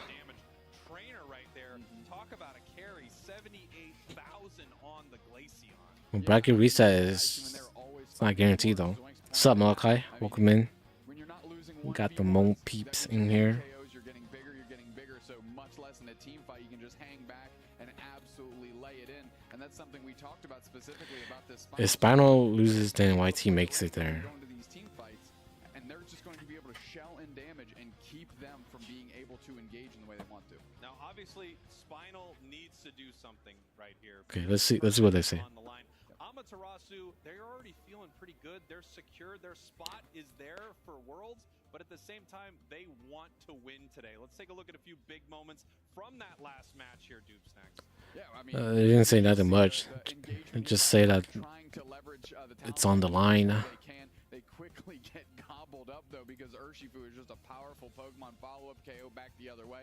And here we have Spinal trying to make some moves, but it's the Sableye that plucks that basement ridge. Here we go. It's this huge red at the top right now. Amaterasu, and Luminosity, TTV, GT, and then YT. Those are the fives I can remember off the top of my head. I don't know who's 6, 7, and 8. But a nice play takes down Talonflame, and then they can rush some points in. Yeah, and then that Talonflame play was perfect, right? Crash Land, Fly, Flame Sweep, 2 players out of the middle, so you can engage on them, and then it still doesn't quite go your way. Makes you think that Spinal might have been just a little too under level going into the final throws of the fight, so they couldn't even leverage their big plays when they made them. Yeah, and you can see here, you know, Black heading up into the air with that Talonflame just got one shot by Urshifu. Powerful enough to take down Glaceon in one big combo right there, as this is a pretty easy secure there for Amaterasu. The points continue to rain in. Amaterasu continues to show why they are the top championship point team here in North America. Nudo gonna be our player of the game. They got 101 points. Pretty sure YT is gonna overtake GT. They say GT has less than a 1% chance of making it. Really? Less than a 1% chance. The 1% was of YT losing first round, but we know they won. Let's see. Phil Yumas just tweeted. Let's see what he say. I think he just tweeted. Wait, Pigadiv tweeted. Wait, never mind. There are actually no tweets yet. For example, when Snorlax would go in for a heavy slam and right into the Perish song, and they'd be able to collapse and get a quick KO. So you can Let me just click on his profile page. Like Nudo, who we've seen play so much Absol, really get into the mix, leverage that big-time defender as an offensive. Yeah, no tweets It works wonders. And here we go. about going to Worlds, so Spinal's final draft of this tournament. They need to make a miracle nothing yet. right now because they're going up against one of the best teams. I'm pretty sure if they guarantee going to Worlds, they will make that first tweet. Everybody selected Zorak right out of the gate. No Slowbro is going to be into entering this game here. Now I want to see where Amaterasu goes because JL has a mean hooper as well. They need one of the top 3 teams to win regionals. Yeah. Because they can't have Spinal winning. They can have Game Force winning.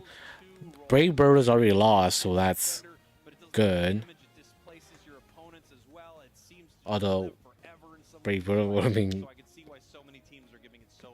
fun if they won. Glaceon locked down for Spinal, which means there's a lot of good options on the side for Amaterasu here. Specifically, the Urshifu is the one I was going to default to because that's a great utility weapon. Whether you go Rapid Strike or Single Okay, Strike, here it is. It can make some magic happen. JL locking in Sableye again.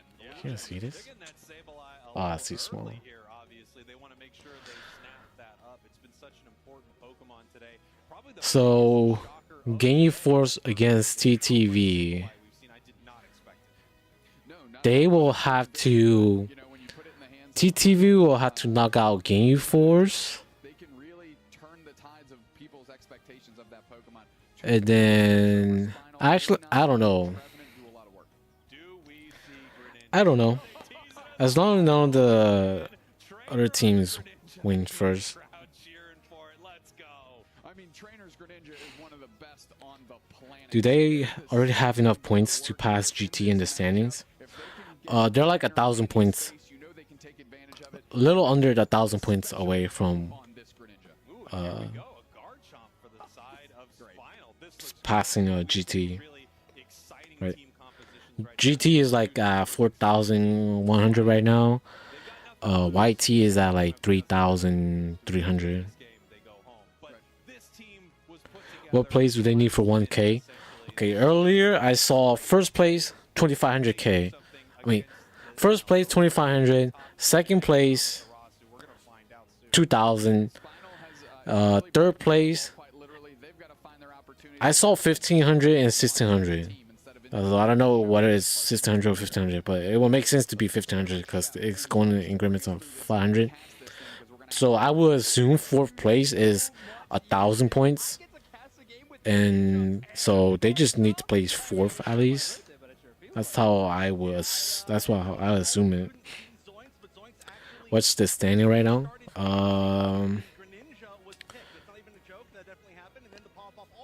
You pretty much have all the top teams still at the top, and we're watching loser bracket. Actually, we have a top team down here. Amaterasu's against Byron right now, loser brackets, but they won the first round, so I'm just waiting for the second match to start here. But yeah, YT would just need 1,000 points to overtake GT. And we already know GT is not in regional, so they can't earn any points.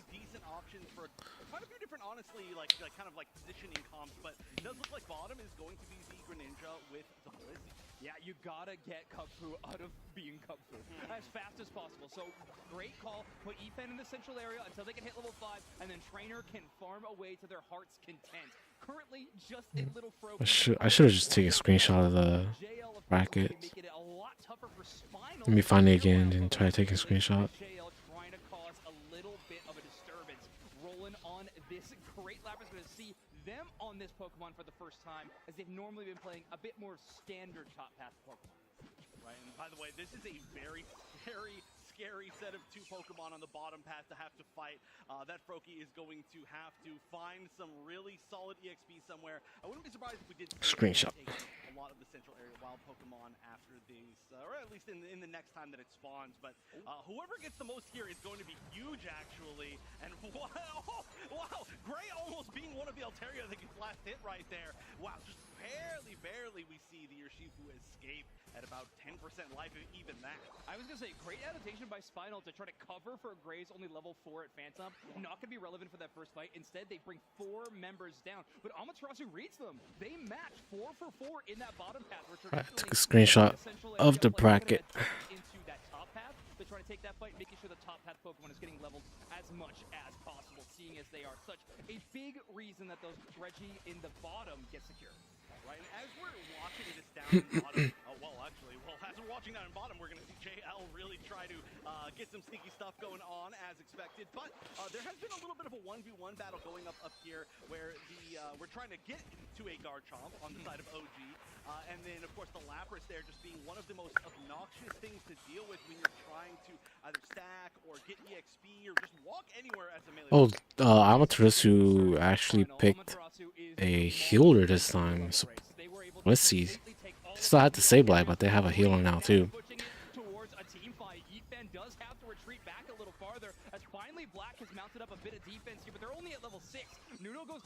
I'm actually rooting for this Greninja right now. You don't really see Greninja. Chimp. Chimpo ally? Chimp? I'll just call it Chimp. Thimp. Thimp or Chimp. Love Pokemon Unite. That's why we're here. Because we love Pokemon Unite too much.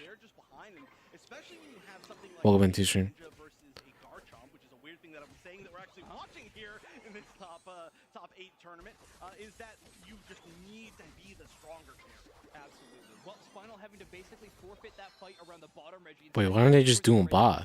Just do bot. They're pushing top. If ASU win, Team YT chance of going to Japan is a lot higher. This game?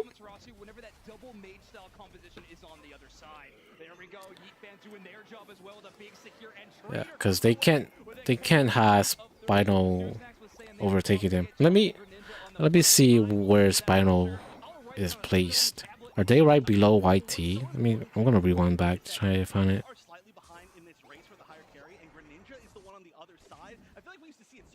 But if they manage to get to that Unite move before your team has your Unite move, that can easily, exactly what we just saw happen. They use it to just dive on your team, get 3 KOs, get points in, and suddenly they're snowballing even further as they're now at least 2 levels above every single member of Spinal. Well, OG is finally at level 9, so a bit more of an impact to the Garchomp is looking. It's so hard to find these stuff on stream. Plus the Dragon Claw, you'll see a lot of those little combination plays, which are used, of course, for damage, but a lot of the time are more used to push enemies around and utilize the space a lot. By the way, have you guys seen Ender? I didn't expect him to look like that. I think this might be okay. Actually, there's a little bit of backup here, so Nuno's not going to have to worry about trying to 1v1 a Garchomp on a Blissey. Blissey can be a little bit scary. I thought he would be more like a white boy, like Lutono. To make sure that nobody else can take it. But speaking of tall grass, we've got almost an entire team sitting around here. 2 entire teams. Nothing wrong with being white. I'm just saying. There we go. That's an engage with 2 Unites, and that is almost an entire team gone. I can't find it. I don't know what place Spinal is at. It's Spinal assist on points, I believe.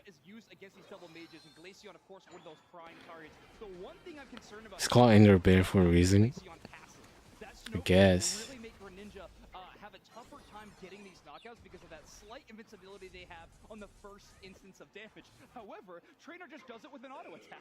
Rushes up, presses the A button, and then charges in with the Surf combination. So Trainer not deterred at all. Not even slightly. They're level 13 at 5 minutes. It's ridiculous.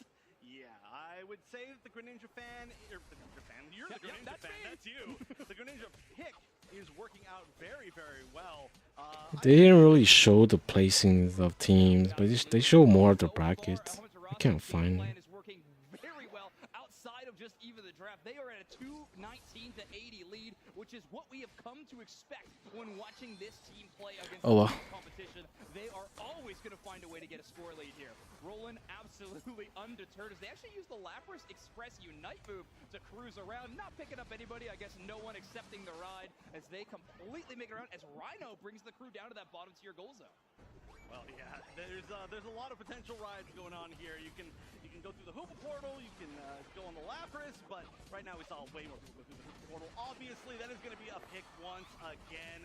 Oh, that's getting kind of rough. Looks like Gray's going to go down as well. You can only stay up so long there. Obviously, kind of a long time just because you're Trevenant, but the thing here is that Amaterasu, usually when you're going for this strategy with JL on the Sableye, you're not going to be winning every single team fight. Phil Yumis went to Ohio, which is the state you live in. Really? How come you didn't go to this? I know you have your camping trip and stuff. If you're standing next to them and all of a sudden they get confused and start auto-attacking you, your HP bar is getting eviscerated. You can't trust anyone. Your parents didn't want to go to?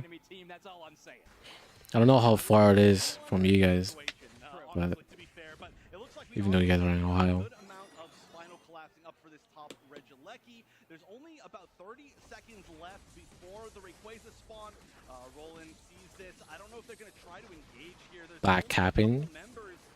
Couldn't get it. Somewhat start. The Regieleki taken though from Spinal, and this might be a little bit of a mistake. Gonna have to unite just to get out of there. So overcommitting maybe just a bit. That's a pretty scary situation. Yeah, there's one Unite move gone. However, they got a whole lot more. Trainer engaged with that one. Oh. Oh. Come on, Greninja. That's a good Blissey Unite. Greninja cleaning up. Oh man, that would have been Penta. They still have Hoopa Unite though. Oh, Hoopa going for the. Oh, Hoopa didn't pour back. What? Why didn't Hoopa pour back? I think Hoopa should have poured back, distract a little bit, and then Unite. But he didn't pour back. The Spinal is out now. Spinal is out.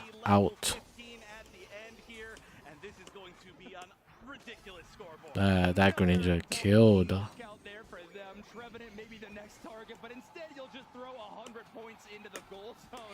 I think they kind of knew it was pretty easy for them too. That's why they went with the Greninja. Right? I think it's pretty rare to be picking Greninja in tournaments.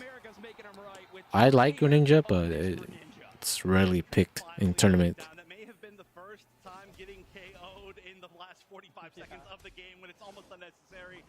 But even though we see Spinal kind of making a little bit of a push here, the chance to score over 600 points is probably a little bit too low. So that does look like Spinal may be saying goodbye here. They're gonna get some points in. It's gonna be a decent amount. Gotta at least fight back, right? This is their last chance here on the stage. Do what you can. Exactly. I mean, Spinal has When he said one of the best Greninja users, he was not lying. At the time, we still thought it would be a 5-day trip, unlike how it had to get shortened. You put it on the HSR.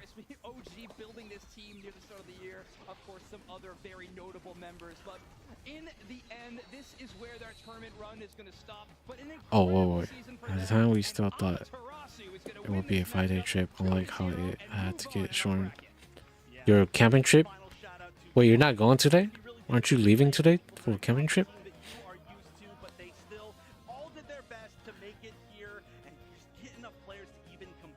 You decided to test your luck with Locha and got... Oh my gosh. You're so lucky, Chuck. What did you get? I have ever seen with Amaterasu down there, and I mean they have just taken their first victim, knocking them out. Spinal out of the tournament, but all smiles. The vibes are high on their side, I know, but Amaterasu on the other side, a bit of a revenge arc starting for them. I know they're gonna try to find Luminosity in bracket again. You left on Thursday and returned today. Oh, that was very short, just one day, huh? Yukon and Jinki only. That's what I got too, just Yukon. Who won the tournament? Tournament is not over. Amaterasu just beat Spinal in losers brackets. That's why you had to leave yesterday, because of the internet. Oh, okay. Wow. A 5-day camping trip turned into like a 1-day trip only. Right? Something like that, Jackson.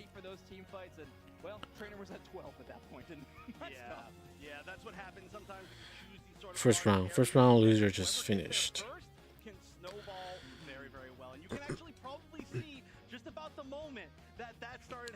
LG versus YT now.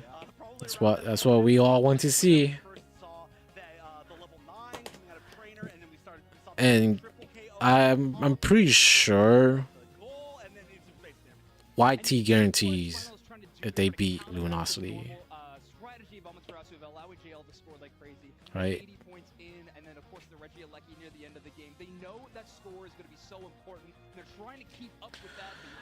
So you got Spinal knocked out, Braver is knocked out. They can't overtake YT. Who won, Amaterasu or Luminosity?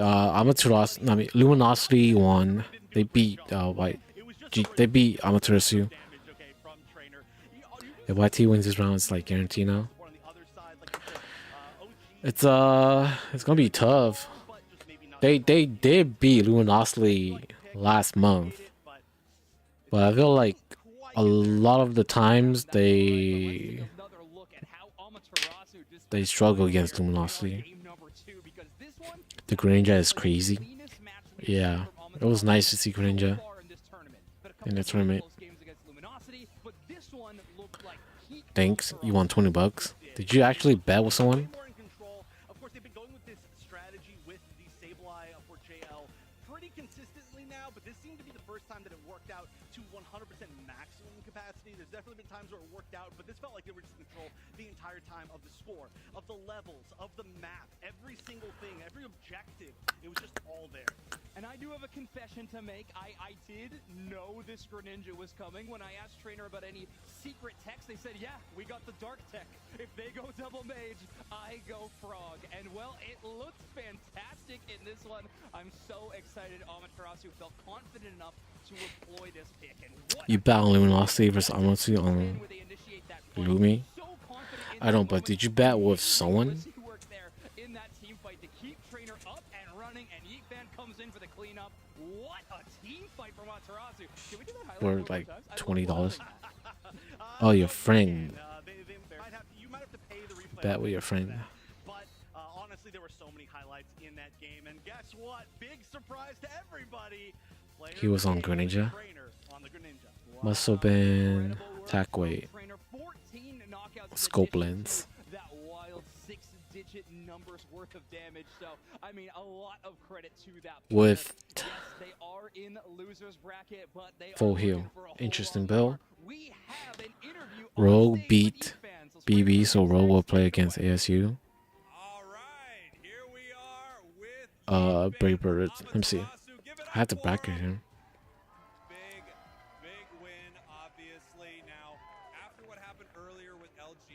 No. They will go up against like someone from loser brackets. No, they will go up against Game Force or TTV. I don't know about that. It was a misclick, though. I don't think anyone thinks you guys were cheating. I think it Wait, was what? like an honest mistake. Did someone However, wait? I did tweet that you were all cheating, and I'll do it again. They are honest about that. Obviously, how do you Pokemon Unite? Okay, you don't play by the rules, and you know it. You'll do anything to win. Obviously, how do you reset after an unfortunate moment like that? We'll be back tomorrow. I heard people were saying we were cheating. I don't know about that. It was a misclick, though. Misclick.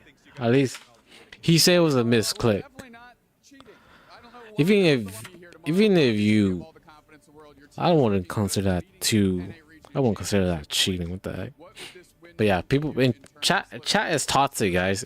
In the actual like stream chat, they're pretty toxic. The Unite community in general is pretty toxic in my opinion. No more losing game till round 2 plays first. Yep. I think we have a chance of winning that too, but it'll be tough. So I want to at least win regionals.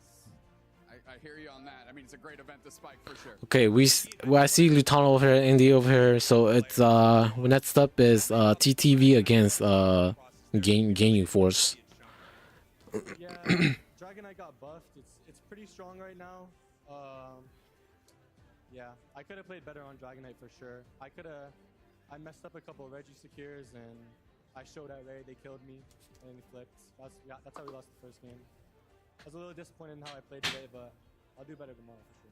Absolutely. Yeet Fan from Amaterasu. Give it up for them again. You can tell from his response, like earlier while he was saying, it's pretty annoyed with people. There's the bracket, guys. Tons of great games ahead, but of course, we got to switch this thing up. So peace, love, and hugs. Take a quick break. Catch you in a minute. Yeah, I don't know who the SPN was. I wasn't paying attention. Twitch in regionals. Twitch? You're talking about Twitch? Are they taking a break?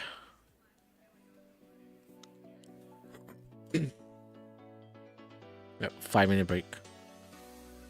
Welcome, Pokemon trainers, to the first ever Pokemon I think they showed this earlier already. Pokemon Center pop-up store at the I'm just gonna mute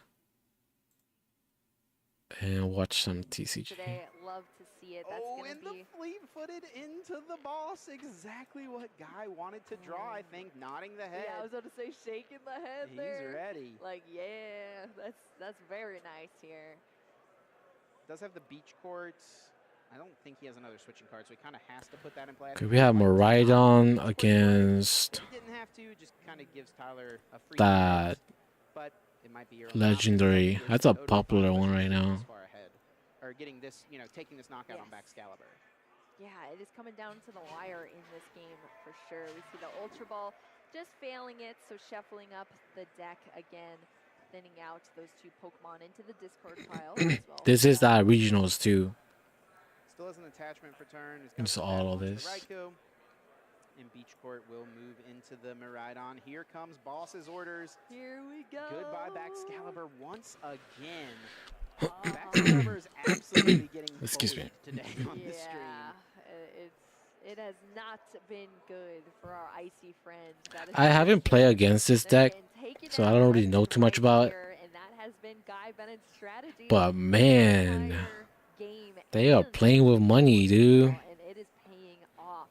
It's really showing. They are playing with money. This deck lacks, like, just the weaknesses that it can have.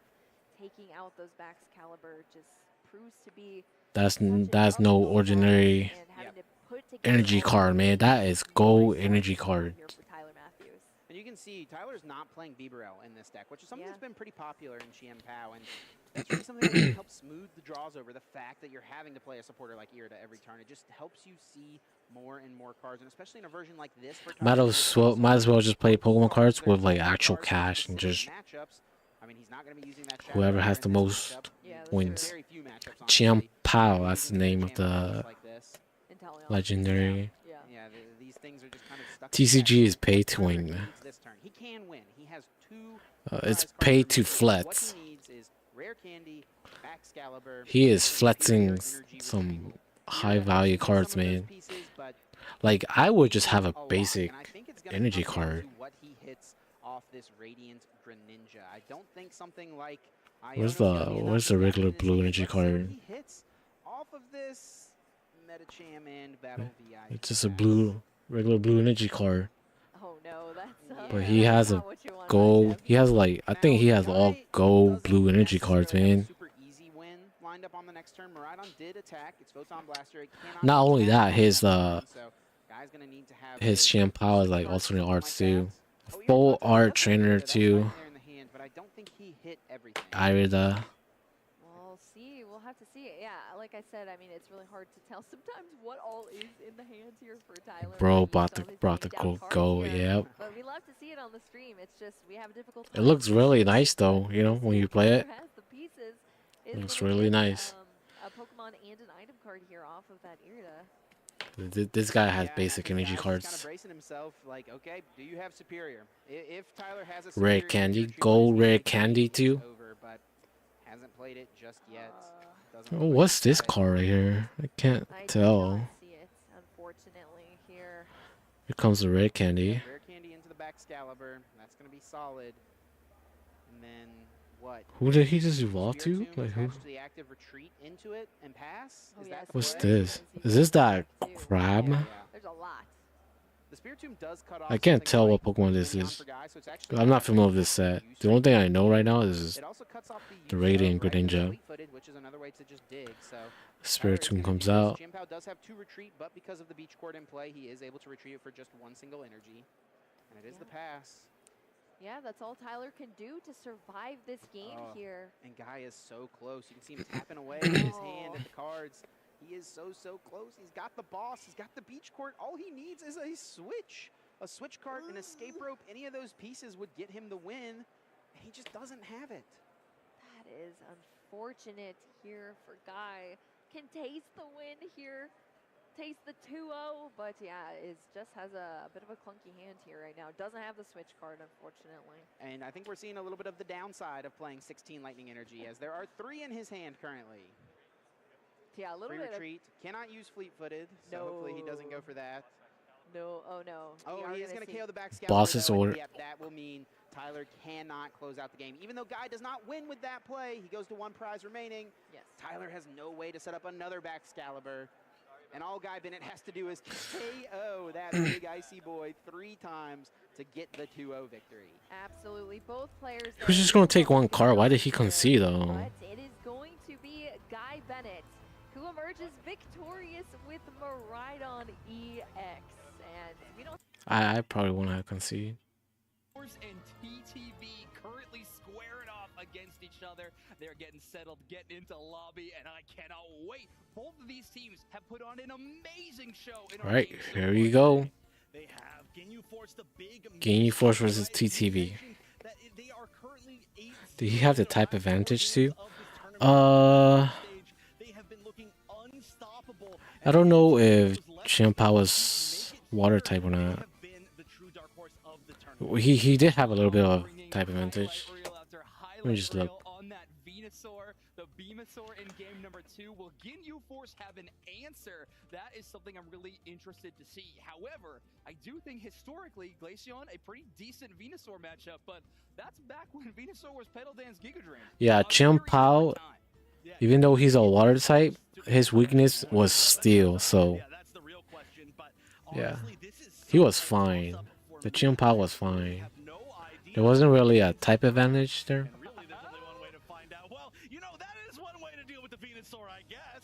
Okay, it is my birthday. I got the Greninja Garchomp game last time. I'm seeing a Lapras ban in this. Yeah, Champa weak to steel. Yep.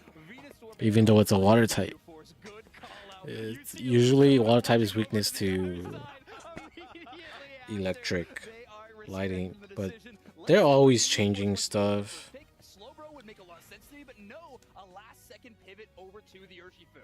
Interesting. Or is water just no. There should be some water type. Yeah, see, water type weak to lightning. Venu ban on the for Flutano. They did ban the Venu. Yep. Over towards the top pass. So it took him a while to get every single one of these Pokemon within their pool, but Ginyu Force now going to grab the Chandelure. Wait. So that's going to give Hoopa. Or is this the team Rella was in? No. Rella was in Spino. He's just gonna pick Guardy. Is that a Guardy or Dodrio? I think. Or Chandelier. It does look like we're going to get the Snorlax though, and the Glaceon will be that pick, regardless of the fact that Gardevoir seems like. Still good pick, clearly from what we've seen from Ginyu Force. Snorlax is definitely what we would call one of those engagement tanks, a defender that can leap into the battle. It's not locked in yet. It's locked in. We're going with Gardevoir. So we're gonna look for a lot of combination plays between Bloodline and the rest of their damaging core. Now TTV, speaking of damaging core, Mew and Gardevoir, so much firepower on the side of TTV. Celestial's wearing a mask. Kratos also wearing a mask. Yeah, there's a lot of firepower in this game in general, and honestly, there are definitely some options to be able to kind of dive the battle on both sides, but maybe not the ones that we're used to as like quite as dominant as they were. So I'm really excited to see how they're going to deal with all the special attack damage. In these final moments, it's going to be so important for Bloodline and Kratos to get in good position. Look at the side of TTV's composition. They don't need to move anywhere. They want to find where Ginyu Force is, wait for them to come in, and then deal tons of damage. Let's take it over to the casters, Spraggles and Deuce next. Here we go. TTV versus Ginyu Force. It seems like Katie is the only female player that in the team that made it to regionals. I don't think I saw any other female players. And now they're up against some tough competition. TTV. Yeah, TTV already guaranteed to go to Worlds, of course, but we heard that interview with Ender. They want this win to, again, it's all about solidifying themselves as the best team in the region. Ginyu Force on an absolute heater. They are the hottest team in this top 8 right now, having won their last 8 consecutive games in the regional finals, and they look to make TTV number 9 and 10. All right, first game. Ginyu Force, your purple team. TTV, your orange team. Ginyu Force, by the way, banning out that Venusaur. I mean, they saw the footage from earlier. They saw the solar beam clearly. Yeah, they said, no, that's not going to happen to us. Not today. Let's ban it out. And we've got two very unique compositions between these two teams. A lot of the greatest hits for TTV, though. And here we go. Bloodline moving into this central area right here to try to secure this blue buff away from the side of TTV. Zugrug coming on up the slow bro to make sure that they could stop Right, that. put up a poll. Guess. Make your pick. Who's gonna win the team? I mean, the game. That was going on around that particular objective in that moment. Yeah, it's such an important buff for this Pokemon. The cooldown reduction that you give to one of these, long-range special attackers is extremely important. Without a doubt. Tons of pressure being put on here for TTV to just get leveled up, because that is kind of their barrier to play, right? Ginyu Force, Boozle on the Glaceon again, finding tons of opportunities here. Tons of experience actually going to the side of TTV. They're going to be able to engage on Celestial, though. Can they get the follow? The icy win for the KO? And they actually get it. I think Kratos is the one that locked that down. I thought he was gonna get out there too. Gotta be happy with it. Good knockout. Be pretty happy with that pickup right there. Barely got it there with that boosted attack, but they get a nice KO onto TTV. Bloodline getting a little bit low here, but look at that. The Chandelure Katie throwing insane damage over onto all. They had to ban Lutano's Venusaur after what happened against Brave Birds. Yep. Force has just been an absolute blessing. She's been playing out of her gourd, and They saw that and they're like, nope. Yeah, absolutely. They've been doing incredible here. I'm surprised we hadn't seen more Buzzwole today, but we've got it here. It's level 5, so it's got its big power spike. It's got either super power. So if TTV can knock out Ginyu Force too, then YT chances just goes up higher too. But they can still make it out of loser brackets and become first. Very unlikely for a team like Ginyu Force and all the other teams. Rogue, yeah, Rogue and Ginyu Force will have to rank first to go to Worlds and overtake Team YT. Bloodline being very aggressive, playing far forward. Let's see if they can stomp on top of Otter, who tries to poach all the birds away with that surf. Heavy slam from Bloodline comes in, and they get just a crop of experience for themselves. Here we go. 10 seconds until Reggie in the top and bottom path right here. We see both central area Pokemon, the Glaceon and the Gardevoir, heading back to the center to get as much experience as possible. They're both looking for Unite moves, both one level away from it right here as we get ready for Regice. Yeah, nice little leash by Zugrug to force Ginyu Force to get in there. Wow, that's a ridiculous statement. Here we go. Bloodline's Ginyu Force. Bloodline's in the mix here. They're going to have to take a nap just to make sure they stay standing. Boozle's throwing everything into the Regice here. Can we get a follow-up? Solar Beam goes wide, doesn't catch anybody. Boosted Auto's going to hit Katie and chunk them big. Ooh. Pop through by the whole hello. Peekaboo, take a KO there for them. Meanwhile, trade top for bot. Buzzle didn't even contest for Regilecki. I feel like he could have. Nah, man, you can't out-secure Urshifu. That's too hard. TTV winning a big fight. Big Unite move coming in from Buzzwole, but 3 members of Ginyu Force are going to punish him for that one. Bloodline 2-9. to stem that tide immediately, keep Kratos standing, and they're going to be able to absolutely gut this goal zone. Yeah, now they are just small scoring in that goal zone until it's time for Snorlax to put in all the big points right there. We see it happen. Goal zone broken for TTV. Ginyu Force now 101 to 187.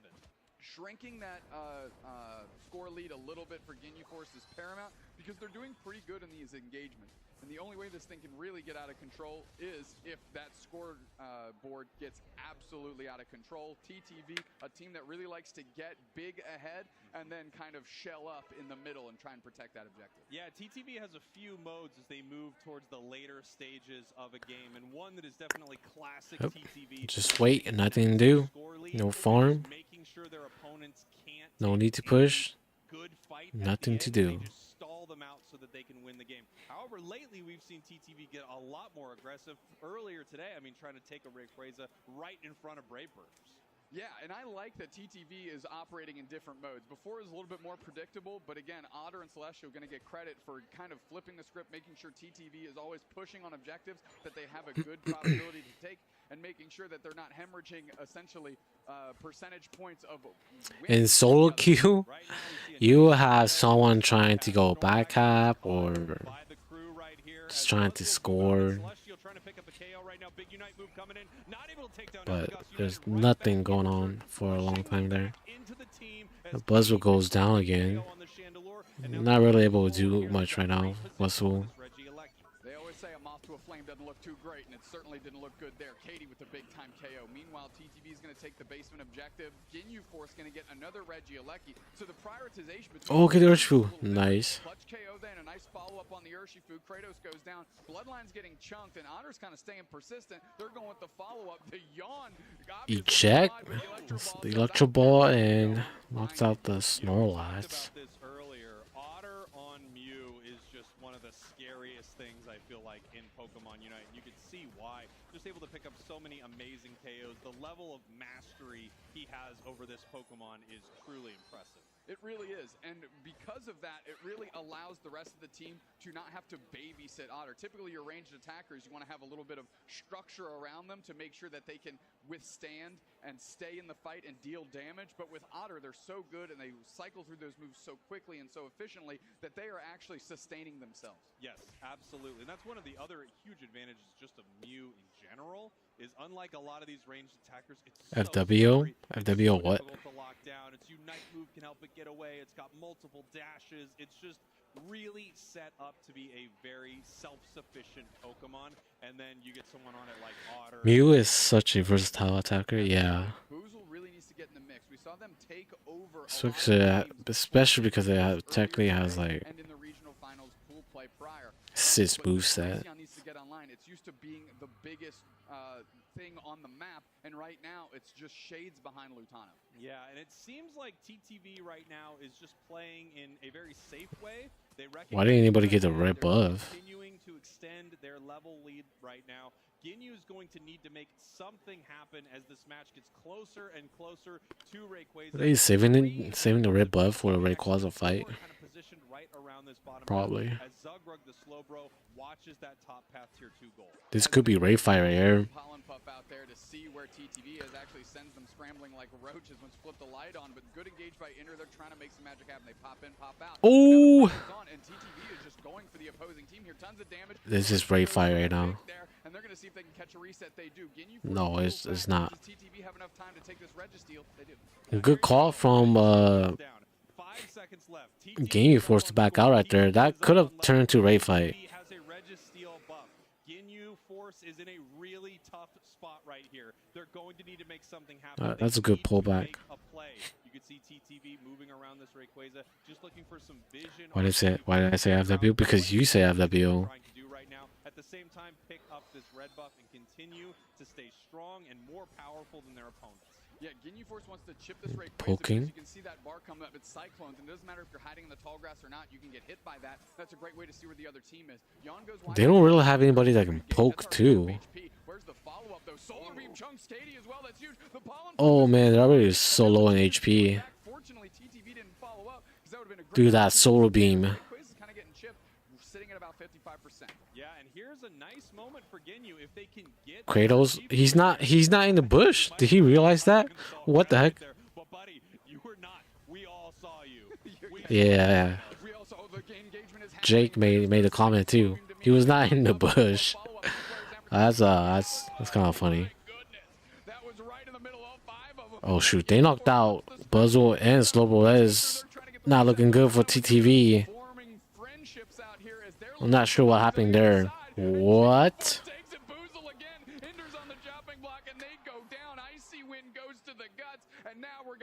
Wow, okay. And here we go. Ginyu Force is raining the points in right now. Lutano able to put in 100, but Ginyu just continues. Slowbro and Buzzle didn't unite. They got caught and like they went down instantly.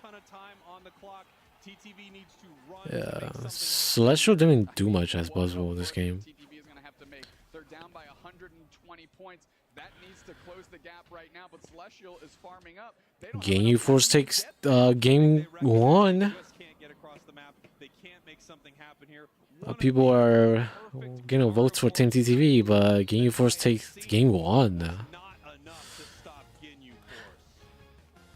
I think they could have put pressure bot last Reggie, but they knocked out 2, but then they kind of back out 2.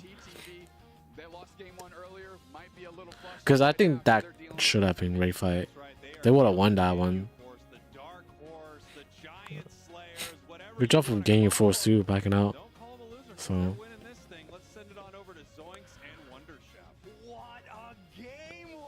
Yeah, it would be tough for YT if Game Force wins.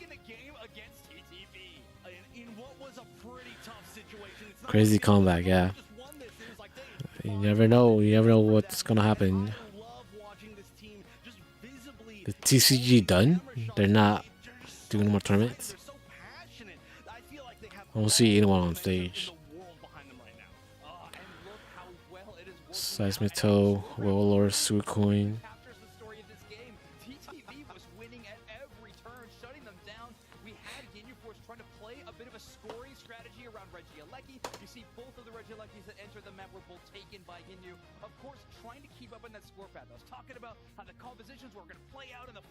Trying to make a lot of play calls. Ginyu Force wanted that point advantage going into the final fight. They didn't get it, but they did come away with a win. Hey, you know, this is a familiar story for TTV, doing so well until the very final moments, and then the main objective being their ultimate nightmare. But, I mean, honestly, really to keep it together for the side of Ginyu Force. I do still feel like TTV, if they can keep it together mentally, they've got Maybe it was the banning out the Venusaur really impact how TTV is playing.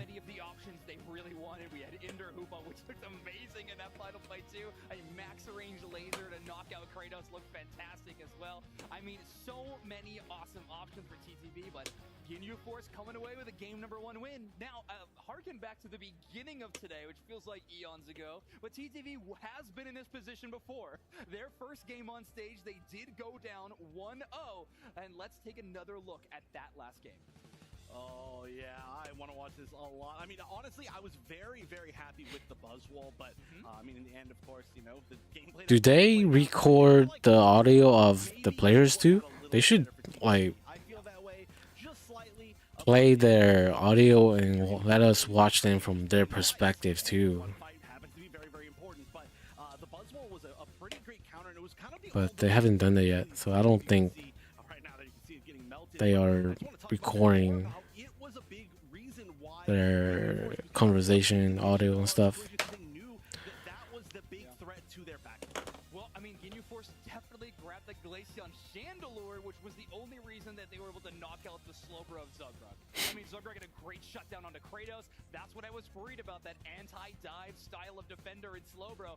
It would be nice to hear the comms, yeah. You can also knock it out, and so they just turn and burn that defender, and then of course freeze up Kratos to go from that moment. And it's Asnivel's and Katie's turn to pop off this time around. I mean, everybody bringing the energy, and our player of the game is going to be Katie on that Chandelure. What an amazing Pokemon in the metagame right now. Why does she close her eyes? Prison is an impressive moveset, but it is a spectacular moveset. Yeah, and one thing that Doopsnax mentioned, which we didn't get a chance to ask in the interview, ideally there's a chance we could ask here, but you know, we wondered at the start of today, how is Katie going to do as the sub for this team when they've been playing with Machizzle instead? But clearly amazing. This is like actually almost... She's a sub. Machizzle is part of this team. I think this is such a good fit. It looks like they've been playing together with that sub for months, for years. Oh, look, Curly's joined us for a moment. Yeah, I mean, Katie's looking fantastic on the roster, and it's not even like a roll-for-roll swap-in, right? Yeah. But Chizzler, obviously, known for their Machamp. Curly Q. Melee attackers, but Katie filling into that special attacker role, which has kind of made Woozle have to be a Yeah, apparently Katie's a sub. Wonder where Machizzle is. Machizzle's pretty good. But we're headed into game 2 in a draft, and I'm having so much fun with these specifically. We had the Venusaur call out from Ginyu Force in our game number 1. Let's see where they hover. It seems to be the Urshifu for game number 2. They are not allowing Celestial to have that Pokemon. Interesting, interesting. I mean, hey, the Venusaur pick, I mean, they won with it, but again, there were some definite issues that Ginyu Force has to learn to, or had to figure out how to deal with in that previous game. I do like the Urshifu as a pick here, and the Slowbro, always going to be a good pick for fans. Now, TTV, I think on paper would probably be picking up. Now is Lutano's, is he going to go for the Venusaur? If they want to grab a defender, it will probably be the Lapras, and it looks like actually Zugra going to be playing it. So we're going to see kind of traditional defender Lapras this time around, instead of how we've seen it in few games past of that brawler top path. There's the Venusaur. Nope. The Hoopa is going to be very heavily contested in this game in general, just because of the players here. We do want to see it taken for. You've seen a lot of Slowbro ban. Yeah, Slowbro is probably still the best defender. Yeah, and we have the Snorlax again from Bloodline. I think it looked really fantastic gamer 1, running that Yawn style build, which is really fun. I mean, people sleep on Yawn quite a bit, but the stun it gives is a 2-second stun. It is a very long stun that Yawn gives, so a great access to that. Okay, Venusaur, Ninetales, that's good. I think Duke's next going to say something about Chlorophyll, but Venusaur is on the side of TTV. That's right. We'll see if that changes up the game considerably. But what's this last pick? Is this really a thought here? There are a lot of speedsters available, but the Talonflame Prio number 1. Yeah, no. Talonflame, that's an interesting pick. Honestly, Kratos has an amazing Dodrio. Well, we've sprouted wings for this bird, and now we are going to bring the Talonflame into this team fight. Running Attack Weight, Floatstone, Razor Claw. So a stacking Talonflame. Definitely going to have to go for some early scores that they really want to have as big of an impact as they can. Lutano is not going to be safe in the backlines, though, when Kratos is looking from above. Oh yeah, nobody's gonna be safe in those back lines. I mean, they don't have the squishiest back line, so it's definitely not gonna be just an instant GG if they get in. But I am really excited to see why they're prioritizing this bird so much in this match with everything on the line. They could pull off an upset here, but we'll see if it happens. Let's send it over to the casters for game number 2. Here we are, TTV versus Ginyu Force, game number 2. I'm Spreggles, joined by Doob Snacks, talking about Chlorophyll and God knows what up there.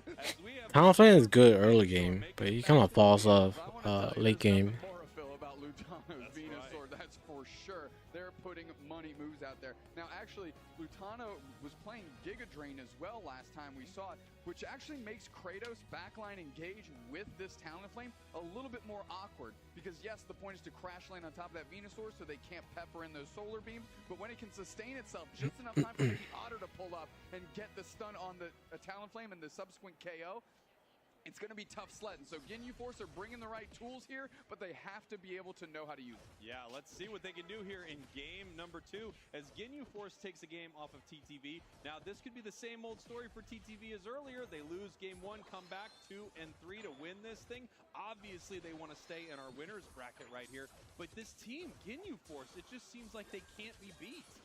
They are playing very, very well. And it doesn't matter who is on what. They are elevating their game here. Bloodline peeling back, going to use that Snorlax ability there to get to a berry so they don't get KO'd. Otter already hitting level 4 is massive 40 seconds into the game. Absolutely. And the speed that Snorlax runs at a berry truly is very comical and really wonderful. Big open mouth, very excited to eat that berry. Zugrug getting pushed back right here. I haven't seen a ton of Zugrug on Lapras, so I'm kind of excited to see what this looks like.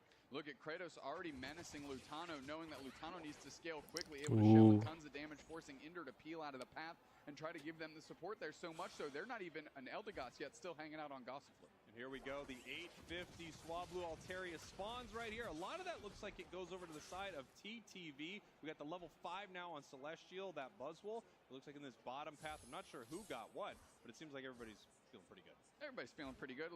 Decent level parity there in the bottom path.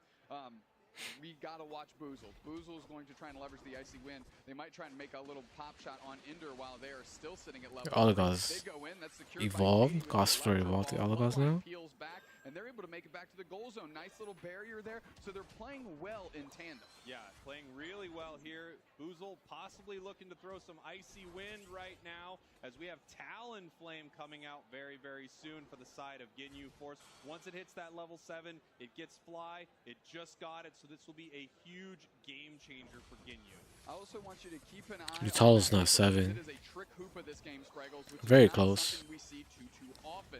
Taken to the skies here. Are they going to land? No, they're just going to use that to escape. A good look. Barrier after the boosted auto. Good block. To give the space that Kratos needs to get out. Trick Hoopa on the side of Ginyu. This is going to be pretty exciting. Obviously, yes, very different from what we've seen. Big Fly coming in, trying to pick up something on Otter. Not able to make it happen right here. All 5 members of TTV push towards this goal. Huge break right there. Nice big solar beam. And obviously, Talonflame couldn't make it happen there. As Enable peeling back to join with the rest of the company here, but TTV is going to be able to kind of bubble up and force Ginyu to go through them to get to that basement Reggie. So much so that TTV is actually splitting their attention. They're going to the top path. Boozle's been able to live out up here without being pressured too much, but only sitting at level 6 is not exactly where they want them to be. I'm really excited to see what they end up doing with this Talonflame. You know, a couple cool interactions with Talonflame. If it has Floatstone, which it does, it has that increased movement speed even when it's in the air for Fly. And the same thing applies with Trick. If they put Trick on Talonflame, it will move faster during its fly, able to pick up some big KOs on Pokemon like Alola Ninetales and Venusaur. Going for the block on Zugrog into the corner, which means the Fly is going to be able to hit in tandem with a heavy Oh. this Red Ice, but Ginyu Force gets pushed out. Who's actually going to take Okay. It's going to hit Otter, they get it taken, and they dart back 3. Meanwhile, KO Trick at 3 for Lutano. Good play from Talonflame. Even though Venusaur did really good too. Considering how Lutano just popped off. Lutano looking for the beam right here. Can they land? No, not able to make Yeah, it. just can't catch the Talon. Kratos, and I believe that is the first Talonflame Unite to hit its intended target. First one we've ever seen. One on broadcast. Are you telling me, Spraggles, that a Talonflame Unite is not supposed to hit a wall? It's not supposed to run right into a wall. Why does actually. it do that every time for me? I don't know. It does the same thing for me, buddy. Here we go, up into the top path. Ginyu Force behind on points, but they're looking pretty good, and we can see their strategy starting to form. The Talonflame is actually playing very well. Very difficult for TTV to deal with. Well, TTV has a good score lead here, but where's the follow-up? That's where we need to go. They've Oh. experience lead. They need to keep pushing that envelope. Lutano is definitely the anchor. This is missed time from the Buzzwole. Can't grab the Talonflame. TTV bubbling up a little bit. Every time he goes for it, Talonflame flies. This on Otter, I didn't notice they were running Dazzling Gleam, Aurora Veil. I wonder if we had the start of a bit of a misclick right here, and then they just made their way into that build. Normally we're seeing Blizzard Avalanche in this meta right now, and there's the classic Talonflame Unite move. Avalanche Blizzard Here we go. was the ideal pick, moveset. Beam user is able to put the pressure onto the fake Solar Beam user Mew. Meanwhile, I mean, Kratos is just going for more and more KOs. They try and collect into the heavy slam as they did downstairs against Zugrug. They get a KO, and they're just going to peel back, not over pressure. Get the Nightos. I mean, Mew. Oh, the Solar Beam didn't connect. Hoopa is probably going to port them bot. It is coming in here with a muscle band. This is part of the plan. All part of the plan. That's why they're on the analyst desk, so they can let us know when we're wrong, which is Lutano secures with the Solar Beam. And now they Hoopa port bot. little BOGO deal there for TTV as that thing's going to hit, and they have an opportunity to put in a ton of points. Nice stuff right here for TTV. They're continuing to push up to this tier 2. No one from They haven't done bot yet. Snorlax just landed right now, but the Nah, rest of they're doing it now. down at Reggie Steele. Good stop from Snorlax. I've been huge at TTV score tier 1. And get that basement, Reggie. So Ginyu Force is really trying to close this level disparity, but Lutano still the biggest dinosaur in Jurassic Park. Yeah, level 12 right there. We just had Glaceon tick over to level 12 as well. Obviously, we're looking for level 13 on this Venusaur, which is about to get at the 4-minute mark. That is going to be huge. 13 on Venusaur is like so important. I feel like it's the only Pokemon that really needs the 13 the most.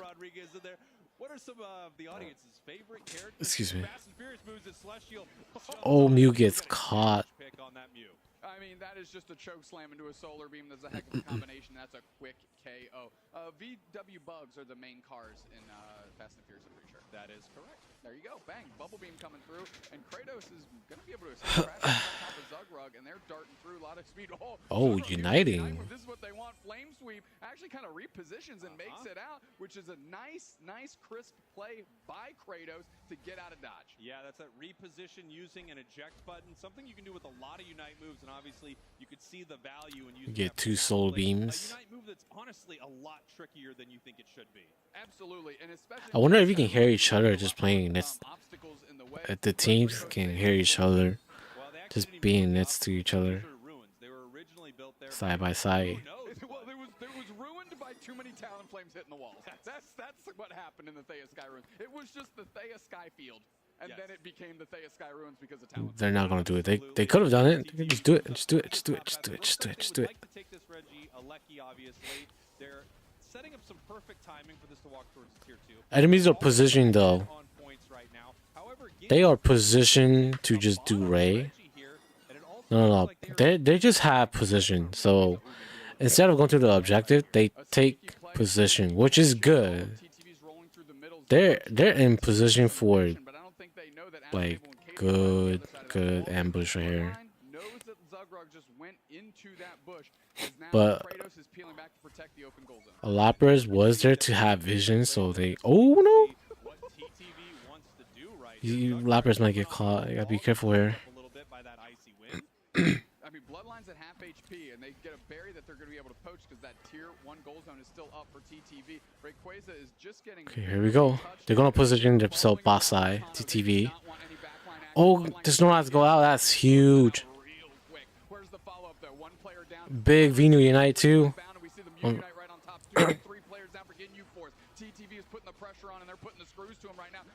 Oh, big Talonflame Unite. No fly for 6 seconds. Just go for it. Talonflame goes out. Snorlax might. Okay. GG. Nice job.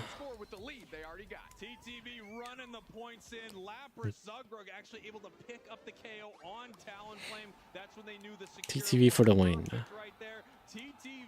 Taking a commanding fight, pressing their advantage. Utano still has shield. Even though they're ahead, they want to score more points. Into right now just being accosted by these Swablu up at the top. Get away, guys. Guys, I'm just trying to hang out. I'm just trying to hang out. Maybe waiting till their Unite move comes up and they can use that to quickly get to the main goal zone here. They've got that shield that's going to be important. Snorlax gonna ult. Sad. Yeah, I mean he dived in was low HP too.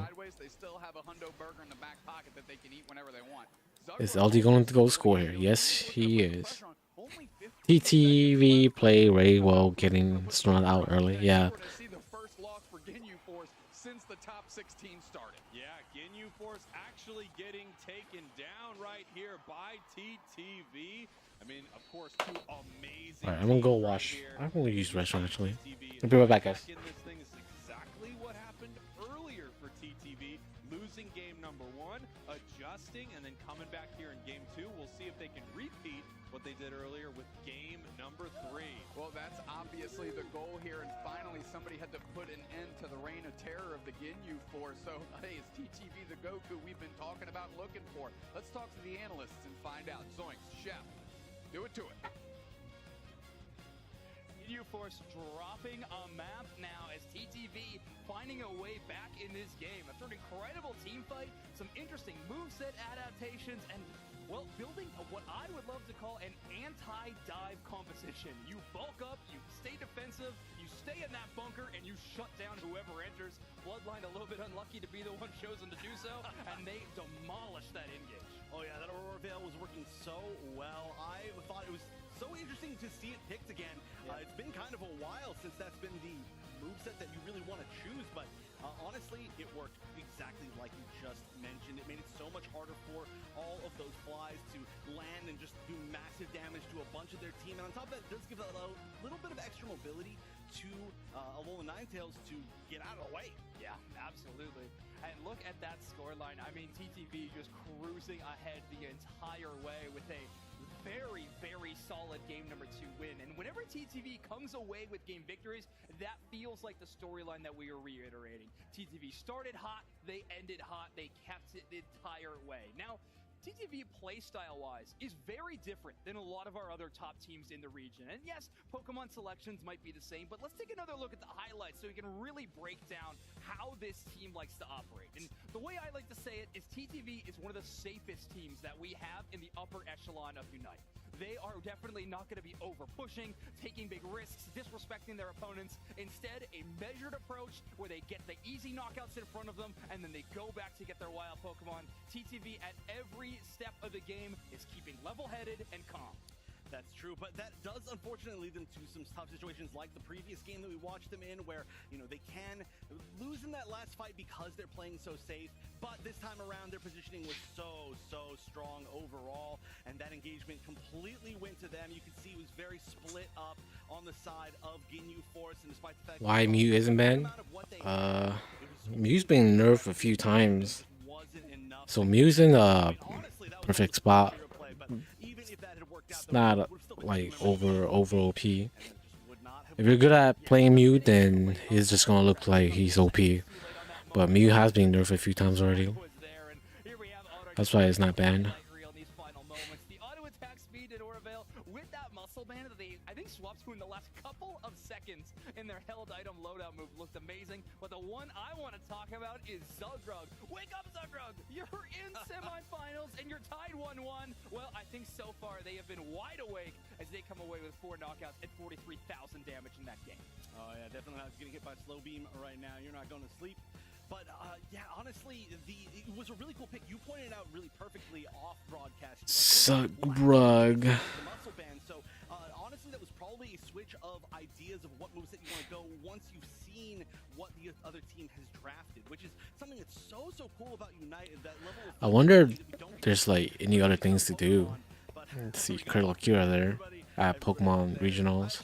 Some of these people that have been here literally all day, by the way. That is a long time to be sitting here watching United. I hope everyone out there. Oh, that's pretty cool. I think that everyone would give a shining approval to that statement. Also, a lot of business cards wanting a Pokemon added to Unite. I don't know what it is.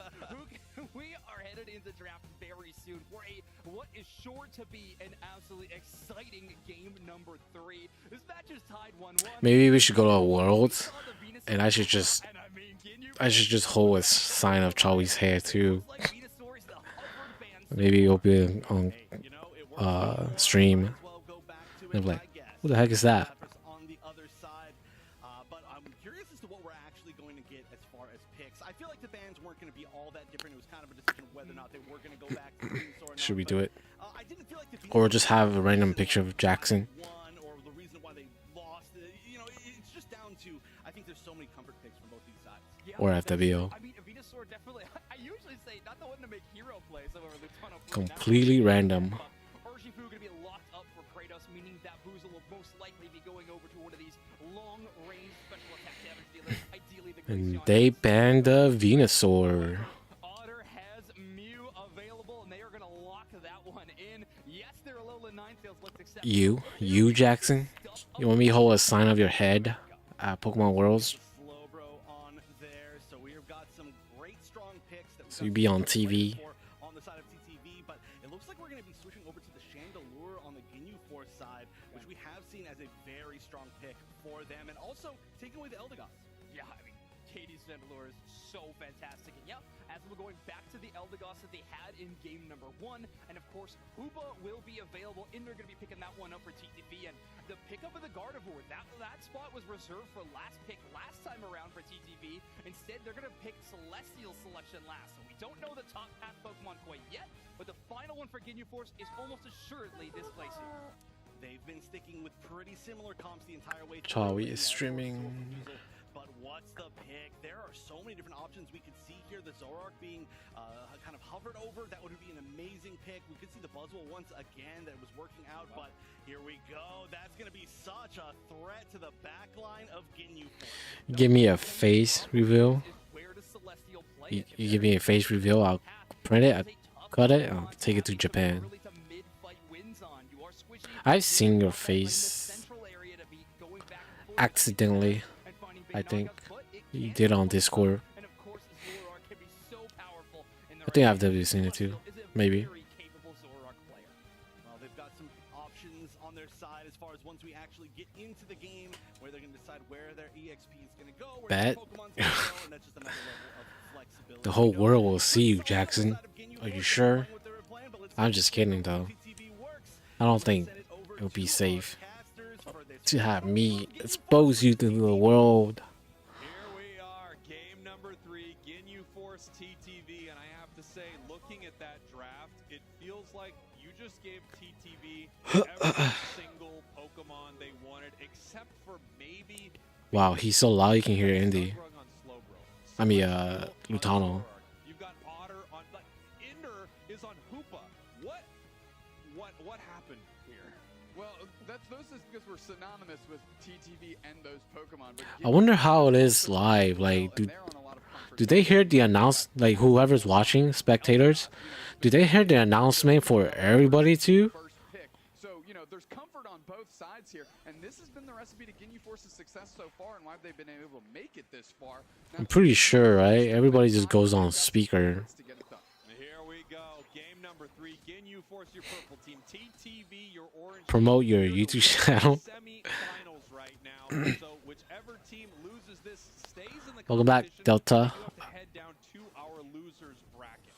Absolutely, and the other team, well, they're in the winners finals hanging out, ready to go. Katie getting tons of pressure put on them. The little follow-up is there, half HP. Bloodline would have cut off any attempt for the follow-up from TTV, but I'm really curious to see how Celestial gets to this Zoroark early. Yeah, it could be a little tough to get to that Zoroark early, but obviously it's really tough to be a Gardevoir inside a path. So I think I understand exactly why TTV sent Lutano over there. Bloodline in a little bit of trouble right here as Lutano makes up to the top path at level 5.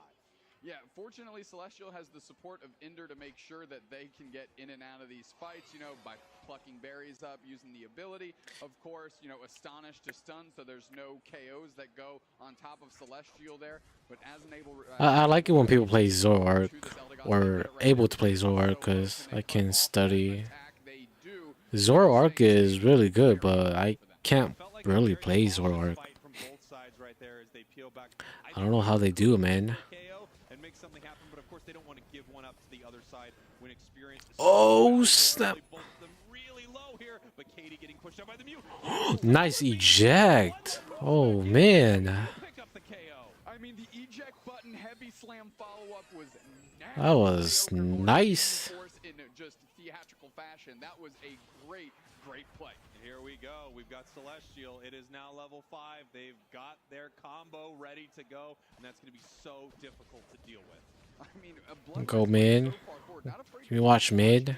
Can you guys go mid? Just to disrupt here, Celestial's going to try and get a ton of experience. The hyperspace hole is down. Nobody's going to catch a reset just yet. Well, nothing much happened. Just contest for birds in there. Everybody just backed out. No fights. Now here's TTV once again getting aggressive with these goals, trying to make some big scores early. It's possible Reset for everybody. take this portal right back. 4 members of TTV in the top path right now. Zugrug looks like they're holding their own decently well in this bottom path. Absolutely, and Kratos able to get out there, and of course Asmodee holding it down. Boozle is finally... I think they fixed the stream too. I haven't really experienced any lagginess. Unless I'm just behind. No, I'm not behind. Wicked blow looking for a secure right here, actually backing off of it right now. Celestial coming in, possibly wanting to continue this combo, deciding against it. Yeah, if Celestial would have hit that last part of the combo, you actually already saw the Wicked Blow being charged up by Kratos for the big catch. Of course, Celestial not going to fall for that trap. They decide not to re-engage. And here we have the bottom path. Reggie. No one's 9 yet. No Unite. Shinderla just got Unite. Glaceon also has Unite too.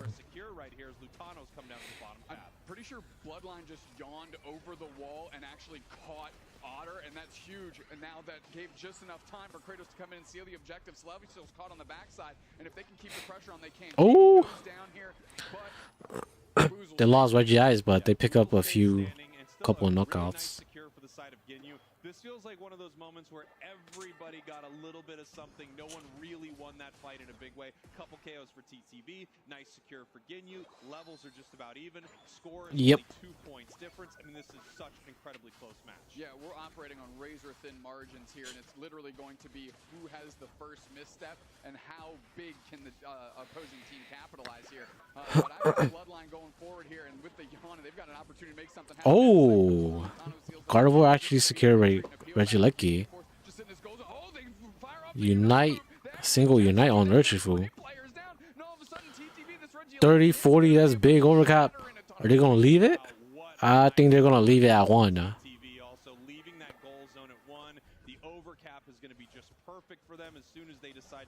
Oh, they're waiting. They're trying to bait them in, probably. Wait, what's going on? Yeah, just trying to bait them in, I guess. Urshifu Unite. I don't know. I don't know about that play. It seemed like they were just baiting someone in, but they didn't do anything. So they could have just breaking that and then not have to get knocked out. Slow got knocked for that. Zoroark is so fast, it's kind of hard to keep up. Yeah. Oh, dang. They score 80 topside, too. Big lead for Team TTV right now. They're scoring a bot, too. Wow. Oh, nice slam by Snorlax, too, stopping Zugrak from porting. Mew is busted, yep. Looks like Luton's and Zoroark, they're just gonna go score top too. They're just up by a lot of points. They might just do the Hoopa, the strat at Ray. This we could be possibly looking at a Hoopa strat for Ray. That's my prediction. TTV doing well. Yep, they're doing really well right now. If they can score more here too, yeah, they're. Woo, yeah, definitely. We're definitely gonna see a Hoopa strat, guarantee. They're gonna want to try to get this top Regieleki here too.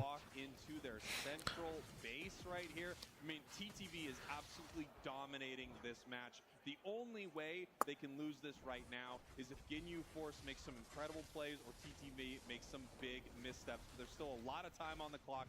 3 minutes, 30 seconds here in game number 3. Everything is on the line for both of these. Not gonna contest for that. Stay in this winner's bracket. Yeah, what TTV can do now is actually turtle up and only send India across the map. Let them get their Unite move, and as soon as Ginyu Force is forced to try and take Rayquaza, yeah, Dude's not saying the same thing.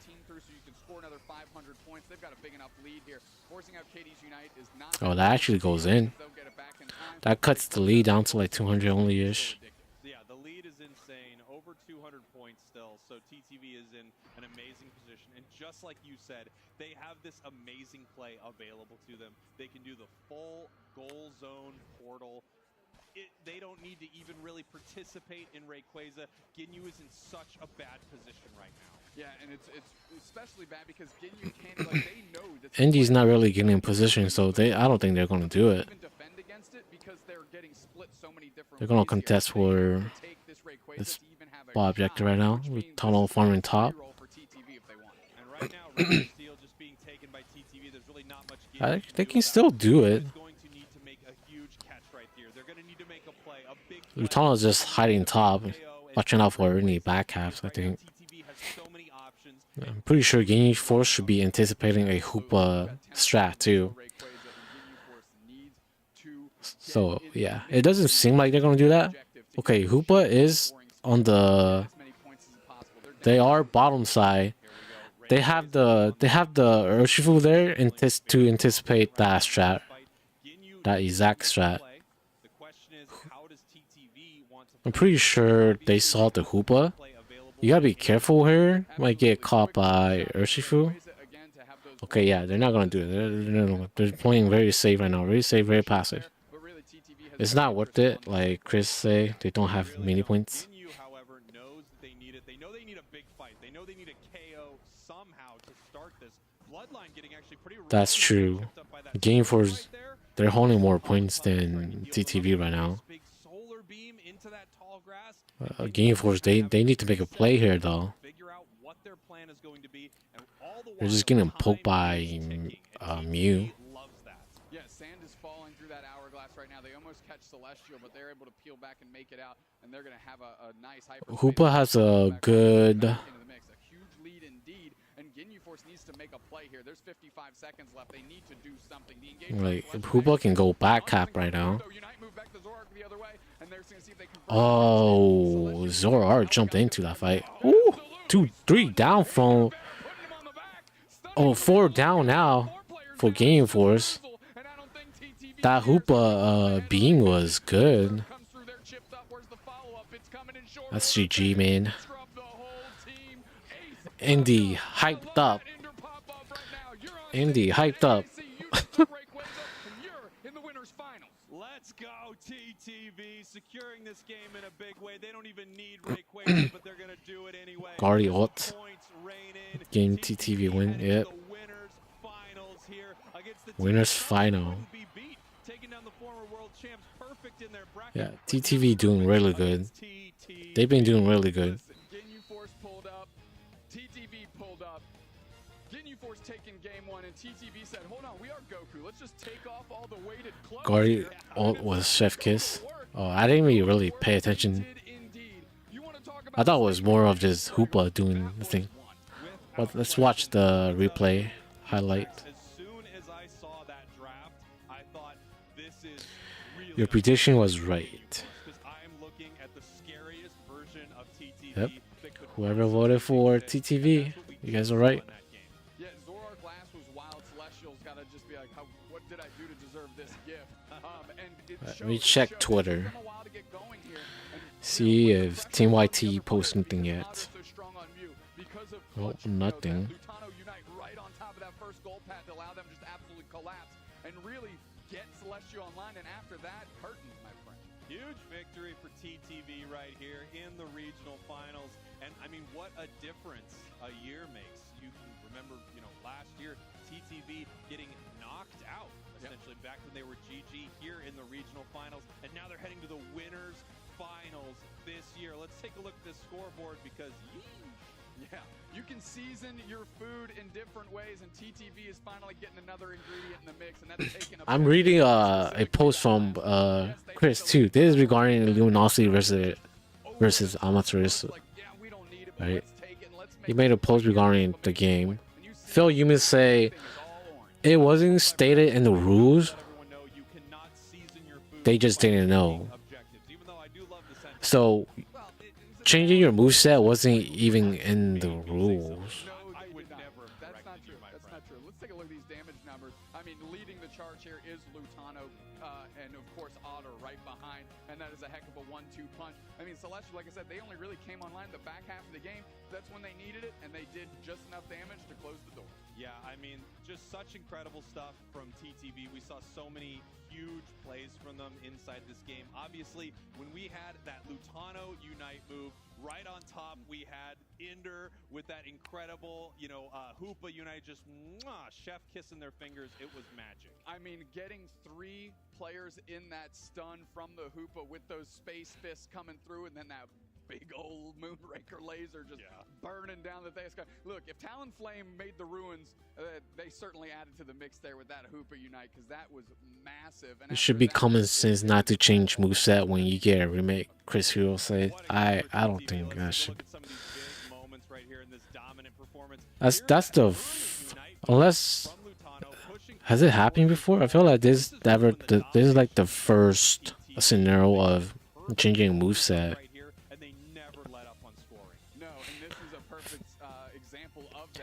If what Phil say is true, that it's not stating in the rules, then you can't really say anything about it. It's just that's just on Pokemon for not making it clear. Because even I didn't know. I know you had to pick the same Pokemon, because that was made clear, but not picking the same moveset.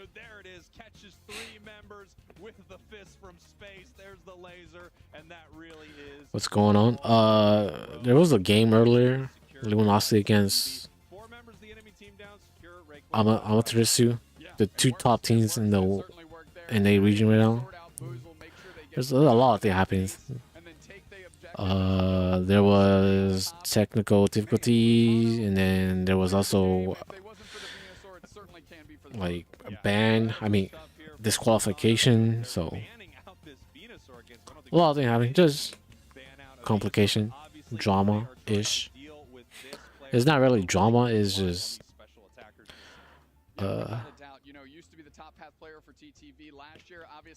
problems. But this switch up, man, it is providing success for them.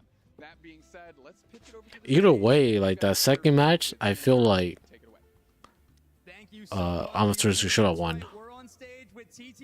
If they didn't have that connection, there would have been any of those problems.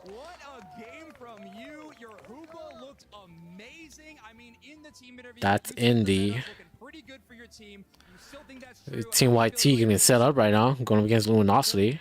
I'm feeling great. They keep giving me hoopa. I love it. The metas are revolving around our team. We're forcing. He's holding the mic. I'm feeling really strong, and the job's not done yet. All right, so I gotta ask, of course, with TTV's history, such a long history, one of the most history teams in the entire game of Unite, how does it feel to have finally made it here and honestly just been doing so well in this tournament? Well, if you're talking about history, we're keeping it up. We lose every game one. Rayquaza makes it look really scary. I know our fans are watching at home and in the crowd are nervous. But we're kind of awkward holding the mic. That's good. I mean, you're looking like you're having so much fun. So Miss Guard ult. Did they do the highlight? And I know the fans love Yeah, I probably did miss the one. on stage. We are going to be taking a look at our top 8 bracket right here. And I mean, the action Game Force against Amaterasu. What has been your favorite moment? I'm pretty sure Amaterasu can beat Game Force, and if they do, that will be good for Team YT. Biggest matches that we've had. Absolutely. Well, Luminosity versus Team YT is coming up right after this break. Okay, they're going on a break. Let me rewind it, because I missed the highlight.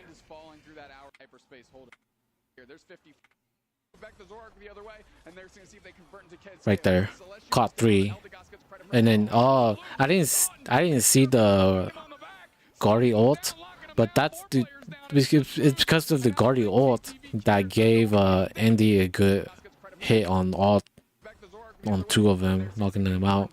So it was overall a nice combo from both. Yeah, that's huge. And they're on break now. We just go back to TCG.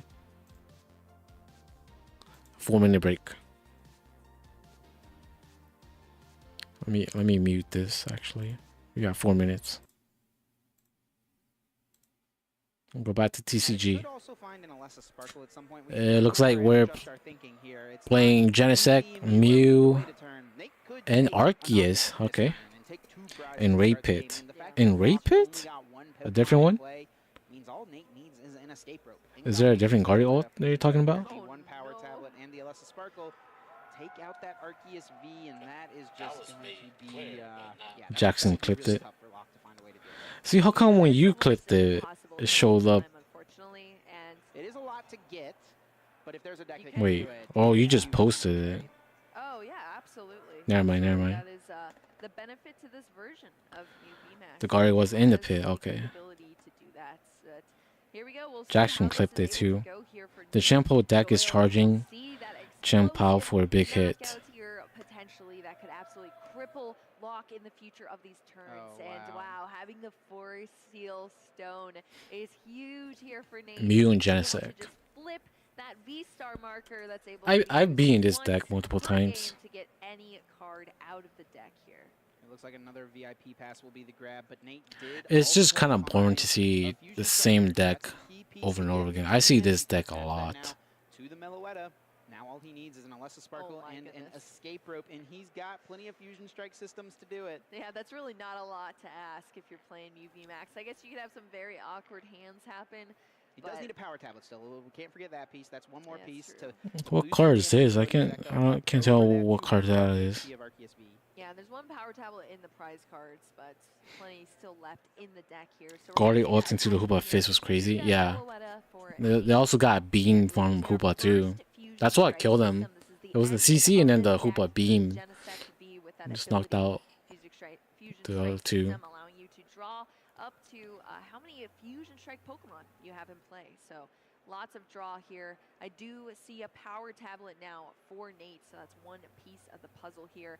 Thinning down the hand as well, attaching that secondary Forest Seal Stone, of course, not being able to be used, but you need it out on the field here, and thinning even more with that Lost Vacuum, just getting rid of it, and another card from the hand as well. Power tablet's gonna be played. Can we get the rest of it, Chip? Yeah, we'll see. Needs 2 pieces now. Has 2 Fusion Strike systems to do it. This one doesn't get him any closer. Yeah, another Lost Vacuum, I suppose, as well. So still can. Can't see that dark Pokemon. Mew is pretty popular. Yeah, I can't tell what that Pokemon is too. This one right here. He's already played 1 Lost Vacuum. Locke's playing an Arceus deck, so it's pretty likely your opponent plays Path to the Peak. Yeah, like could play a power tablet, but you don't really want to if you only need one. Do you want to lose the other Lost Vacuum in your hand as well, which is one of your counters to the Path? Yeah, it's Nate definitely does play a couple awkward. stadiums of his own. Look at that. It is just going to be the pass. Wow. That is it. It's going to be the pass playing it safe here and rolling a Tails on that capturing aroma for Locke's side of the field. Of course, Tails means a basic Pokemon being searched out of the deck here for Locke. Yep, probably going to grab another There's a lot. Drago V. Regidrago. The goal of this Arceus Regidrago deck is to get a bunch of Dragon-type Pokemon into the discard pile so that you can copy the Apex Dragon attack of Regidrago V-Star in order to Okay. or use that I don't attack think so you can copy I've seen this deck before. Arceus is kind of just there, but he's not the star of the deck. that we've seen plenty of before, like This dragon is the star of the deck. Duraludon, Muscle band on Arceus. Noivern EX look to be the 4 options that he has. Okay, I've seen this one. That is going to be what the strategy is here for Locke. Where you see an Iono here. That dark card is Regidrago, yeah. Cards that were in hand going to the bottom of the deck, drawing into 6 for each prize card still left. Damn, 4 minutes seems so quick. Let's see what the hand has given Locke. He's at least got an Ultra Ball, which we know will lead to a Arceus V-Star. Looks like a Path to the Peak is in the hand as well. Nice. And I think there is a double turbo energy. Okay, just gonna look for Arceus V-Star. To get off the attack here, and the fact that he has Choice Belt as well actually means he will take 2 prizes on this active Genesect V, and that'll be a quick early lead for Locke. This is exactly what you need to see. There's the V-Star. Where you're coming into the game already. With It's attack using any dragon Pokemon in the discard pile, yeah. I don't know too much about it, but I've seen it before. He's using the V-Star. Alright. As much as I want to watch that too, we're going back to Unite. Because it's going to be a pretty big game. Team YT versus Luminosity. Team YT very recently in that May Cup was they lost twice, double eliminated by them. Yeah, U2 seemingly having the answer to what Luminosity was trying to provide. However, I don't know how close they are to each other. Right? Team Luminosity and YT in terms of like relationship. If they are like there's a possibility they can just let Team YT win. So that they can guarantee Team YT going to Worlds too.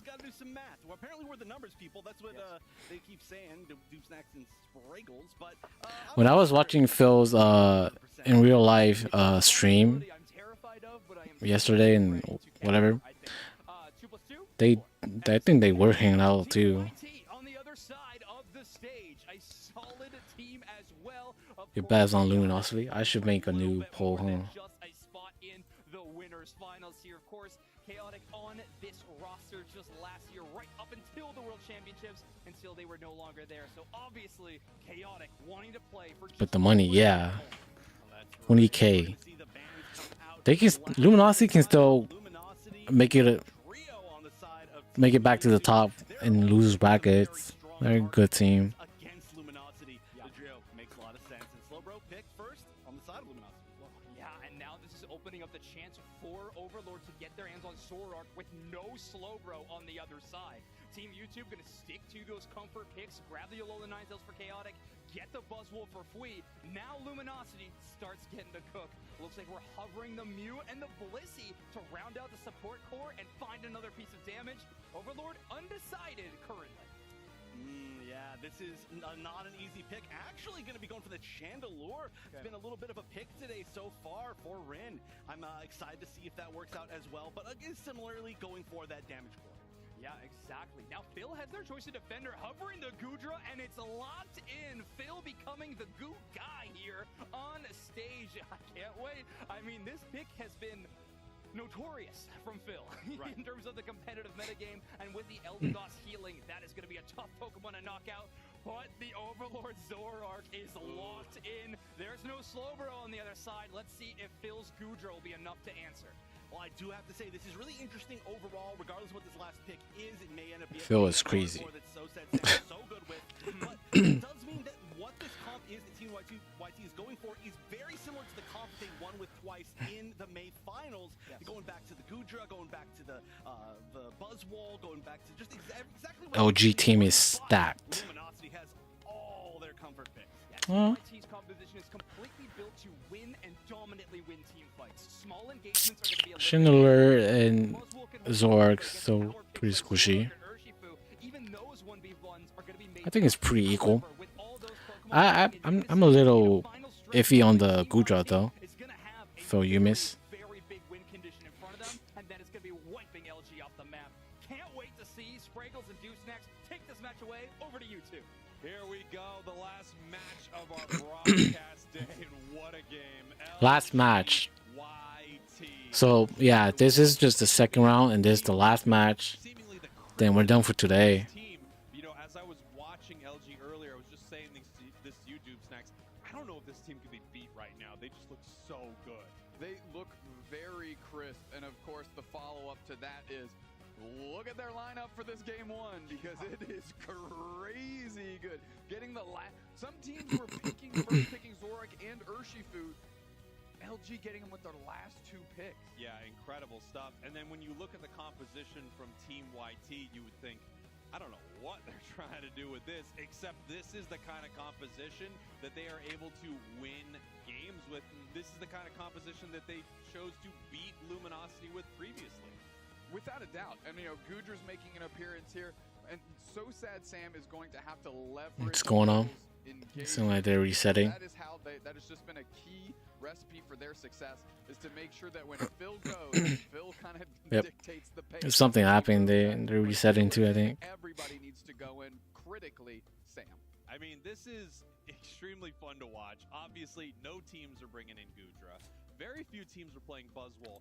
Fui's Buzzwole is unbelievable if you have not seen it yet. I mean, it's one of those Pokemon that you feel like you almost have to ban out against this player because it is that incredibly good. We're going to take a look at our bracket. We're going to see where we've come from, where we are going right here before we get into this final game. We're watching Luminosity versus Team YT here in just a moment, but Doobsnacks break down the day.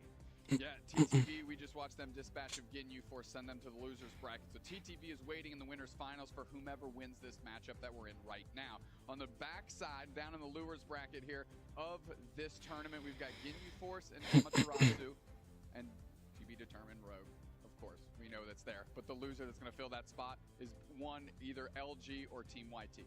It's crazy to think that either Team YT or Luminosity could be heading down to this losers bracket right here. If Luminosity somehow makes it down to this losers bracket, they would have to go up against Rogue, of course, and then they would have a possibility of facing off once again against Amaterasu.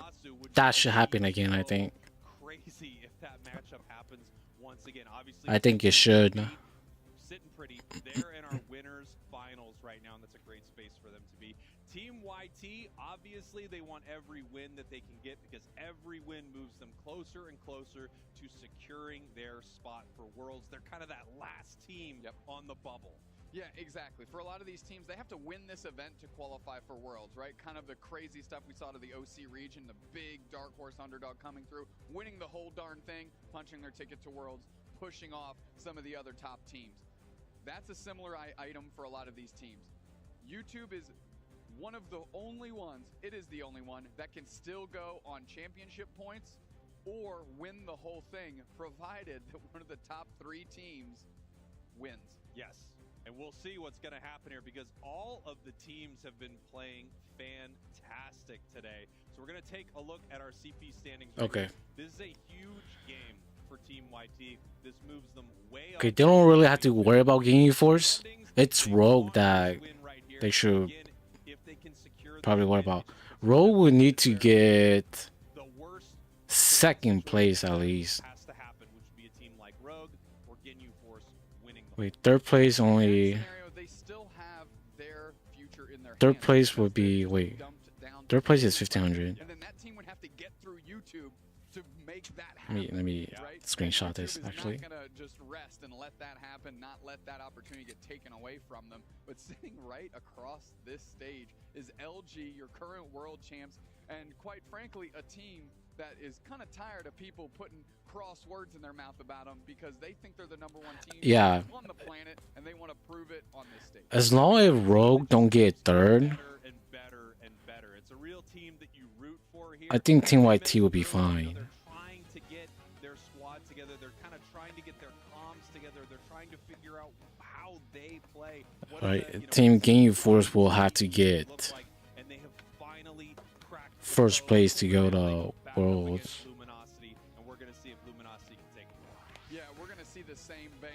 Because they're not even in top 8 right now, Gaming Force. So what we're going to see is, of course, what we just saw. You're going to see Phil lock in that Gudra, which is a big question mark to me. Typically, They had to pick the same Pokemon, right? Because they committed to that, that gave LG the Urshifu.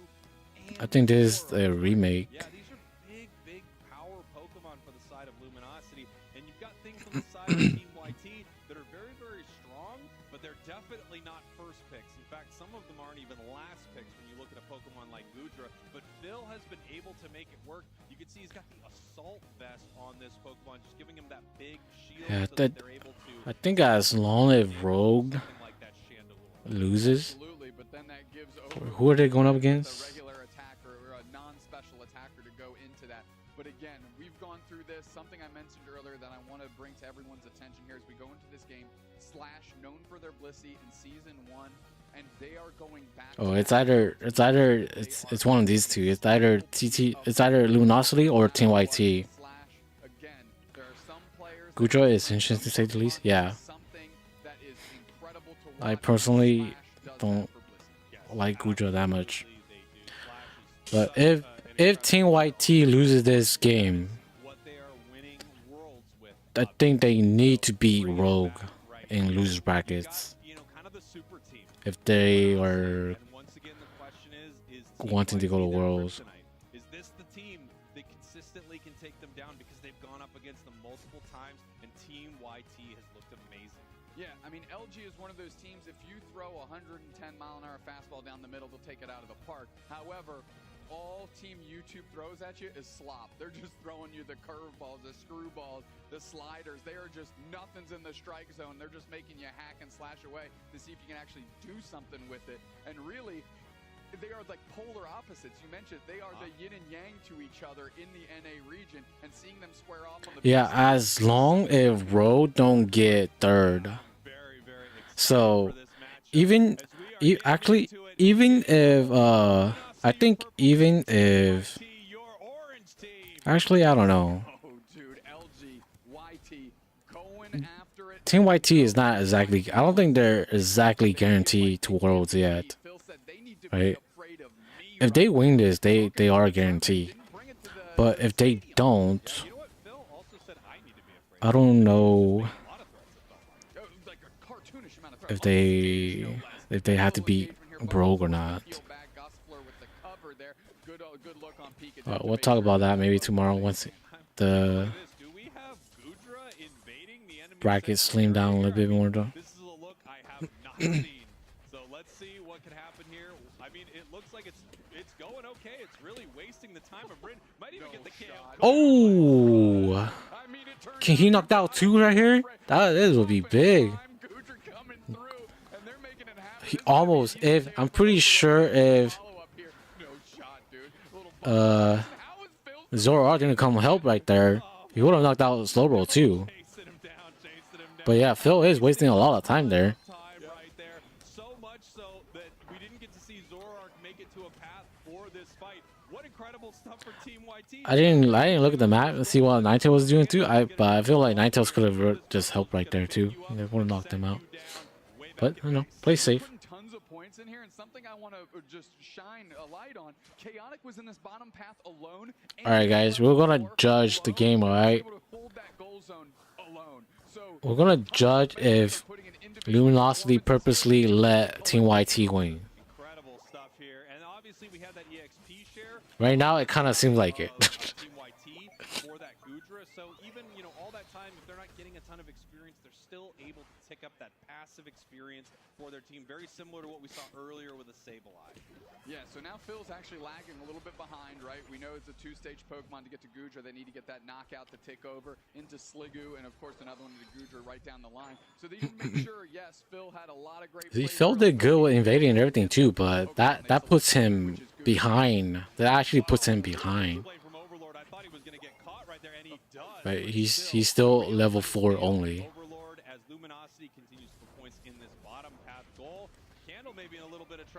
Okay, Fury doing good. Oh, wow. That would have been a good knockout on Blissey.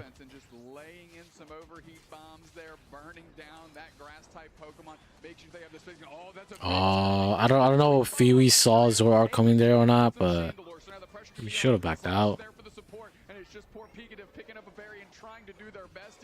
That's big for Team Luminosity.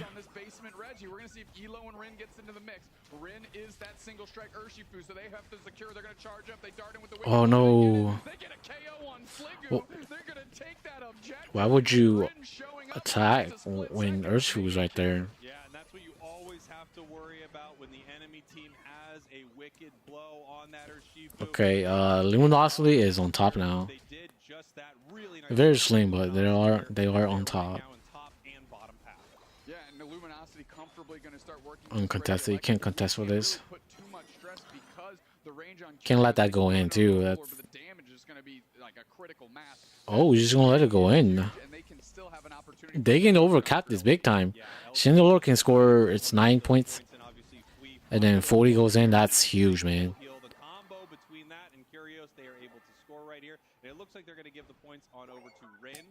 Chandelure didn't score it. That's big. I don't know what the communication was there, but we just let it in. So I think the team just didn't want to defend against that. That's a big play. I think they should have defended against that. But ever since then, it feels like Luminosity has just got their footing, and they are dominating. One real Pokemon to deal with is that. Good steal from Phil. I give him his 9. So many combos, so many moments where they jump in and just pick up massive KOs, and YT is going to need to figure out a way to answer that as they move in, trying to get a big one on Sam. Running out, are they able to escape? They are out of this fight, being chased down by Phil, but they just can't. Sam, we gotta be careful because Zoroark has been targeting him the entire time. And safe once again, jumping in unpunished. Those illusion iframes really saved Overlord there, and you know LG is feeling themselves because you actually had Slash go for the preemptive engage to open the door for Overlord to get in the back line in the flux zone, crash on top of So Sad Sam. So Luminosity is playing with a mission right now. Team YT trying to get some spacing, nice little damage thrown in by So Sad Sam. The forts, Elo and Curios out to the top. They use a surf to buy space. Blitz assistance goes in. Oh, big Unite. Good guardy Unite.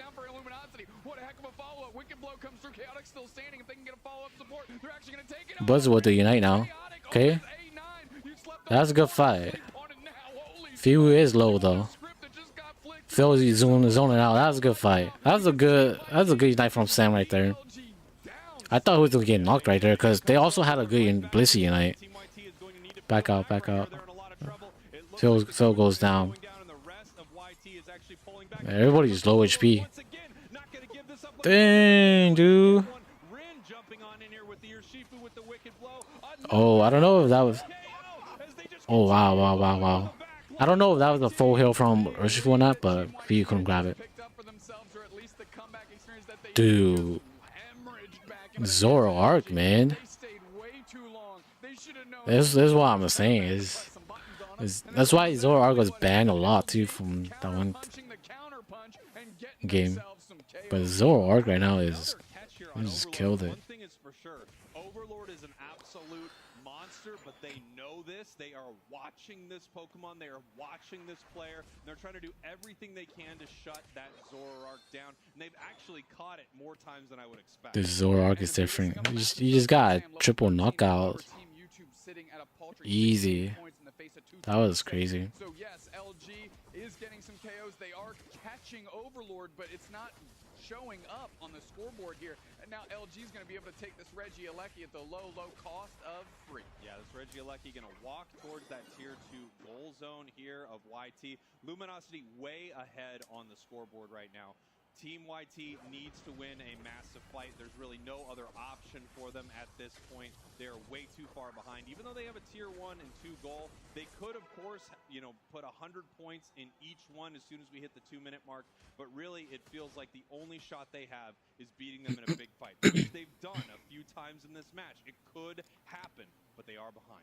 They are behind, but they are right there in levels, Spraggles, and that is what's going to be a lot of pressure, man. A lot of pressure right now. Make something happen. Can they pluck this Registeel out from the hands of LG? That Zoroark. They're going to go for tons of damage. And just like that, full HP. Kind of bullies LG out. LG afraid to hang out and stay, or are they going to try and He only all back up. And they're going to play it safe themselves. Nice little play there from YT, just making sure they could not secure. No slow bro to catch the Zoroark.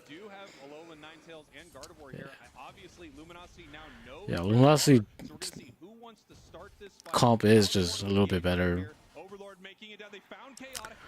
Oh snap! They gotta be careful with the Zoroark here.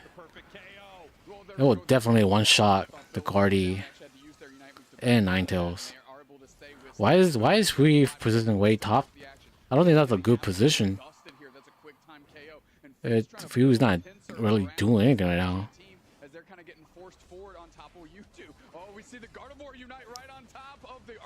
Few gets Slowbro United.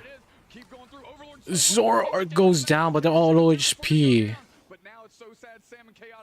Round 2. Round 2. Looks like there's nothing Luminosity can do right here. They also don't need to, right? They are ahead, but they can't take this objective. Or Shifu coming I don't know if this round 2 fight. They only have one Unite for Team YT. They still have Blissey Unite and Chandeliers Unite from the blue team. Blissey Unite can do a lot of damage. They want Elo right now, but nobody's there for the follow-up, getting chipped up a little bit. There's the Chandelier Unite right on top of Phil. Oh. Shelled in, but not a KO on them just yet.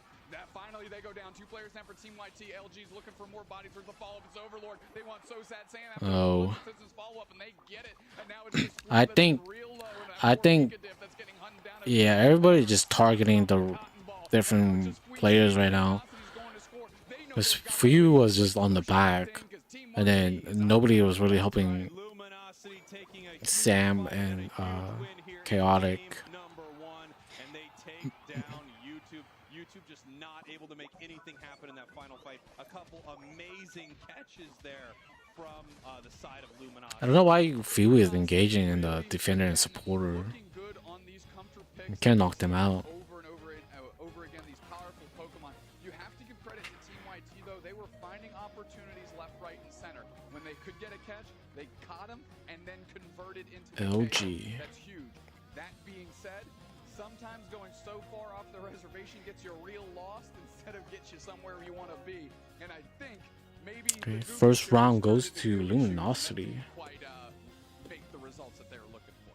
Yeah, absolutely. Absolutely. That was a wild match there. I love what Team YT was bringing, but it looked like LG just had an answer for it. I don't know if we're going to see the same sort of, unorthodox composition from YT, but I have to hear what Zoinks and Wonder Chef think of that amazing game number 1. Gentlemen, take it away. What a start. Yeah, I just don't think that comp was it.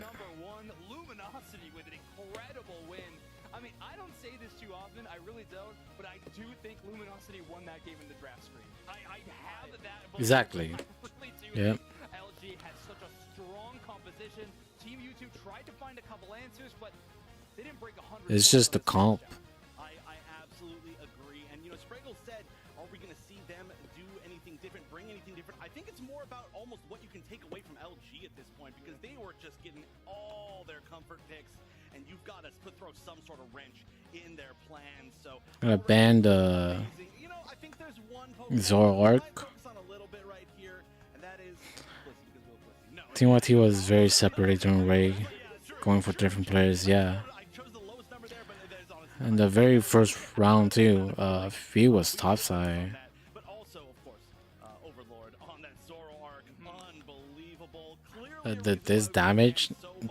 This damage doesn't mean much because I felt like he was just farm it. He just farmed it through Slowbro and Blissey. These two teams are the polar opposite of that. All gas, no brakes. Team YouTube and LG are going to be charging against each other for those team fights. I mean, very solid performance from Fui on their Buzzwole, having over 80,000 damage. We're going to take one more look at that game so we can really take this one a close eye after this match. So you feel they're really good at the beginning here, wasting their time. But even still, it didn't really he didn't really gain much from it.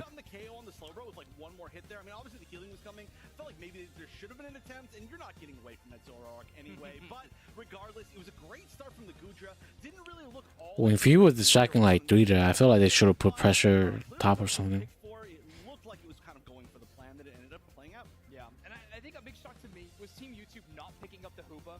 Pikadev definitely feeling more comfortable on more the generic tactical side of healers, and they had some pretty solid moments there. A big Eldegoss. This was a good fight from Team YT. They won this one. This was their best play of the game. As we take a look back at this game number 1, but oh boy, did Overlord do some work in this last game. Go Ray. Yeah, and also, I mean, the thing that really needs to be talked Oh, about they is how huge of a didn't really play much. these final moments. It really put the pressure on Team YT to have to engage. And I mean, honestly, still, it was quite good. It was quite close. We didn't see the initial first round. Yes, clearly Overlord on that Zoroark. A huge reason why there was such a big score lead as well. Absolutely. Running that weakness policy as well for just that Weakness, attack weight, float stone. Maybe I'll try that out. Float stone gives you HP too, right? I know weakness policy too, but honestly shocked YouTube allowed it to go to the other side. However, they did ban away the Dodrio, so Overlord is in the mind of YouTube when it's coming to trying to counterpick that player.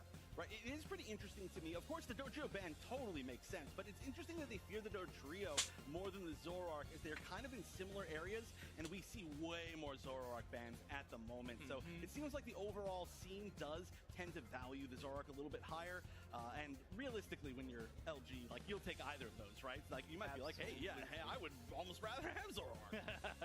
Yeah, I think Overlord definitely enjoys the playstyle of both, but whatever they can get over 100,000 damage on, I think that will satiate them. Here we go. when they're banning the Slowbro. Team YouTube now in first Oh wait. have stuck with their same ban of Oh, the Dodrio. what? Banned by Luminosity. Team YouTube has the chance to grab the Lapras, and it looks like What are they banning? What's Team YT banning Dodrio from? pretty big difference already, but let's see if we're going to pick that Zoroark pretty quickly. I feel like it was such a high value pick that, oh, hold on a minute, is this, no, okay, wait, we're getting some interesting hovers here. I feel like that we're getting trolled, yeah. I see Dupsnax shaking his head on the side like, no, none of these are happening. And absolutely correct, the Chandelure. I'm not going to believe this one either. As we're Espeon? I feel like they're taking their time in these picks, which makes a lot of sense. I mean, this is the last match of the day. they have left to focus on last. Excuse me. Last match of the day. This Chandelure pick in the hands of Luminosity has been really fantastic all day, and it doesn't matter who plays it. Curios has an amazing candle, but so does They're not going Zoroark. having amazing performances on this Pokemon, and it just goes as far to show. Okay, Tree is better. Multiple people on your roster to have an understanding of how to play it in a composition. Oh, they are going Zoroark. No defenders for Luminosity. Unbelievable, actually. I'm curious, actually, if this Venusaur is going to end up being. It seems like potentially not Venusaur, right? We might see yeah. I think we are seeing. You pick support last and go Clefable if they go Zoroark. Yeah, they go Blissey instead. Two support, Hoopa and Blissey. No defenders. Give some healing to boot and charge into the enemy team. What are they going to do about this advance? I don't know. The really interesting thing here is there's no more amazing targets for Overlord on that Zoroark. A great strategy to try to counter it. We'll see if it pays off. Spraggles and Doob Snacks, potential the last match of the game. Take it away. Here we go. Luminosity, YT, back at it again. Doob Snacks, and I've got I guess that was smart of Luminosity banning a Slowbro too. Because they know Team YT gets first pick. They would have picked that Slowbro, and that Slowbro would have stopped Zoroark. So that was a good ban, I guess. That's a smart ban. I think YT should have banned Zoroark though.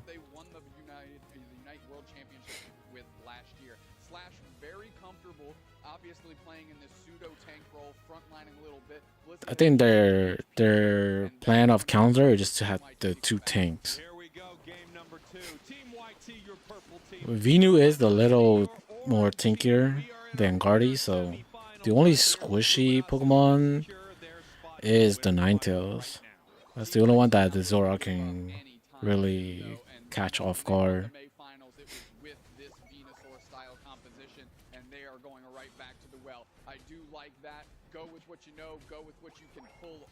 Phil's trying to get his stacks in.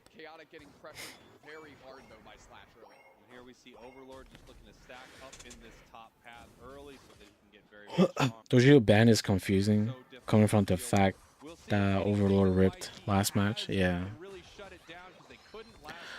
I don't remember which or who on Luminosity that plays Dojo, but they must be pretty scared of it to ban Dojo. And here we go. We see Chaotic still not level 4 yet here in this bottom path. That is super unfortunate for the side of Team YT. As here comes Rin, just able to Wicked Blow and take all of that. Overlord moving on in to pick up a big kill, but misses their combo. You know what? They'll score a ton of points instead. Ton of points, and meanwhile, Team YT is scoring in the top path here. So this score line is staying pretty average, but looking over here, Phil and Chaotic finally evolved. Zoroark invading. Already took the red buff. It's gonna take the blue too if no one helps out. As Rin stays here in the bottom path, sending Chandelure into the central area for Luminosity. What? Overlord seeing the Team YT isn't watching them anymore. They're gonna see if they can backdoor them with a nice. They just let him took it. Oof. Nobody to support there because you're the support character. Yeah, they kind of just let Zoroark took all that. That's not good, man. On the Pedal Dance Giga Drain build, we're seeing so much more Venusaur than I would expect here in year 2 of the Pokémon Unite Championship Series, but it's been really powerful. Dang, you can get one combo off Zoroark. It does so much damage.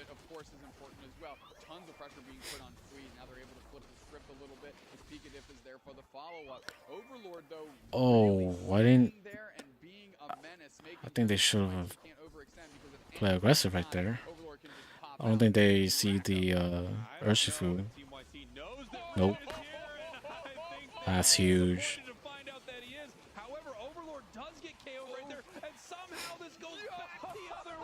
What? Okay. Nice play from Team YT. I thought they were all gonna go down right there. at each other and caught each other on the chin. Simultaneous double knockout there. Crazy, crazy business. I don't know if you guys saw the reaction from Ring, but like, it's a little, yeah, like Chuck said, it's a little too much, man. If I saw the camera, I think he was smiling in that moment because of how good that was. He was like, come on, regardless of what happened, that was one of the best wicked blows you're going to see. Oh, it was great. Caught 3 players. The only devastation in that move. LG with the exact pick they want. No, they could not get the Venusaur. Sam makes it out. You know, the thing about Venusaur here is it looks like with this Petal Dance Giga Drain build, the Giga Drain is giving it the survivability that it actually needs in these moments to make sure that it doesn't get one-shot by Overlord if it has a decent amount of health. Now, right now, it does not have a Phil goes down. Wicked blow coming through. So sad Sam is so low. Can they convert on them? Darted through, and that thing is still standing. Vertigan back the other way. Gets the KO. Pika dip. Legendary plays there to make sure the Venusaur can get it done, but it's Curious back the other way. That Reggie Alecki hits, but these teams are scrapping it out here. Nice engagement by Overlord. Not looking very good for Team YT right now. As more points are going to go in, they've got that thing to 11, and Curious is just hanging out, so they can get an overdunk of 38 and good night. It's the Zoro arc, man.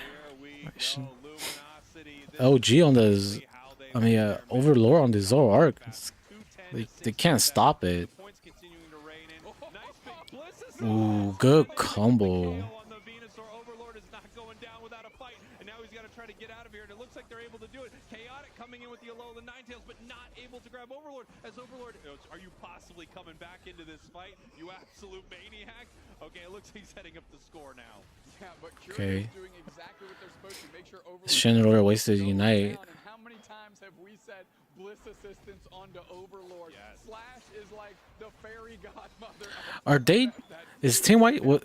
Is Team YT that more scared of Dojo than they are Zoro arc?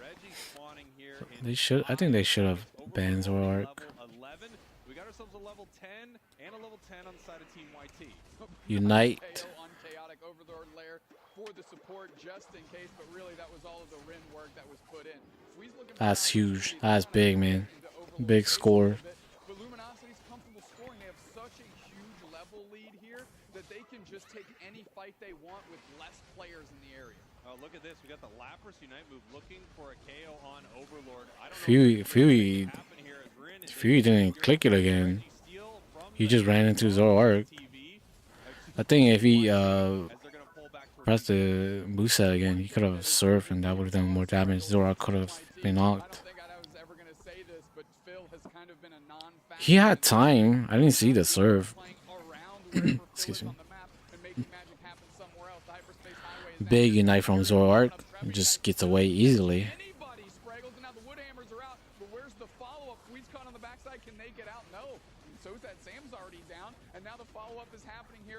Just trying to buy time and space, but it's going to be a fruitless endeavor. Pikatif goes down, and then Phil goes down, and now Chaotic has to try and hold this thing down by themselves, but it's a KO streak. Gets united again. Ninetale gets united by Urshifu 2 times. Is that a triple-double? Is that what that is? Let's take a look. I'm hearing from production it is absolutely not a triple-double. 98 points for YT, 308 for Luminosity right here, and YT is in a lot of trouble. They're being dragged out to deep waters here by Luminosity. They are way up on points. They're taking every objective. They are winning all of these big fights. And obviously, Team YT, they have some win conditions right here. They need to get their levels over to Venusaur, but they're in a tough spot right now. Yeah, if we were to tell you that Team YT won the May Finals by dispatching Luminosity twice 2-0, you'd be like, how? How? Tell me. You can't, because that's the ultimate question right now. Luminosity looks like they're just head and shoulders above this Team YT team and really sending them scrambling all over this map as if they're just kind of lost. This feels like, you know, Luminosity's comfort zone right here. Up on this stage, in front of the crowd, winning this whole thing just like they did at Worlds. Team YT is going to need to make some big plays right here. We got about 7 seconds until Reggie spawns in the bottom path. Obviously, you could see Luminosity ready to make a big score happen as well. They want to extend this point lead, so even if YT gets big score top 2. Yeah, I mean, Overlord goes in, closes that They will have to get Ray, and they need at least 3 people to score for Team YT. really doesn't. Yeah, Luminosity does not obviously want them to have the objective, but at the same time, they're like, yeah, this is fine. All right, here we go. This could be the last match of the day if Team YT loses this match. Right here, and they're going to need to find the perfect moment to move in.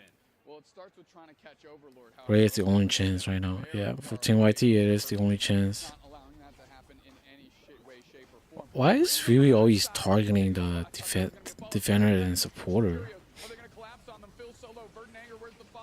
And Ninetales gets solo united from Urshifu again. And it's only Team YT that are catching L's right now. Chaotic sent back, and where's the blitz assistance on Overlord? Put me on a record, I'm on repeat. Going back in as Overlord, they're looking for another one.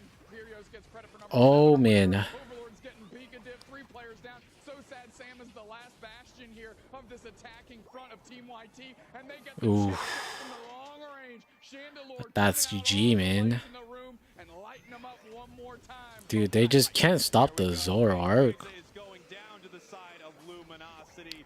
Those are your current world champions right there, and they are looking like it today as the points rain in, and they take down Team I thought you can't surrender. on the big stage. They were not the kryptonite today, but Right? LG was looking like I mean, it doesn't matter, but I thought surrendering was like a no thingy. Said it, Chef said it.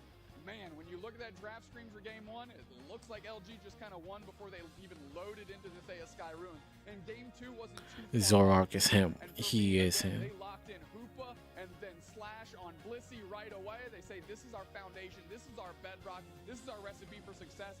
Bang, big time win. I mean, it's a tough game for YT there, but they are going up against one of the best, if not the best, in the world right now. They're going to be heading to our winners finals against TTV. That is going to be an absolutely insane game. A lot of love between these two teams. Obviously, they've been going back and forth Okay. all season. Luminosity didn't sell the game. That's confirmed. They won the money. Couldn't quite get it done here for Team YT was Pika Div, but holy smokes, what a show by LG. What a show. A lot of great sportsmanship from these teams. Like you said, you know, you got the hugs and the handshakes going back and forth. I don't want to brag or anything, but I got the most hugs all weekend. Everybody's hugging. Like so many hugs. So many hugs. Look, can we get a stat on the screen? Yeah, what's the stat counter app for Spraggles? And then put my stat counter up, but just one more hug. All right, let's take a look at our score graph right here from that game. Obviously, LG dominated almost the whole. They just couldn't do anything against Zorark both games. As you can see here, Spraggles had I feel like it seemed like to me the first game they struggled against Zorark. They should have just banned it. Anyone want to check that? Seems like that's actually pretty accurate right here. What a match. I mean, I said this to you earlier. I just felt like it. I don't know if anyone can beat LG right now. Just on that stage, there's something about it. They have come alive just like they did last year. By the way. Mewtwo and Unite. Yep, it's coming. Tournament of the year when X and Y. What's up, Starlight? Welcome in.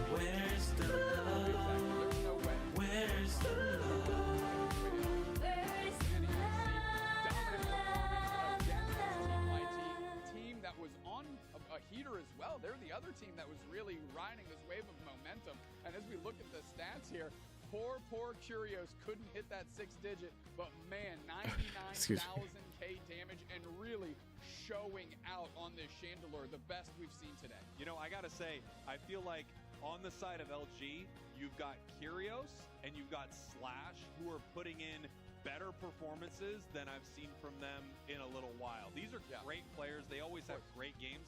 But the Mew from Kyrios, that Chandelure... That Unite from Blissey on Zorark all the time too was too strong, man. It just kept the Zorark alive for a long time. You couldn't make it to Masters. He's being frustrated to climb in the season ends, and he still reset later today. Wait, Pokemon?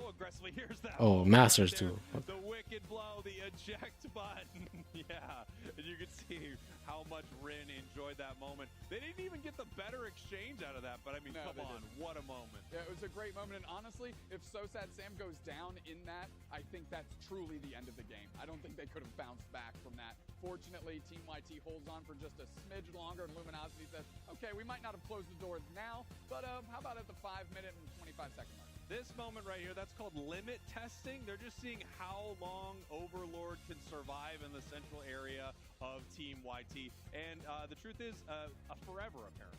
Yeah, forever. Ninetales just targeted every single time, too. Solo United by Urshifu every time.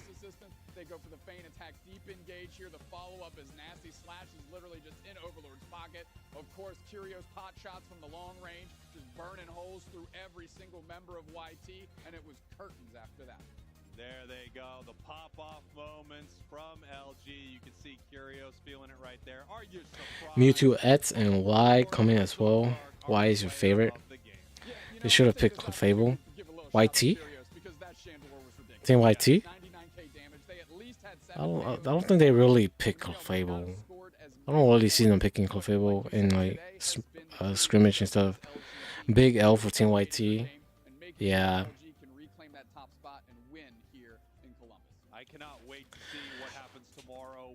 I have to say that I think that is just a smart play from LG to just to ban the Slowbro, because guaranteed if they didn't ban Slowbro, they would have YT would have picked Slowbro, and that would have just YT would have countered Zoroark really good.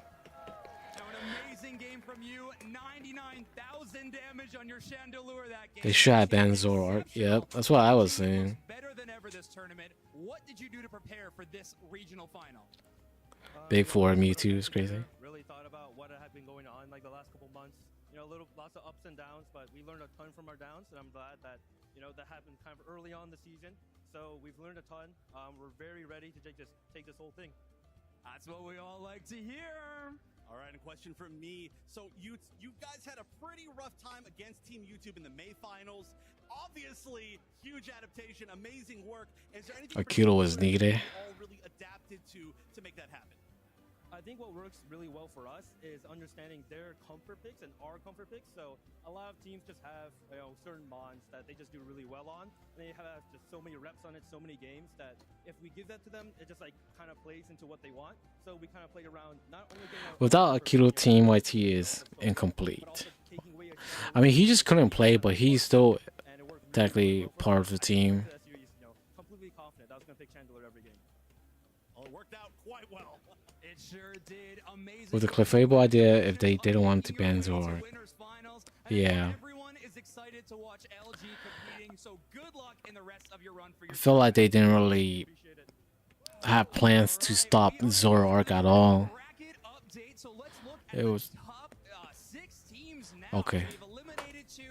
Alright, Team YT will have to beat Rogue. I don't know if they will lose or not, because I don't know how many points they will get for being at this place, right? Because they need at least 800 points, right? Third place you get 1,500 or 1,600. I would assume fourth place gets 1,000 points. So they will have to beat Rogue if they want to go Rogues. Assassin Dave is laughing at the corner. Team YT gonna dominate is in loser brackets. I wouldn't say that though. Team YT right now is laughing at Dave, because Dave didn't get them here. I think did he for regional finals last year? 4 Japan teams. I'm not rooting for that. 2 Korean teams, 2 Brazilian teams. Lion.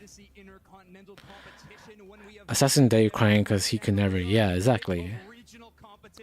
How far did they make it to last season 2? Last year?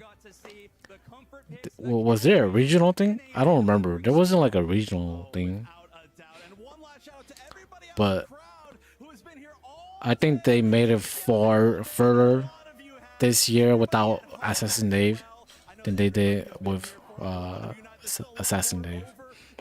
I should join Team YT. I don't think I would fit I just don't think I will fit the team. Day one of the regional finals for Pokemon Unite here at NAIC. 6 teams are left, but only one can go home tomorrow with the lion's share of Oh, that's it. $1,000 prize pool, the trophy, and the spot at Worlds. That's it for today.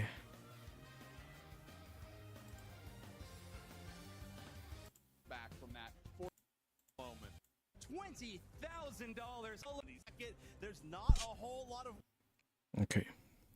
So if T1T wants to go world, they will have to beat Rogue. I'm pretty sure Amaterasu can knock out Ginyu Force. Even Ginyu Force beats Amaterasu, they will have to get like first to go to world. So their chances of Ginyu Force going to world is very slim. But Rogue is just one place below Team YT. So Team YT will have to beat Rogue to guarantee worlds, I think. If Rogue wins, they will be over here against Amaterasu, pretty sure. And if they lose against Amaterasu, that will put them in 4th place. And in 4th place, I would assume they get 1,000 points.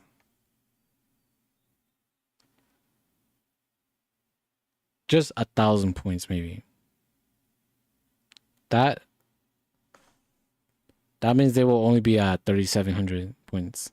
So they won't be taking the spot of Team GT2. I can't pull this up because I took a snapshot on my phone. For Road to go to Worlds, I think they will have to get at least 3rd. I think Team YT can. I just don't know how many. If they lose against Rogue, they will be in 5th place. I don't know how many points 5th gets, but they only need 800 points to surpass Team GT. Yeah. I think they can still make it to Worlds, even if they lose against Rogue, as long as Rogue don't get 3rd. That's what I think, according to my calculation and with the points that they showed up. Dave is annoying. Yeah, I personally don't really like Dave too, Assassin Dave. We need to enter next year for Shy Kids. There's only 3 of us. Jackson, there's not enough team members.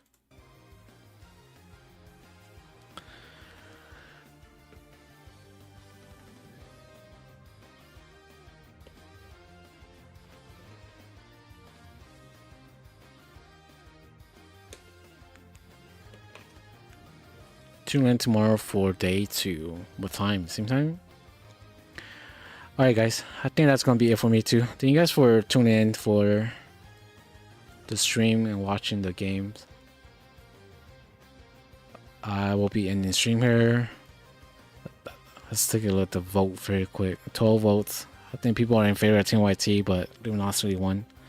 We got 3-man team. Oh shoot. Alright guys, I will see you guys tomorrow. Thank you guys for watching. Alright, have a good rest of you guys' day. I don't think I'll be streaming again later. So, yep. See you guys. Peace out.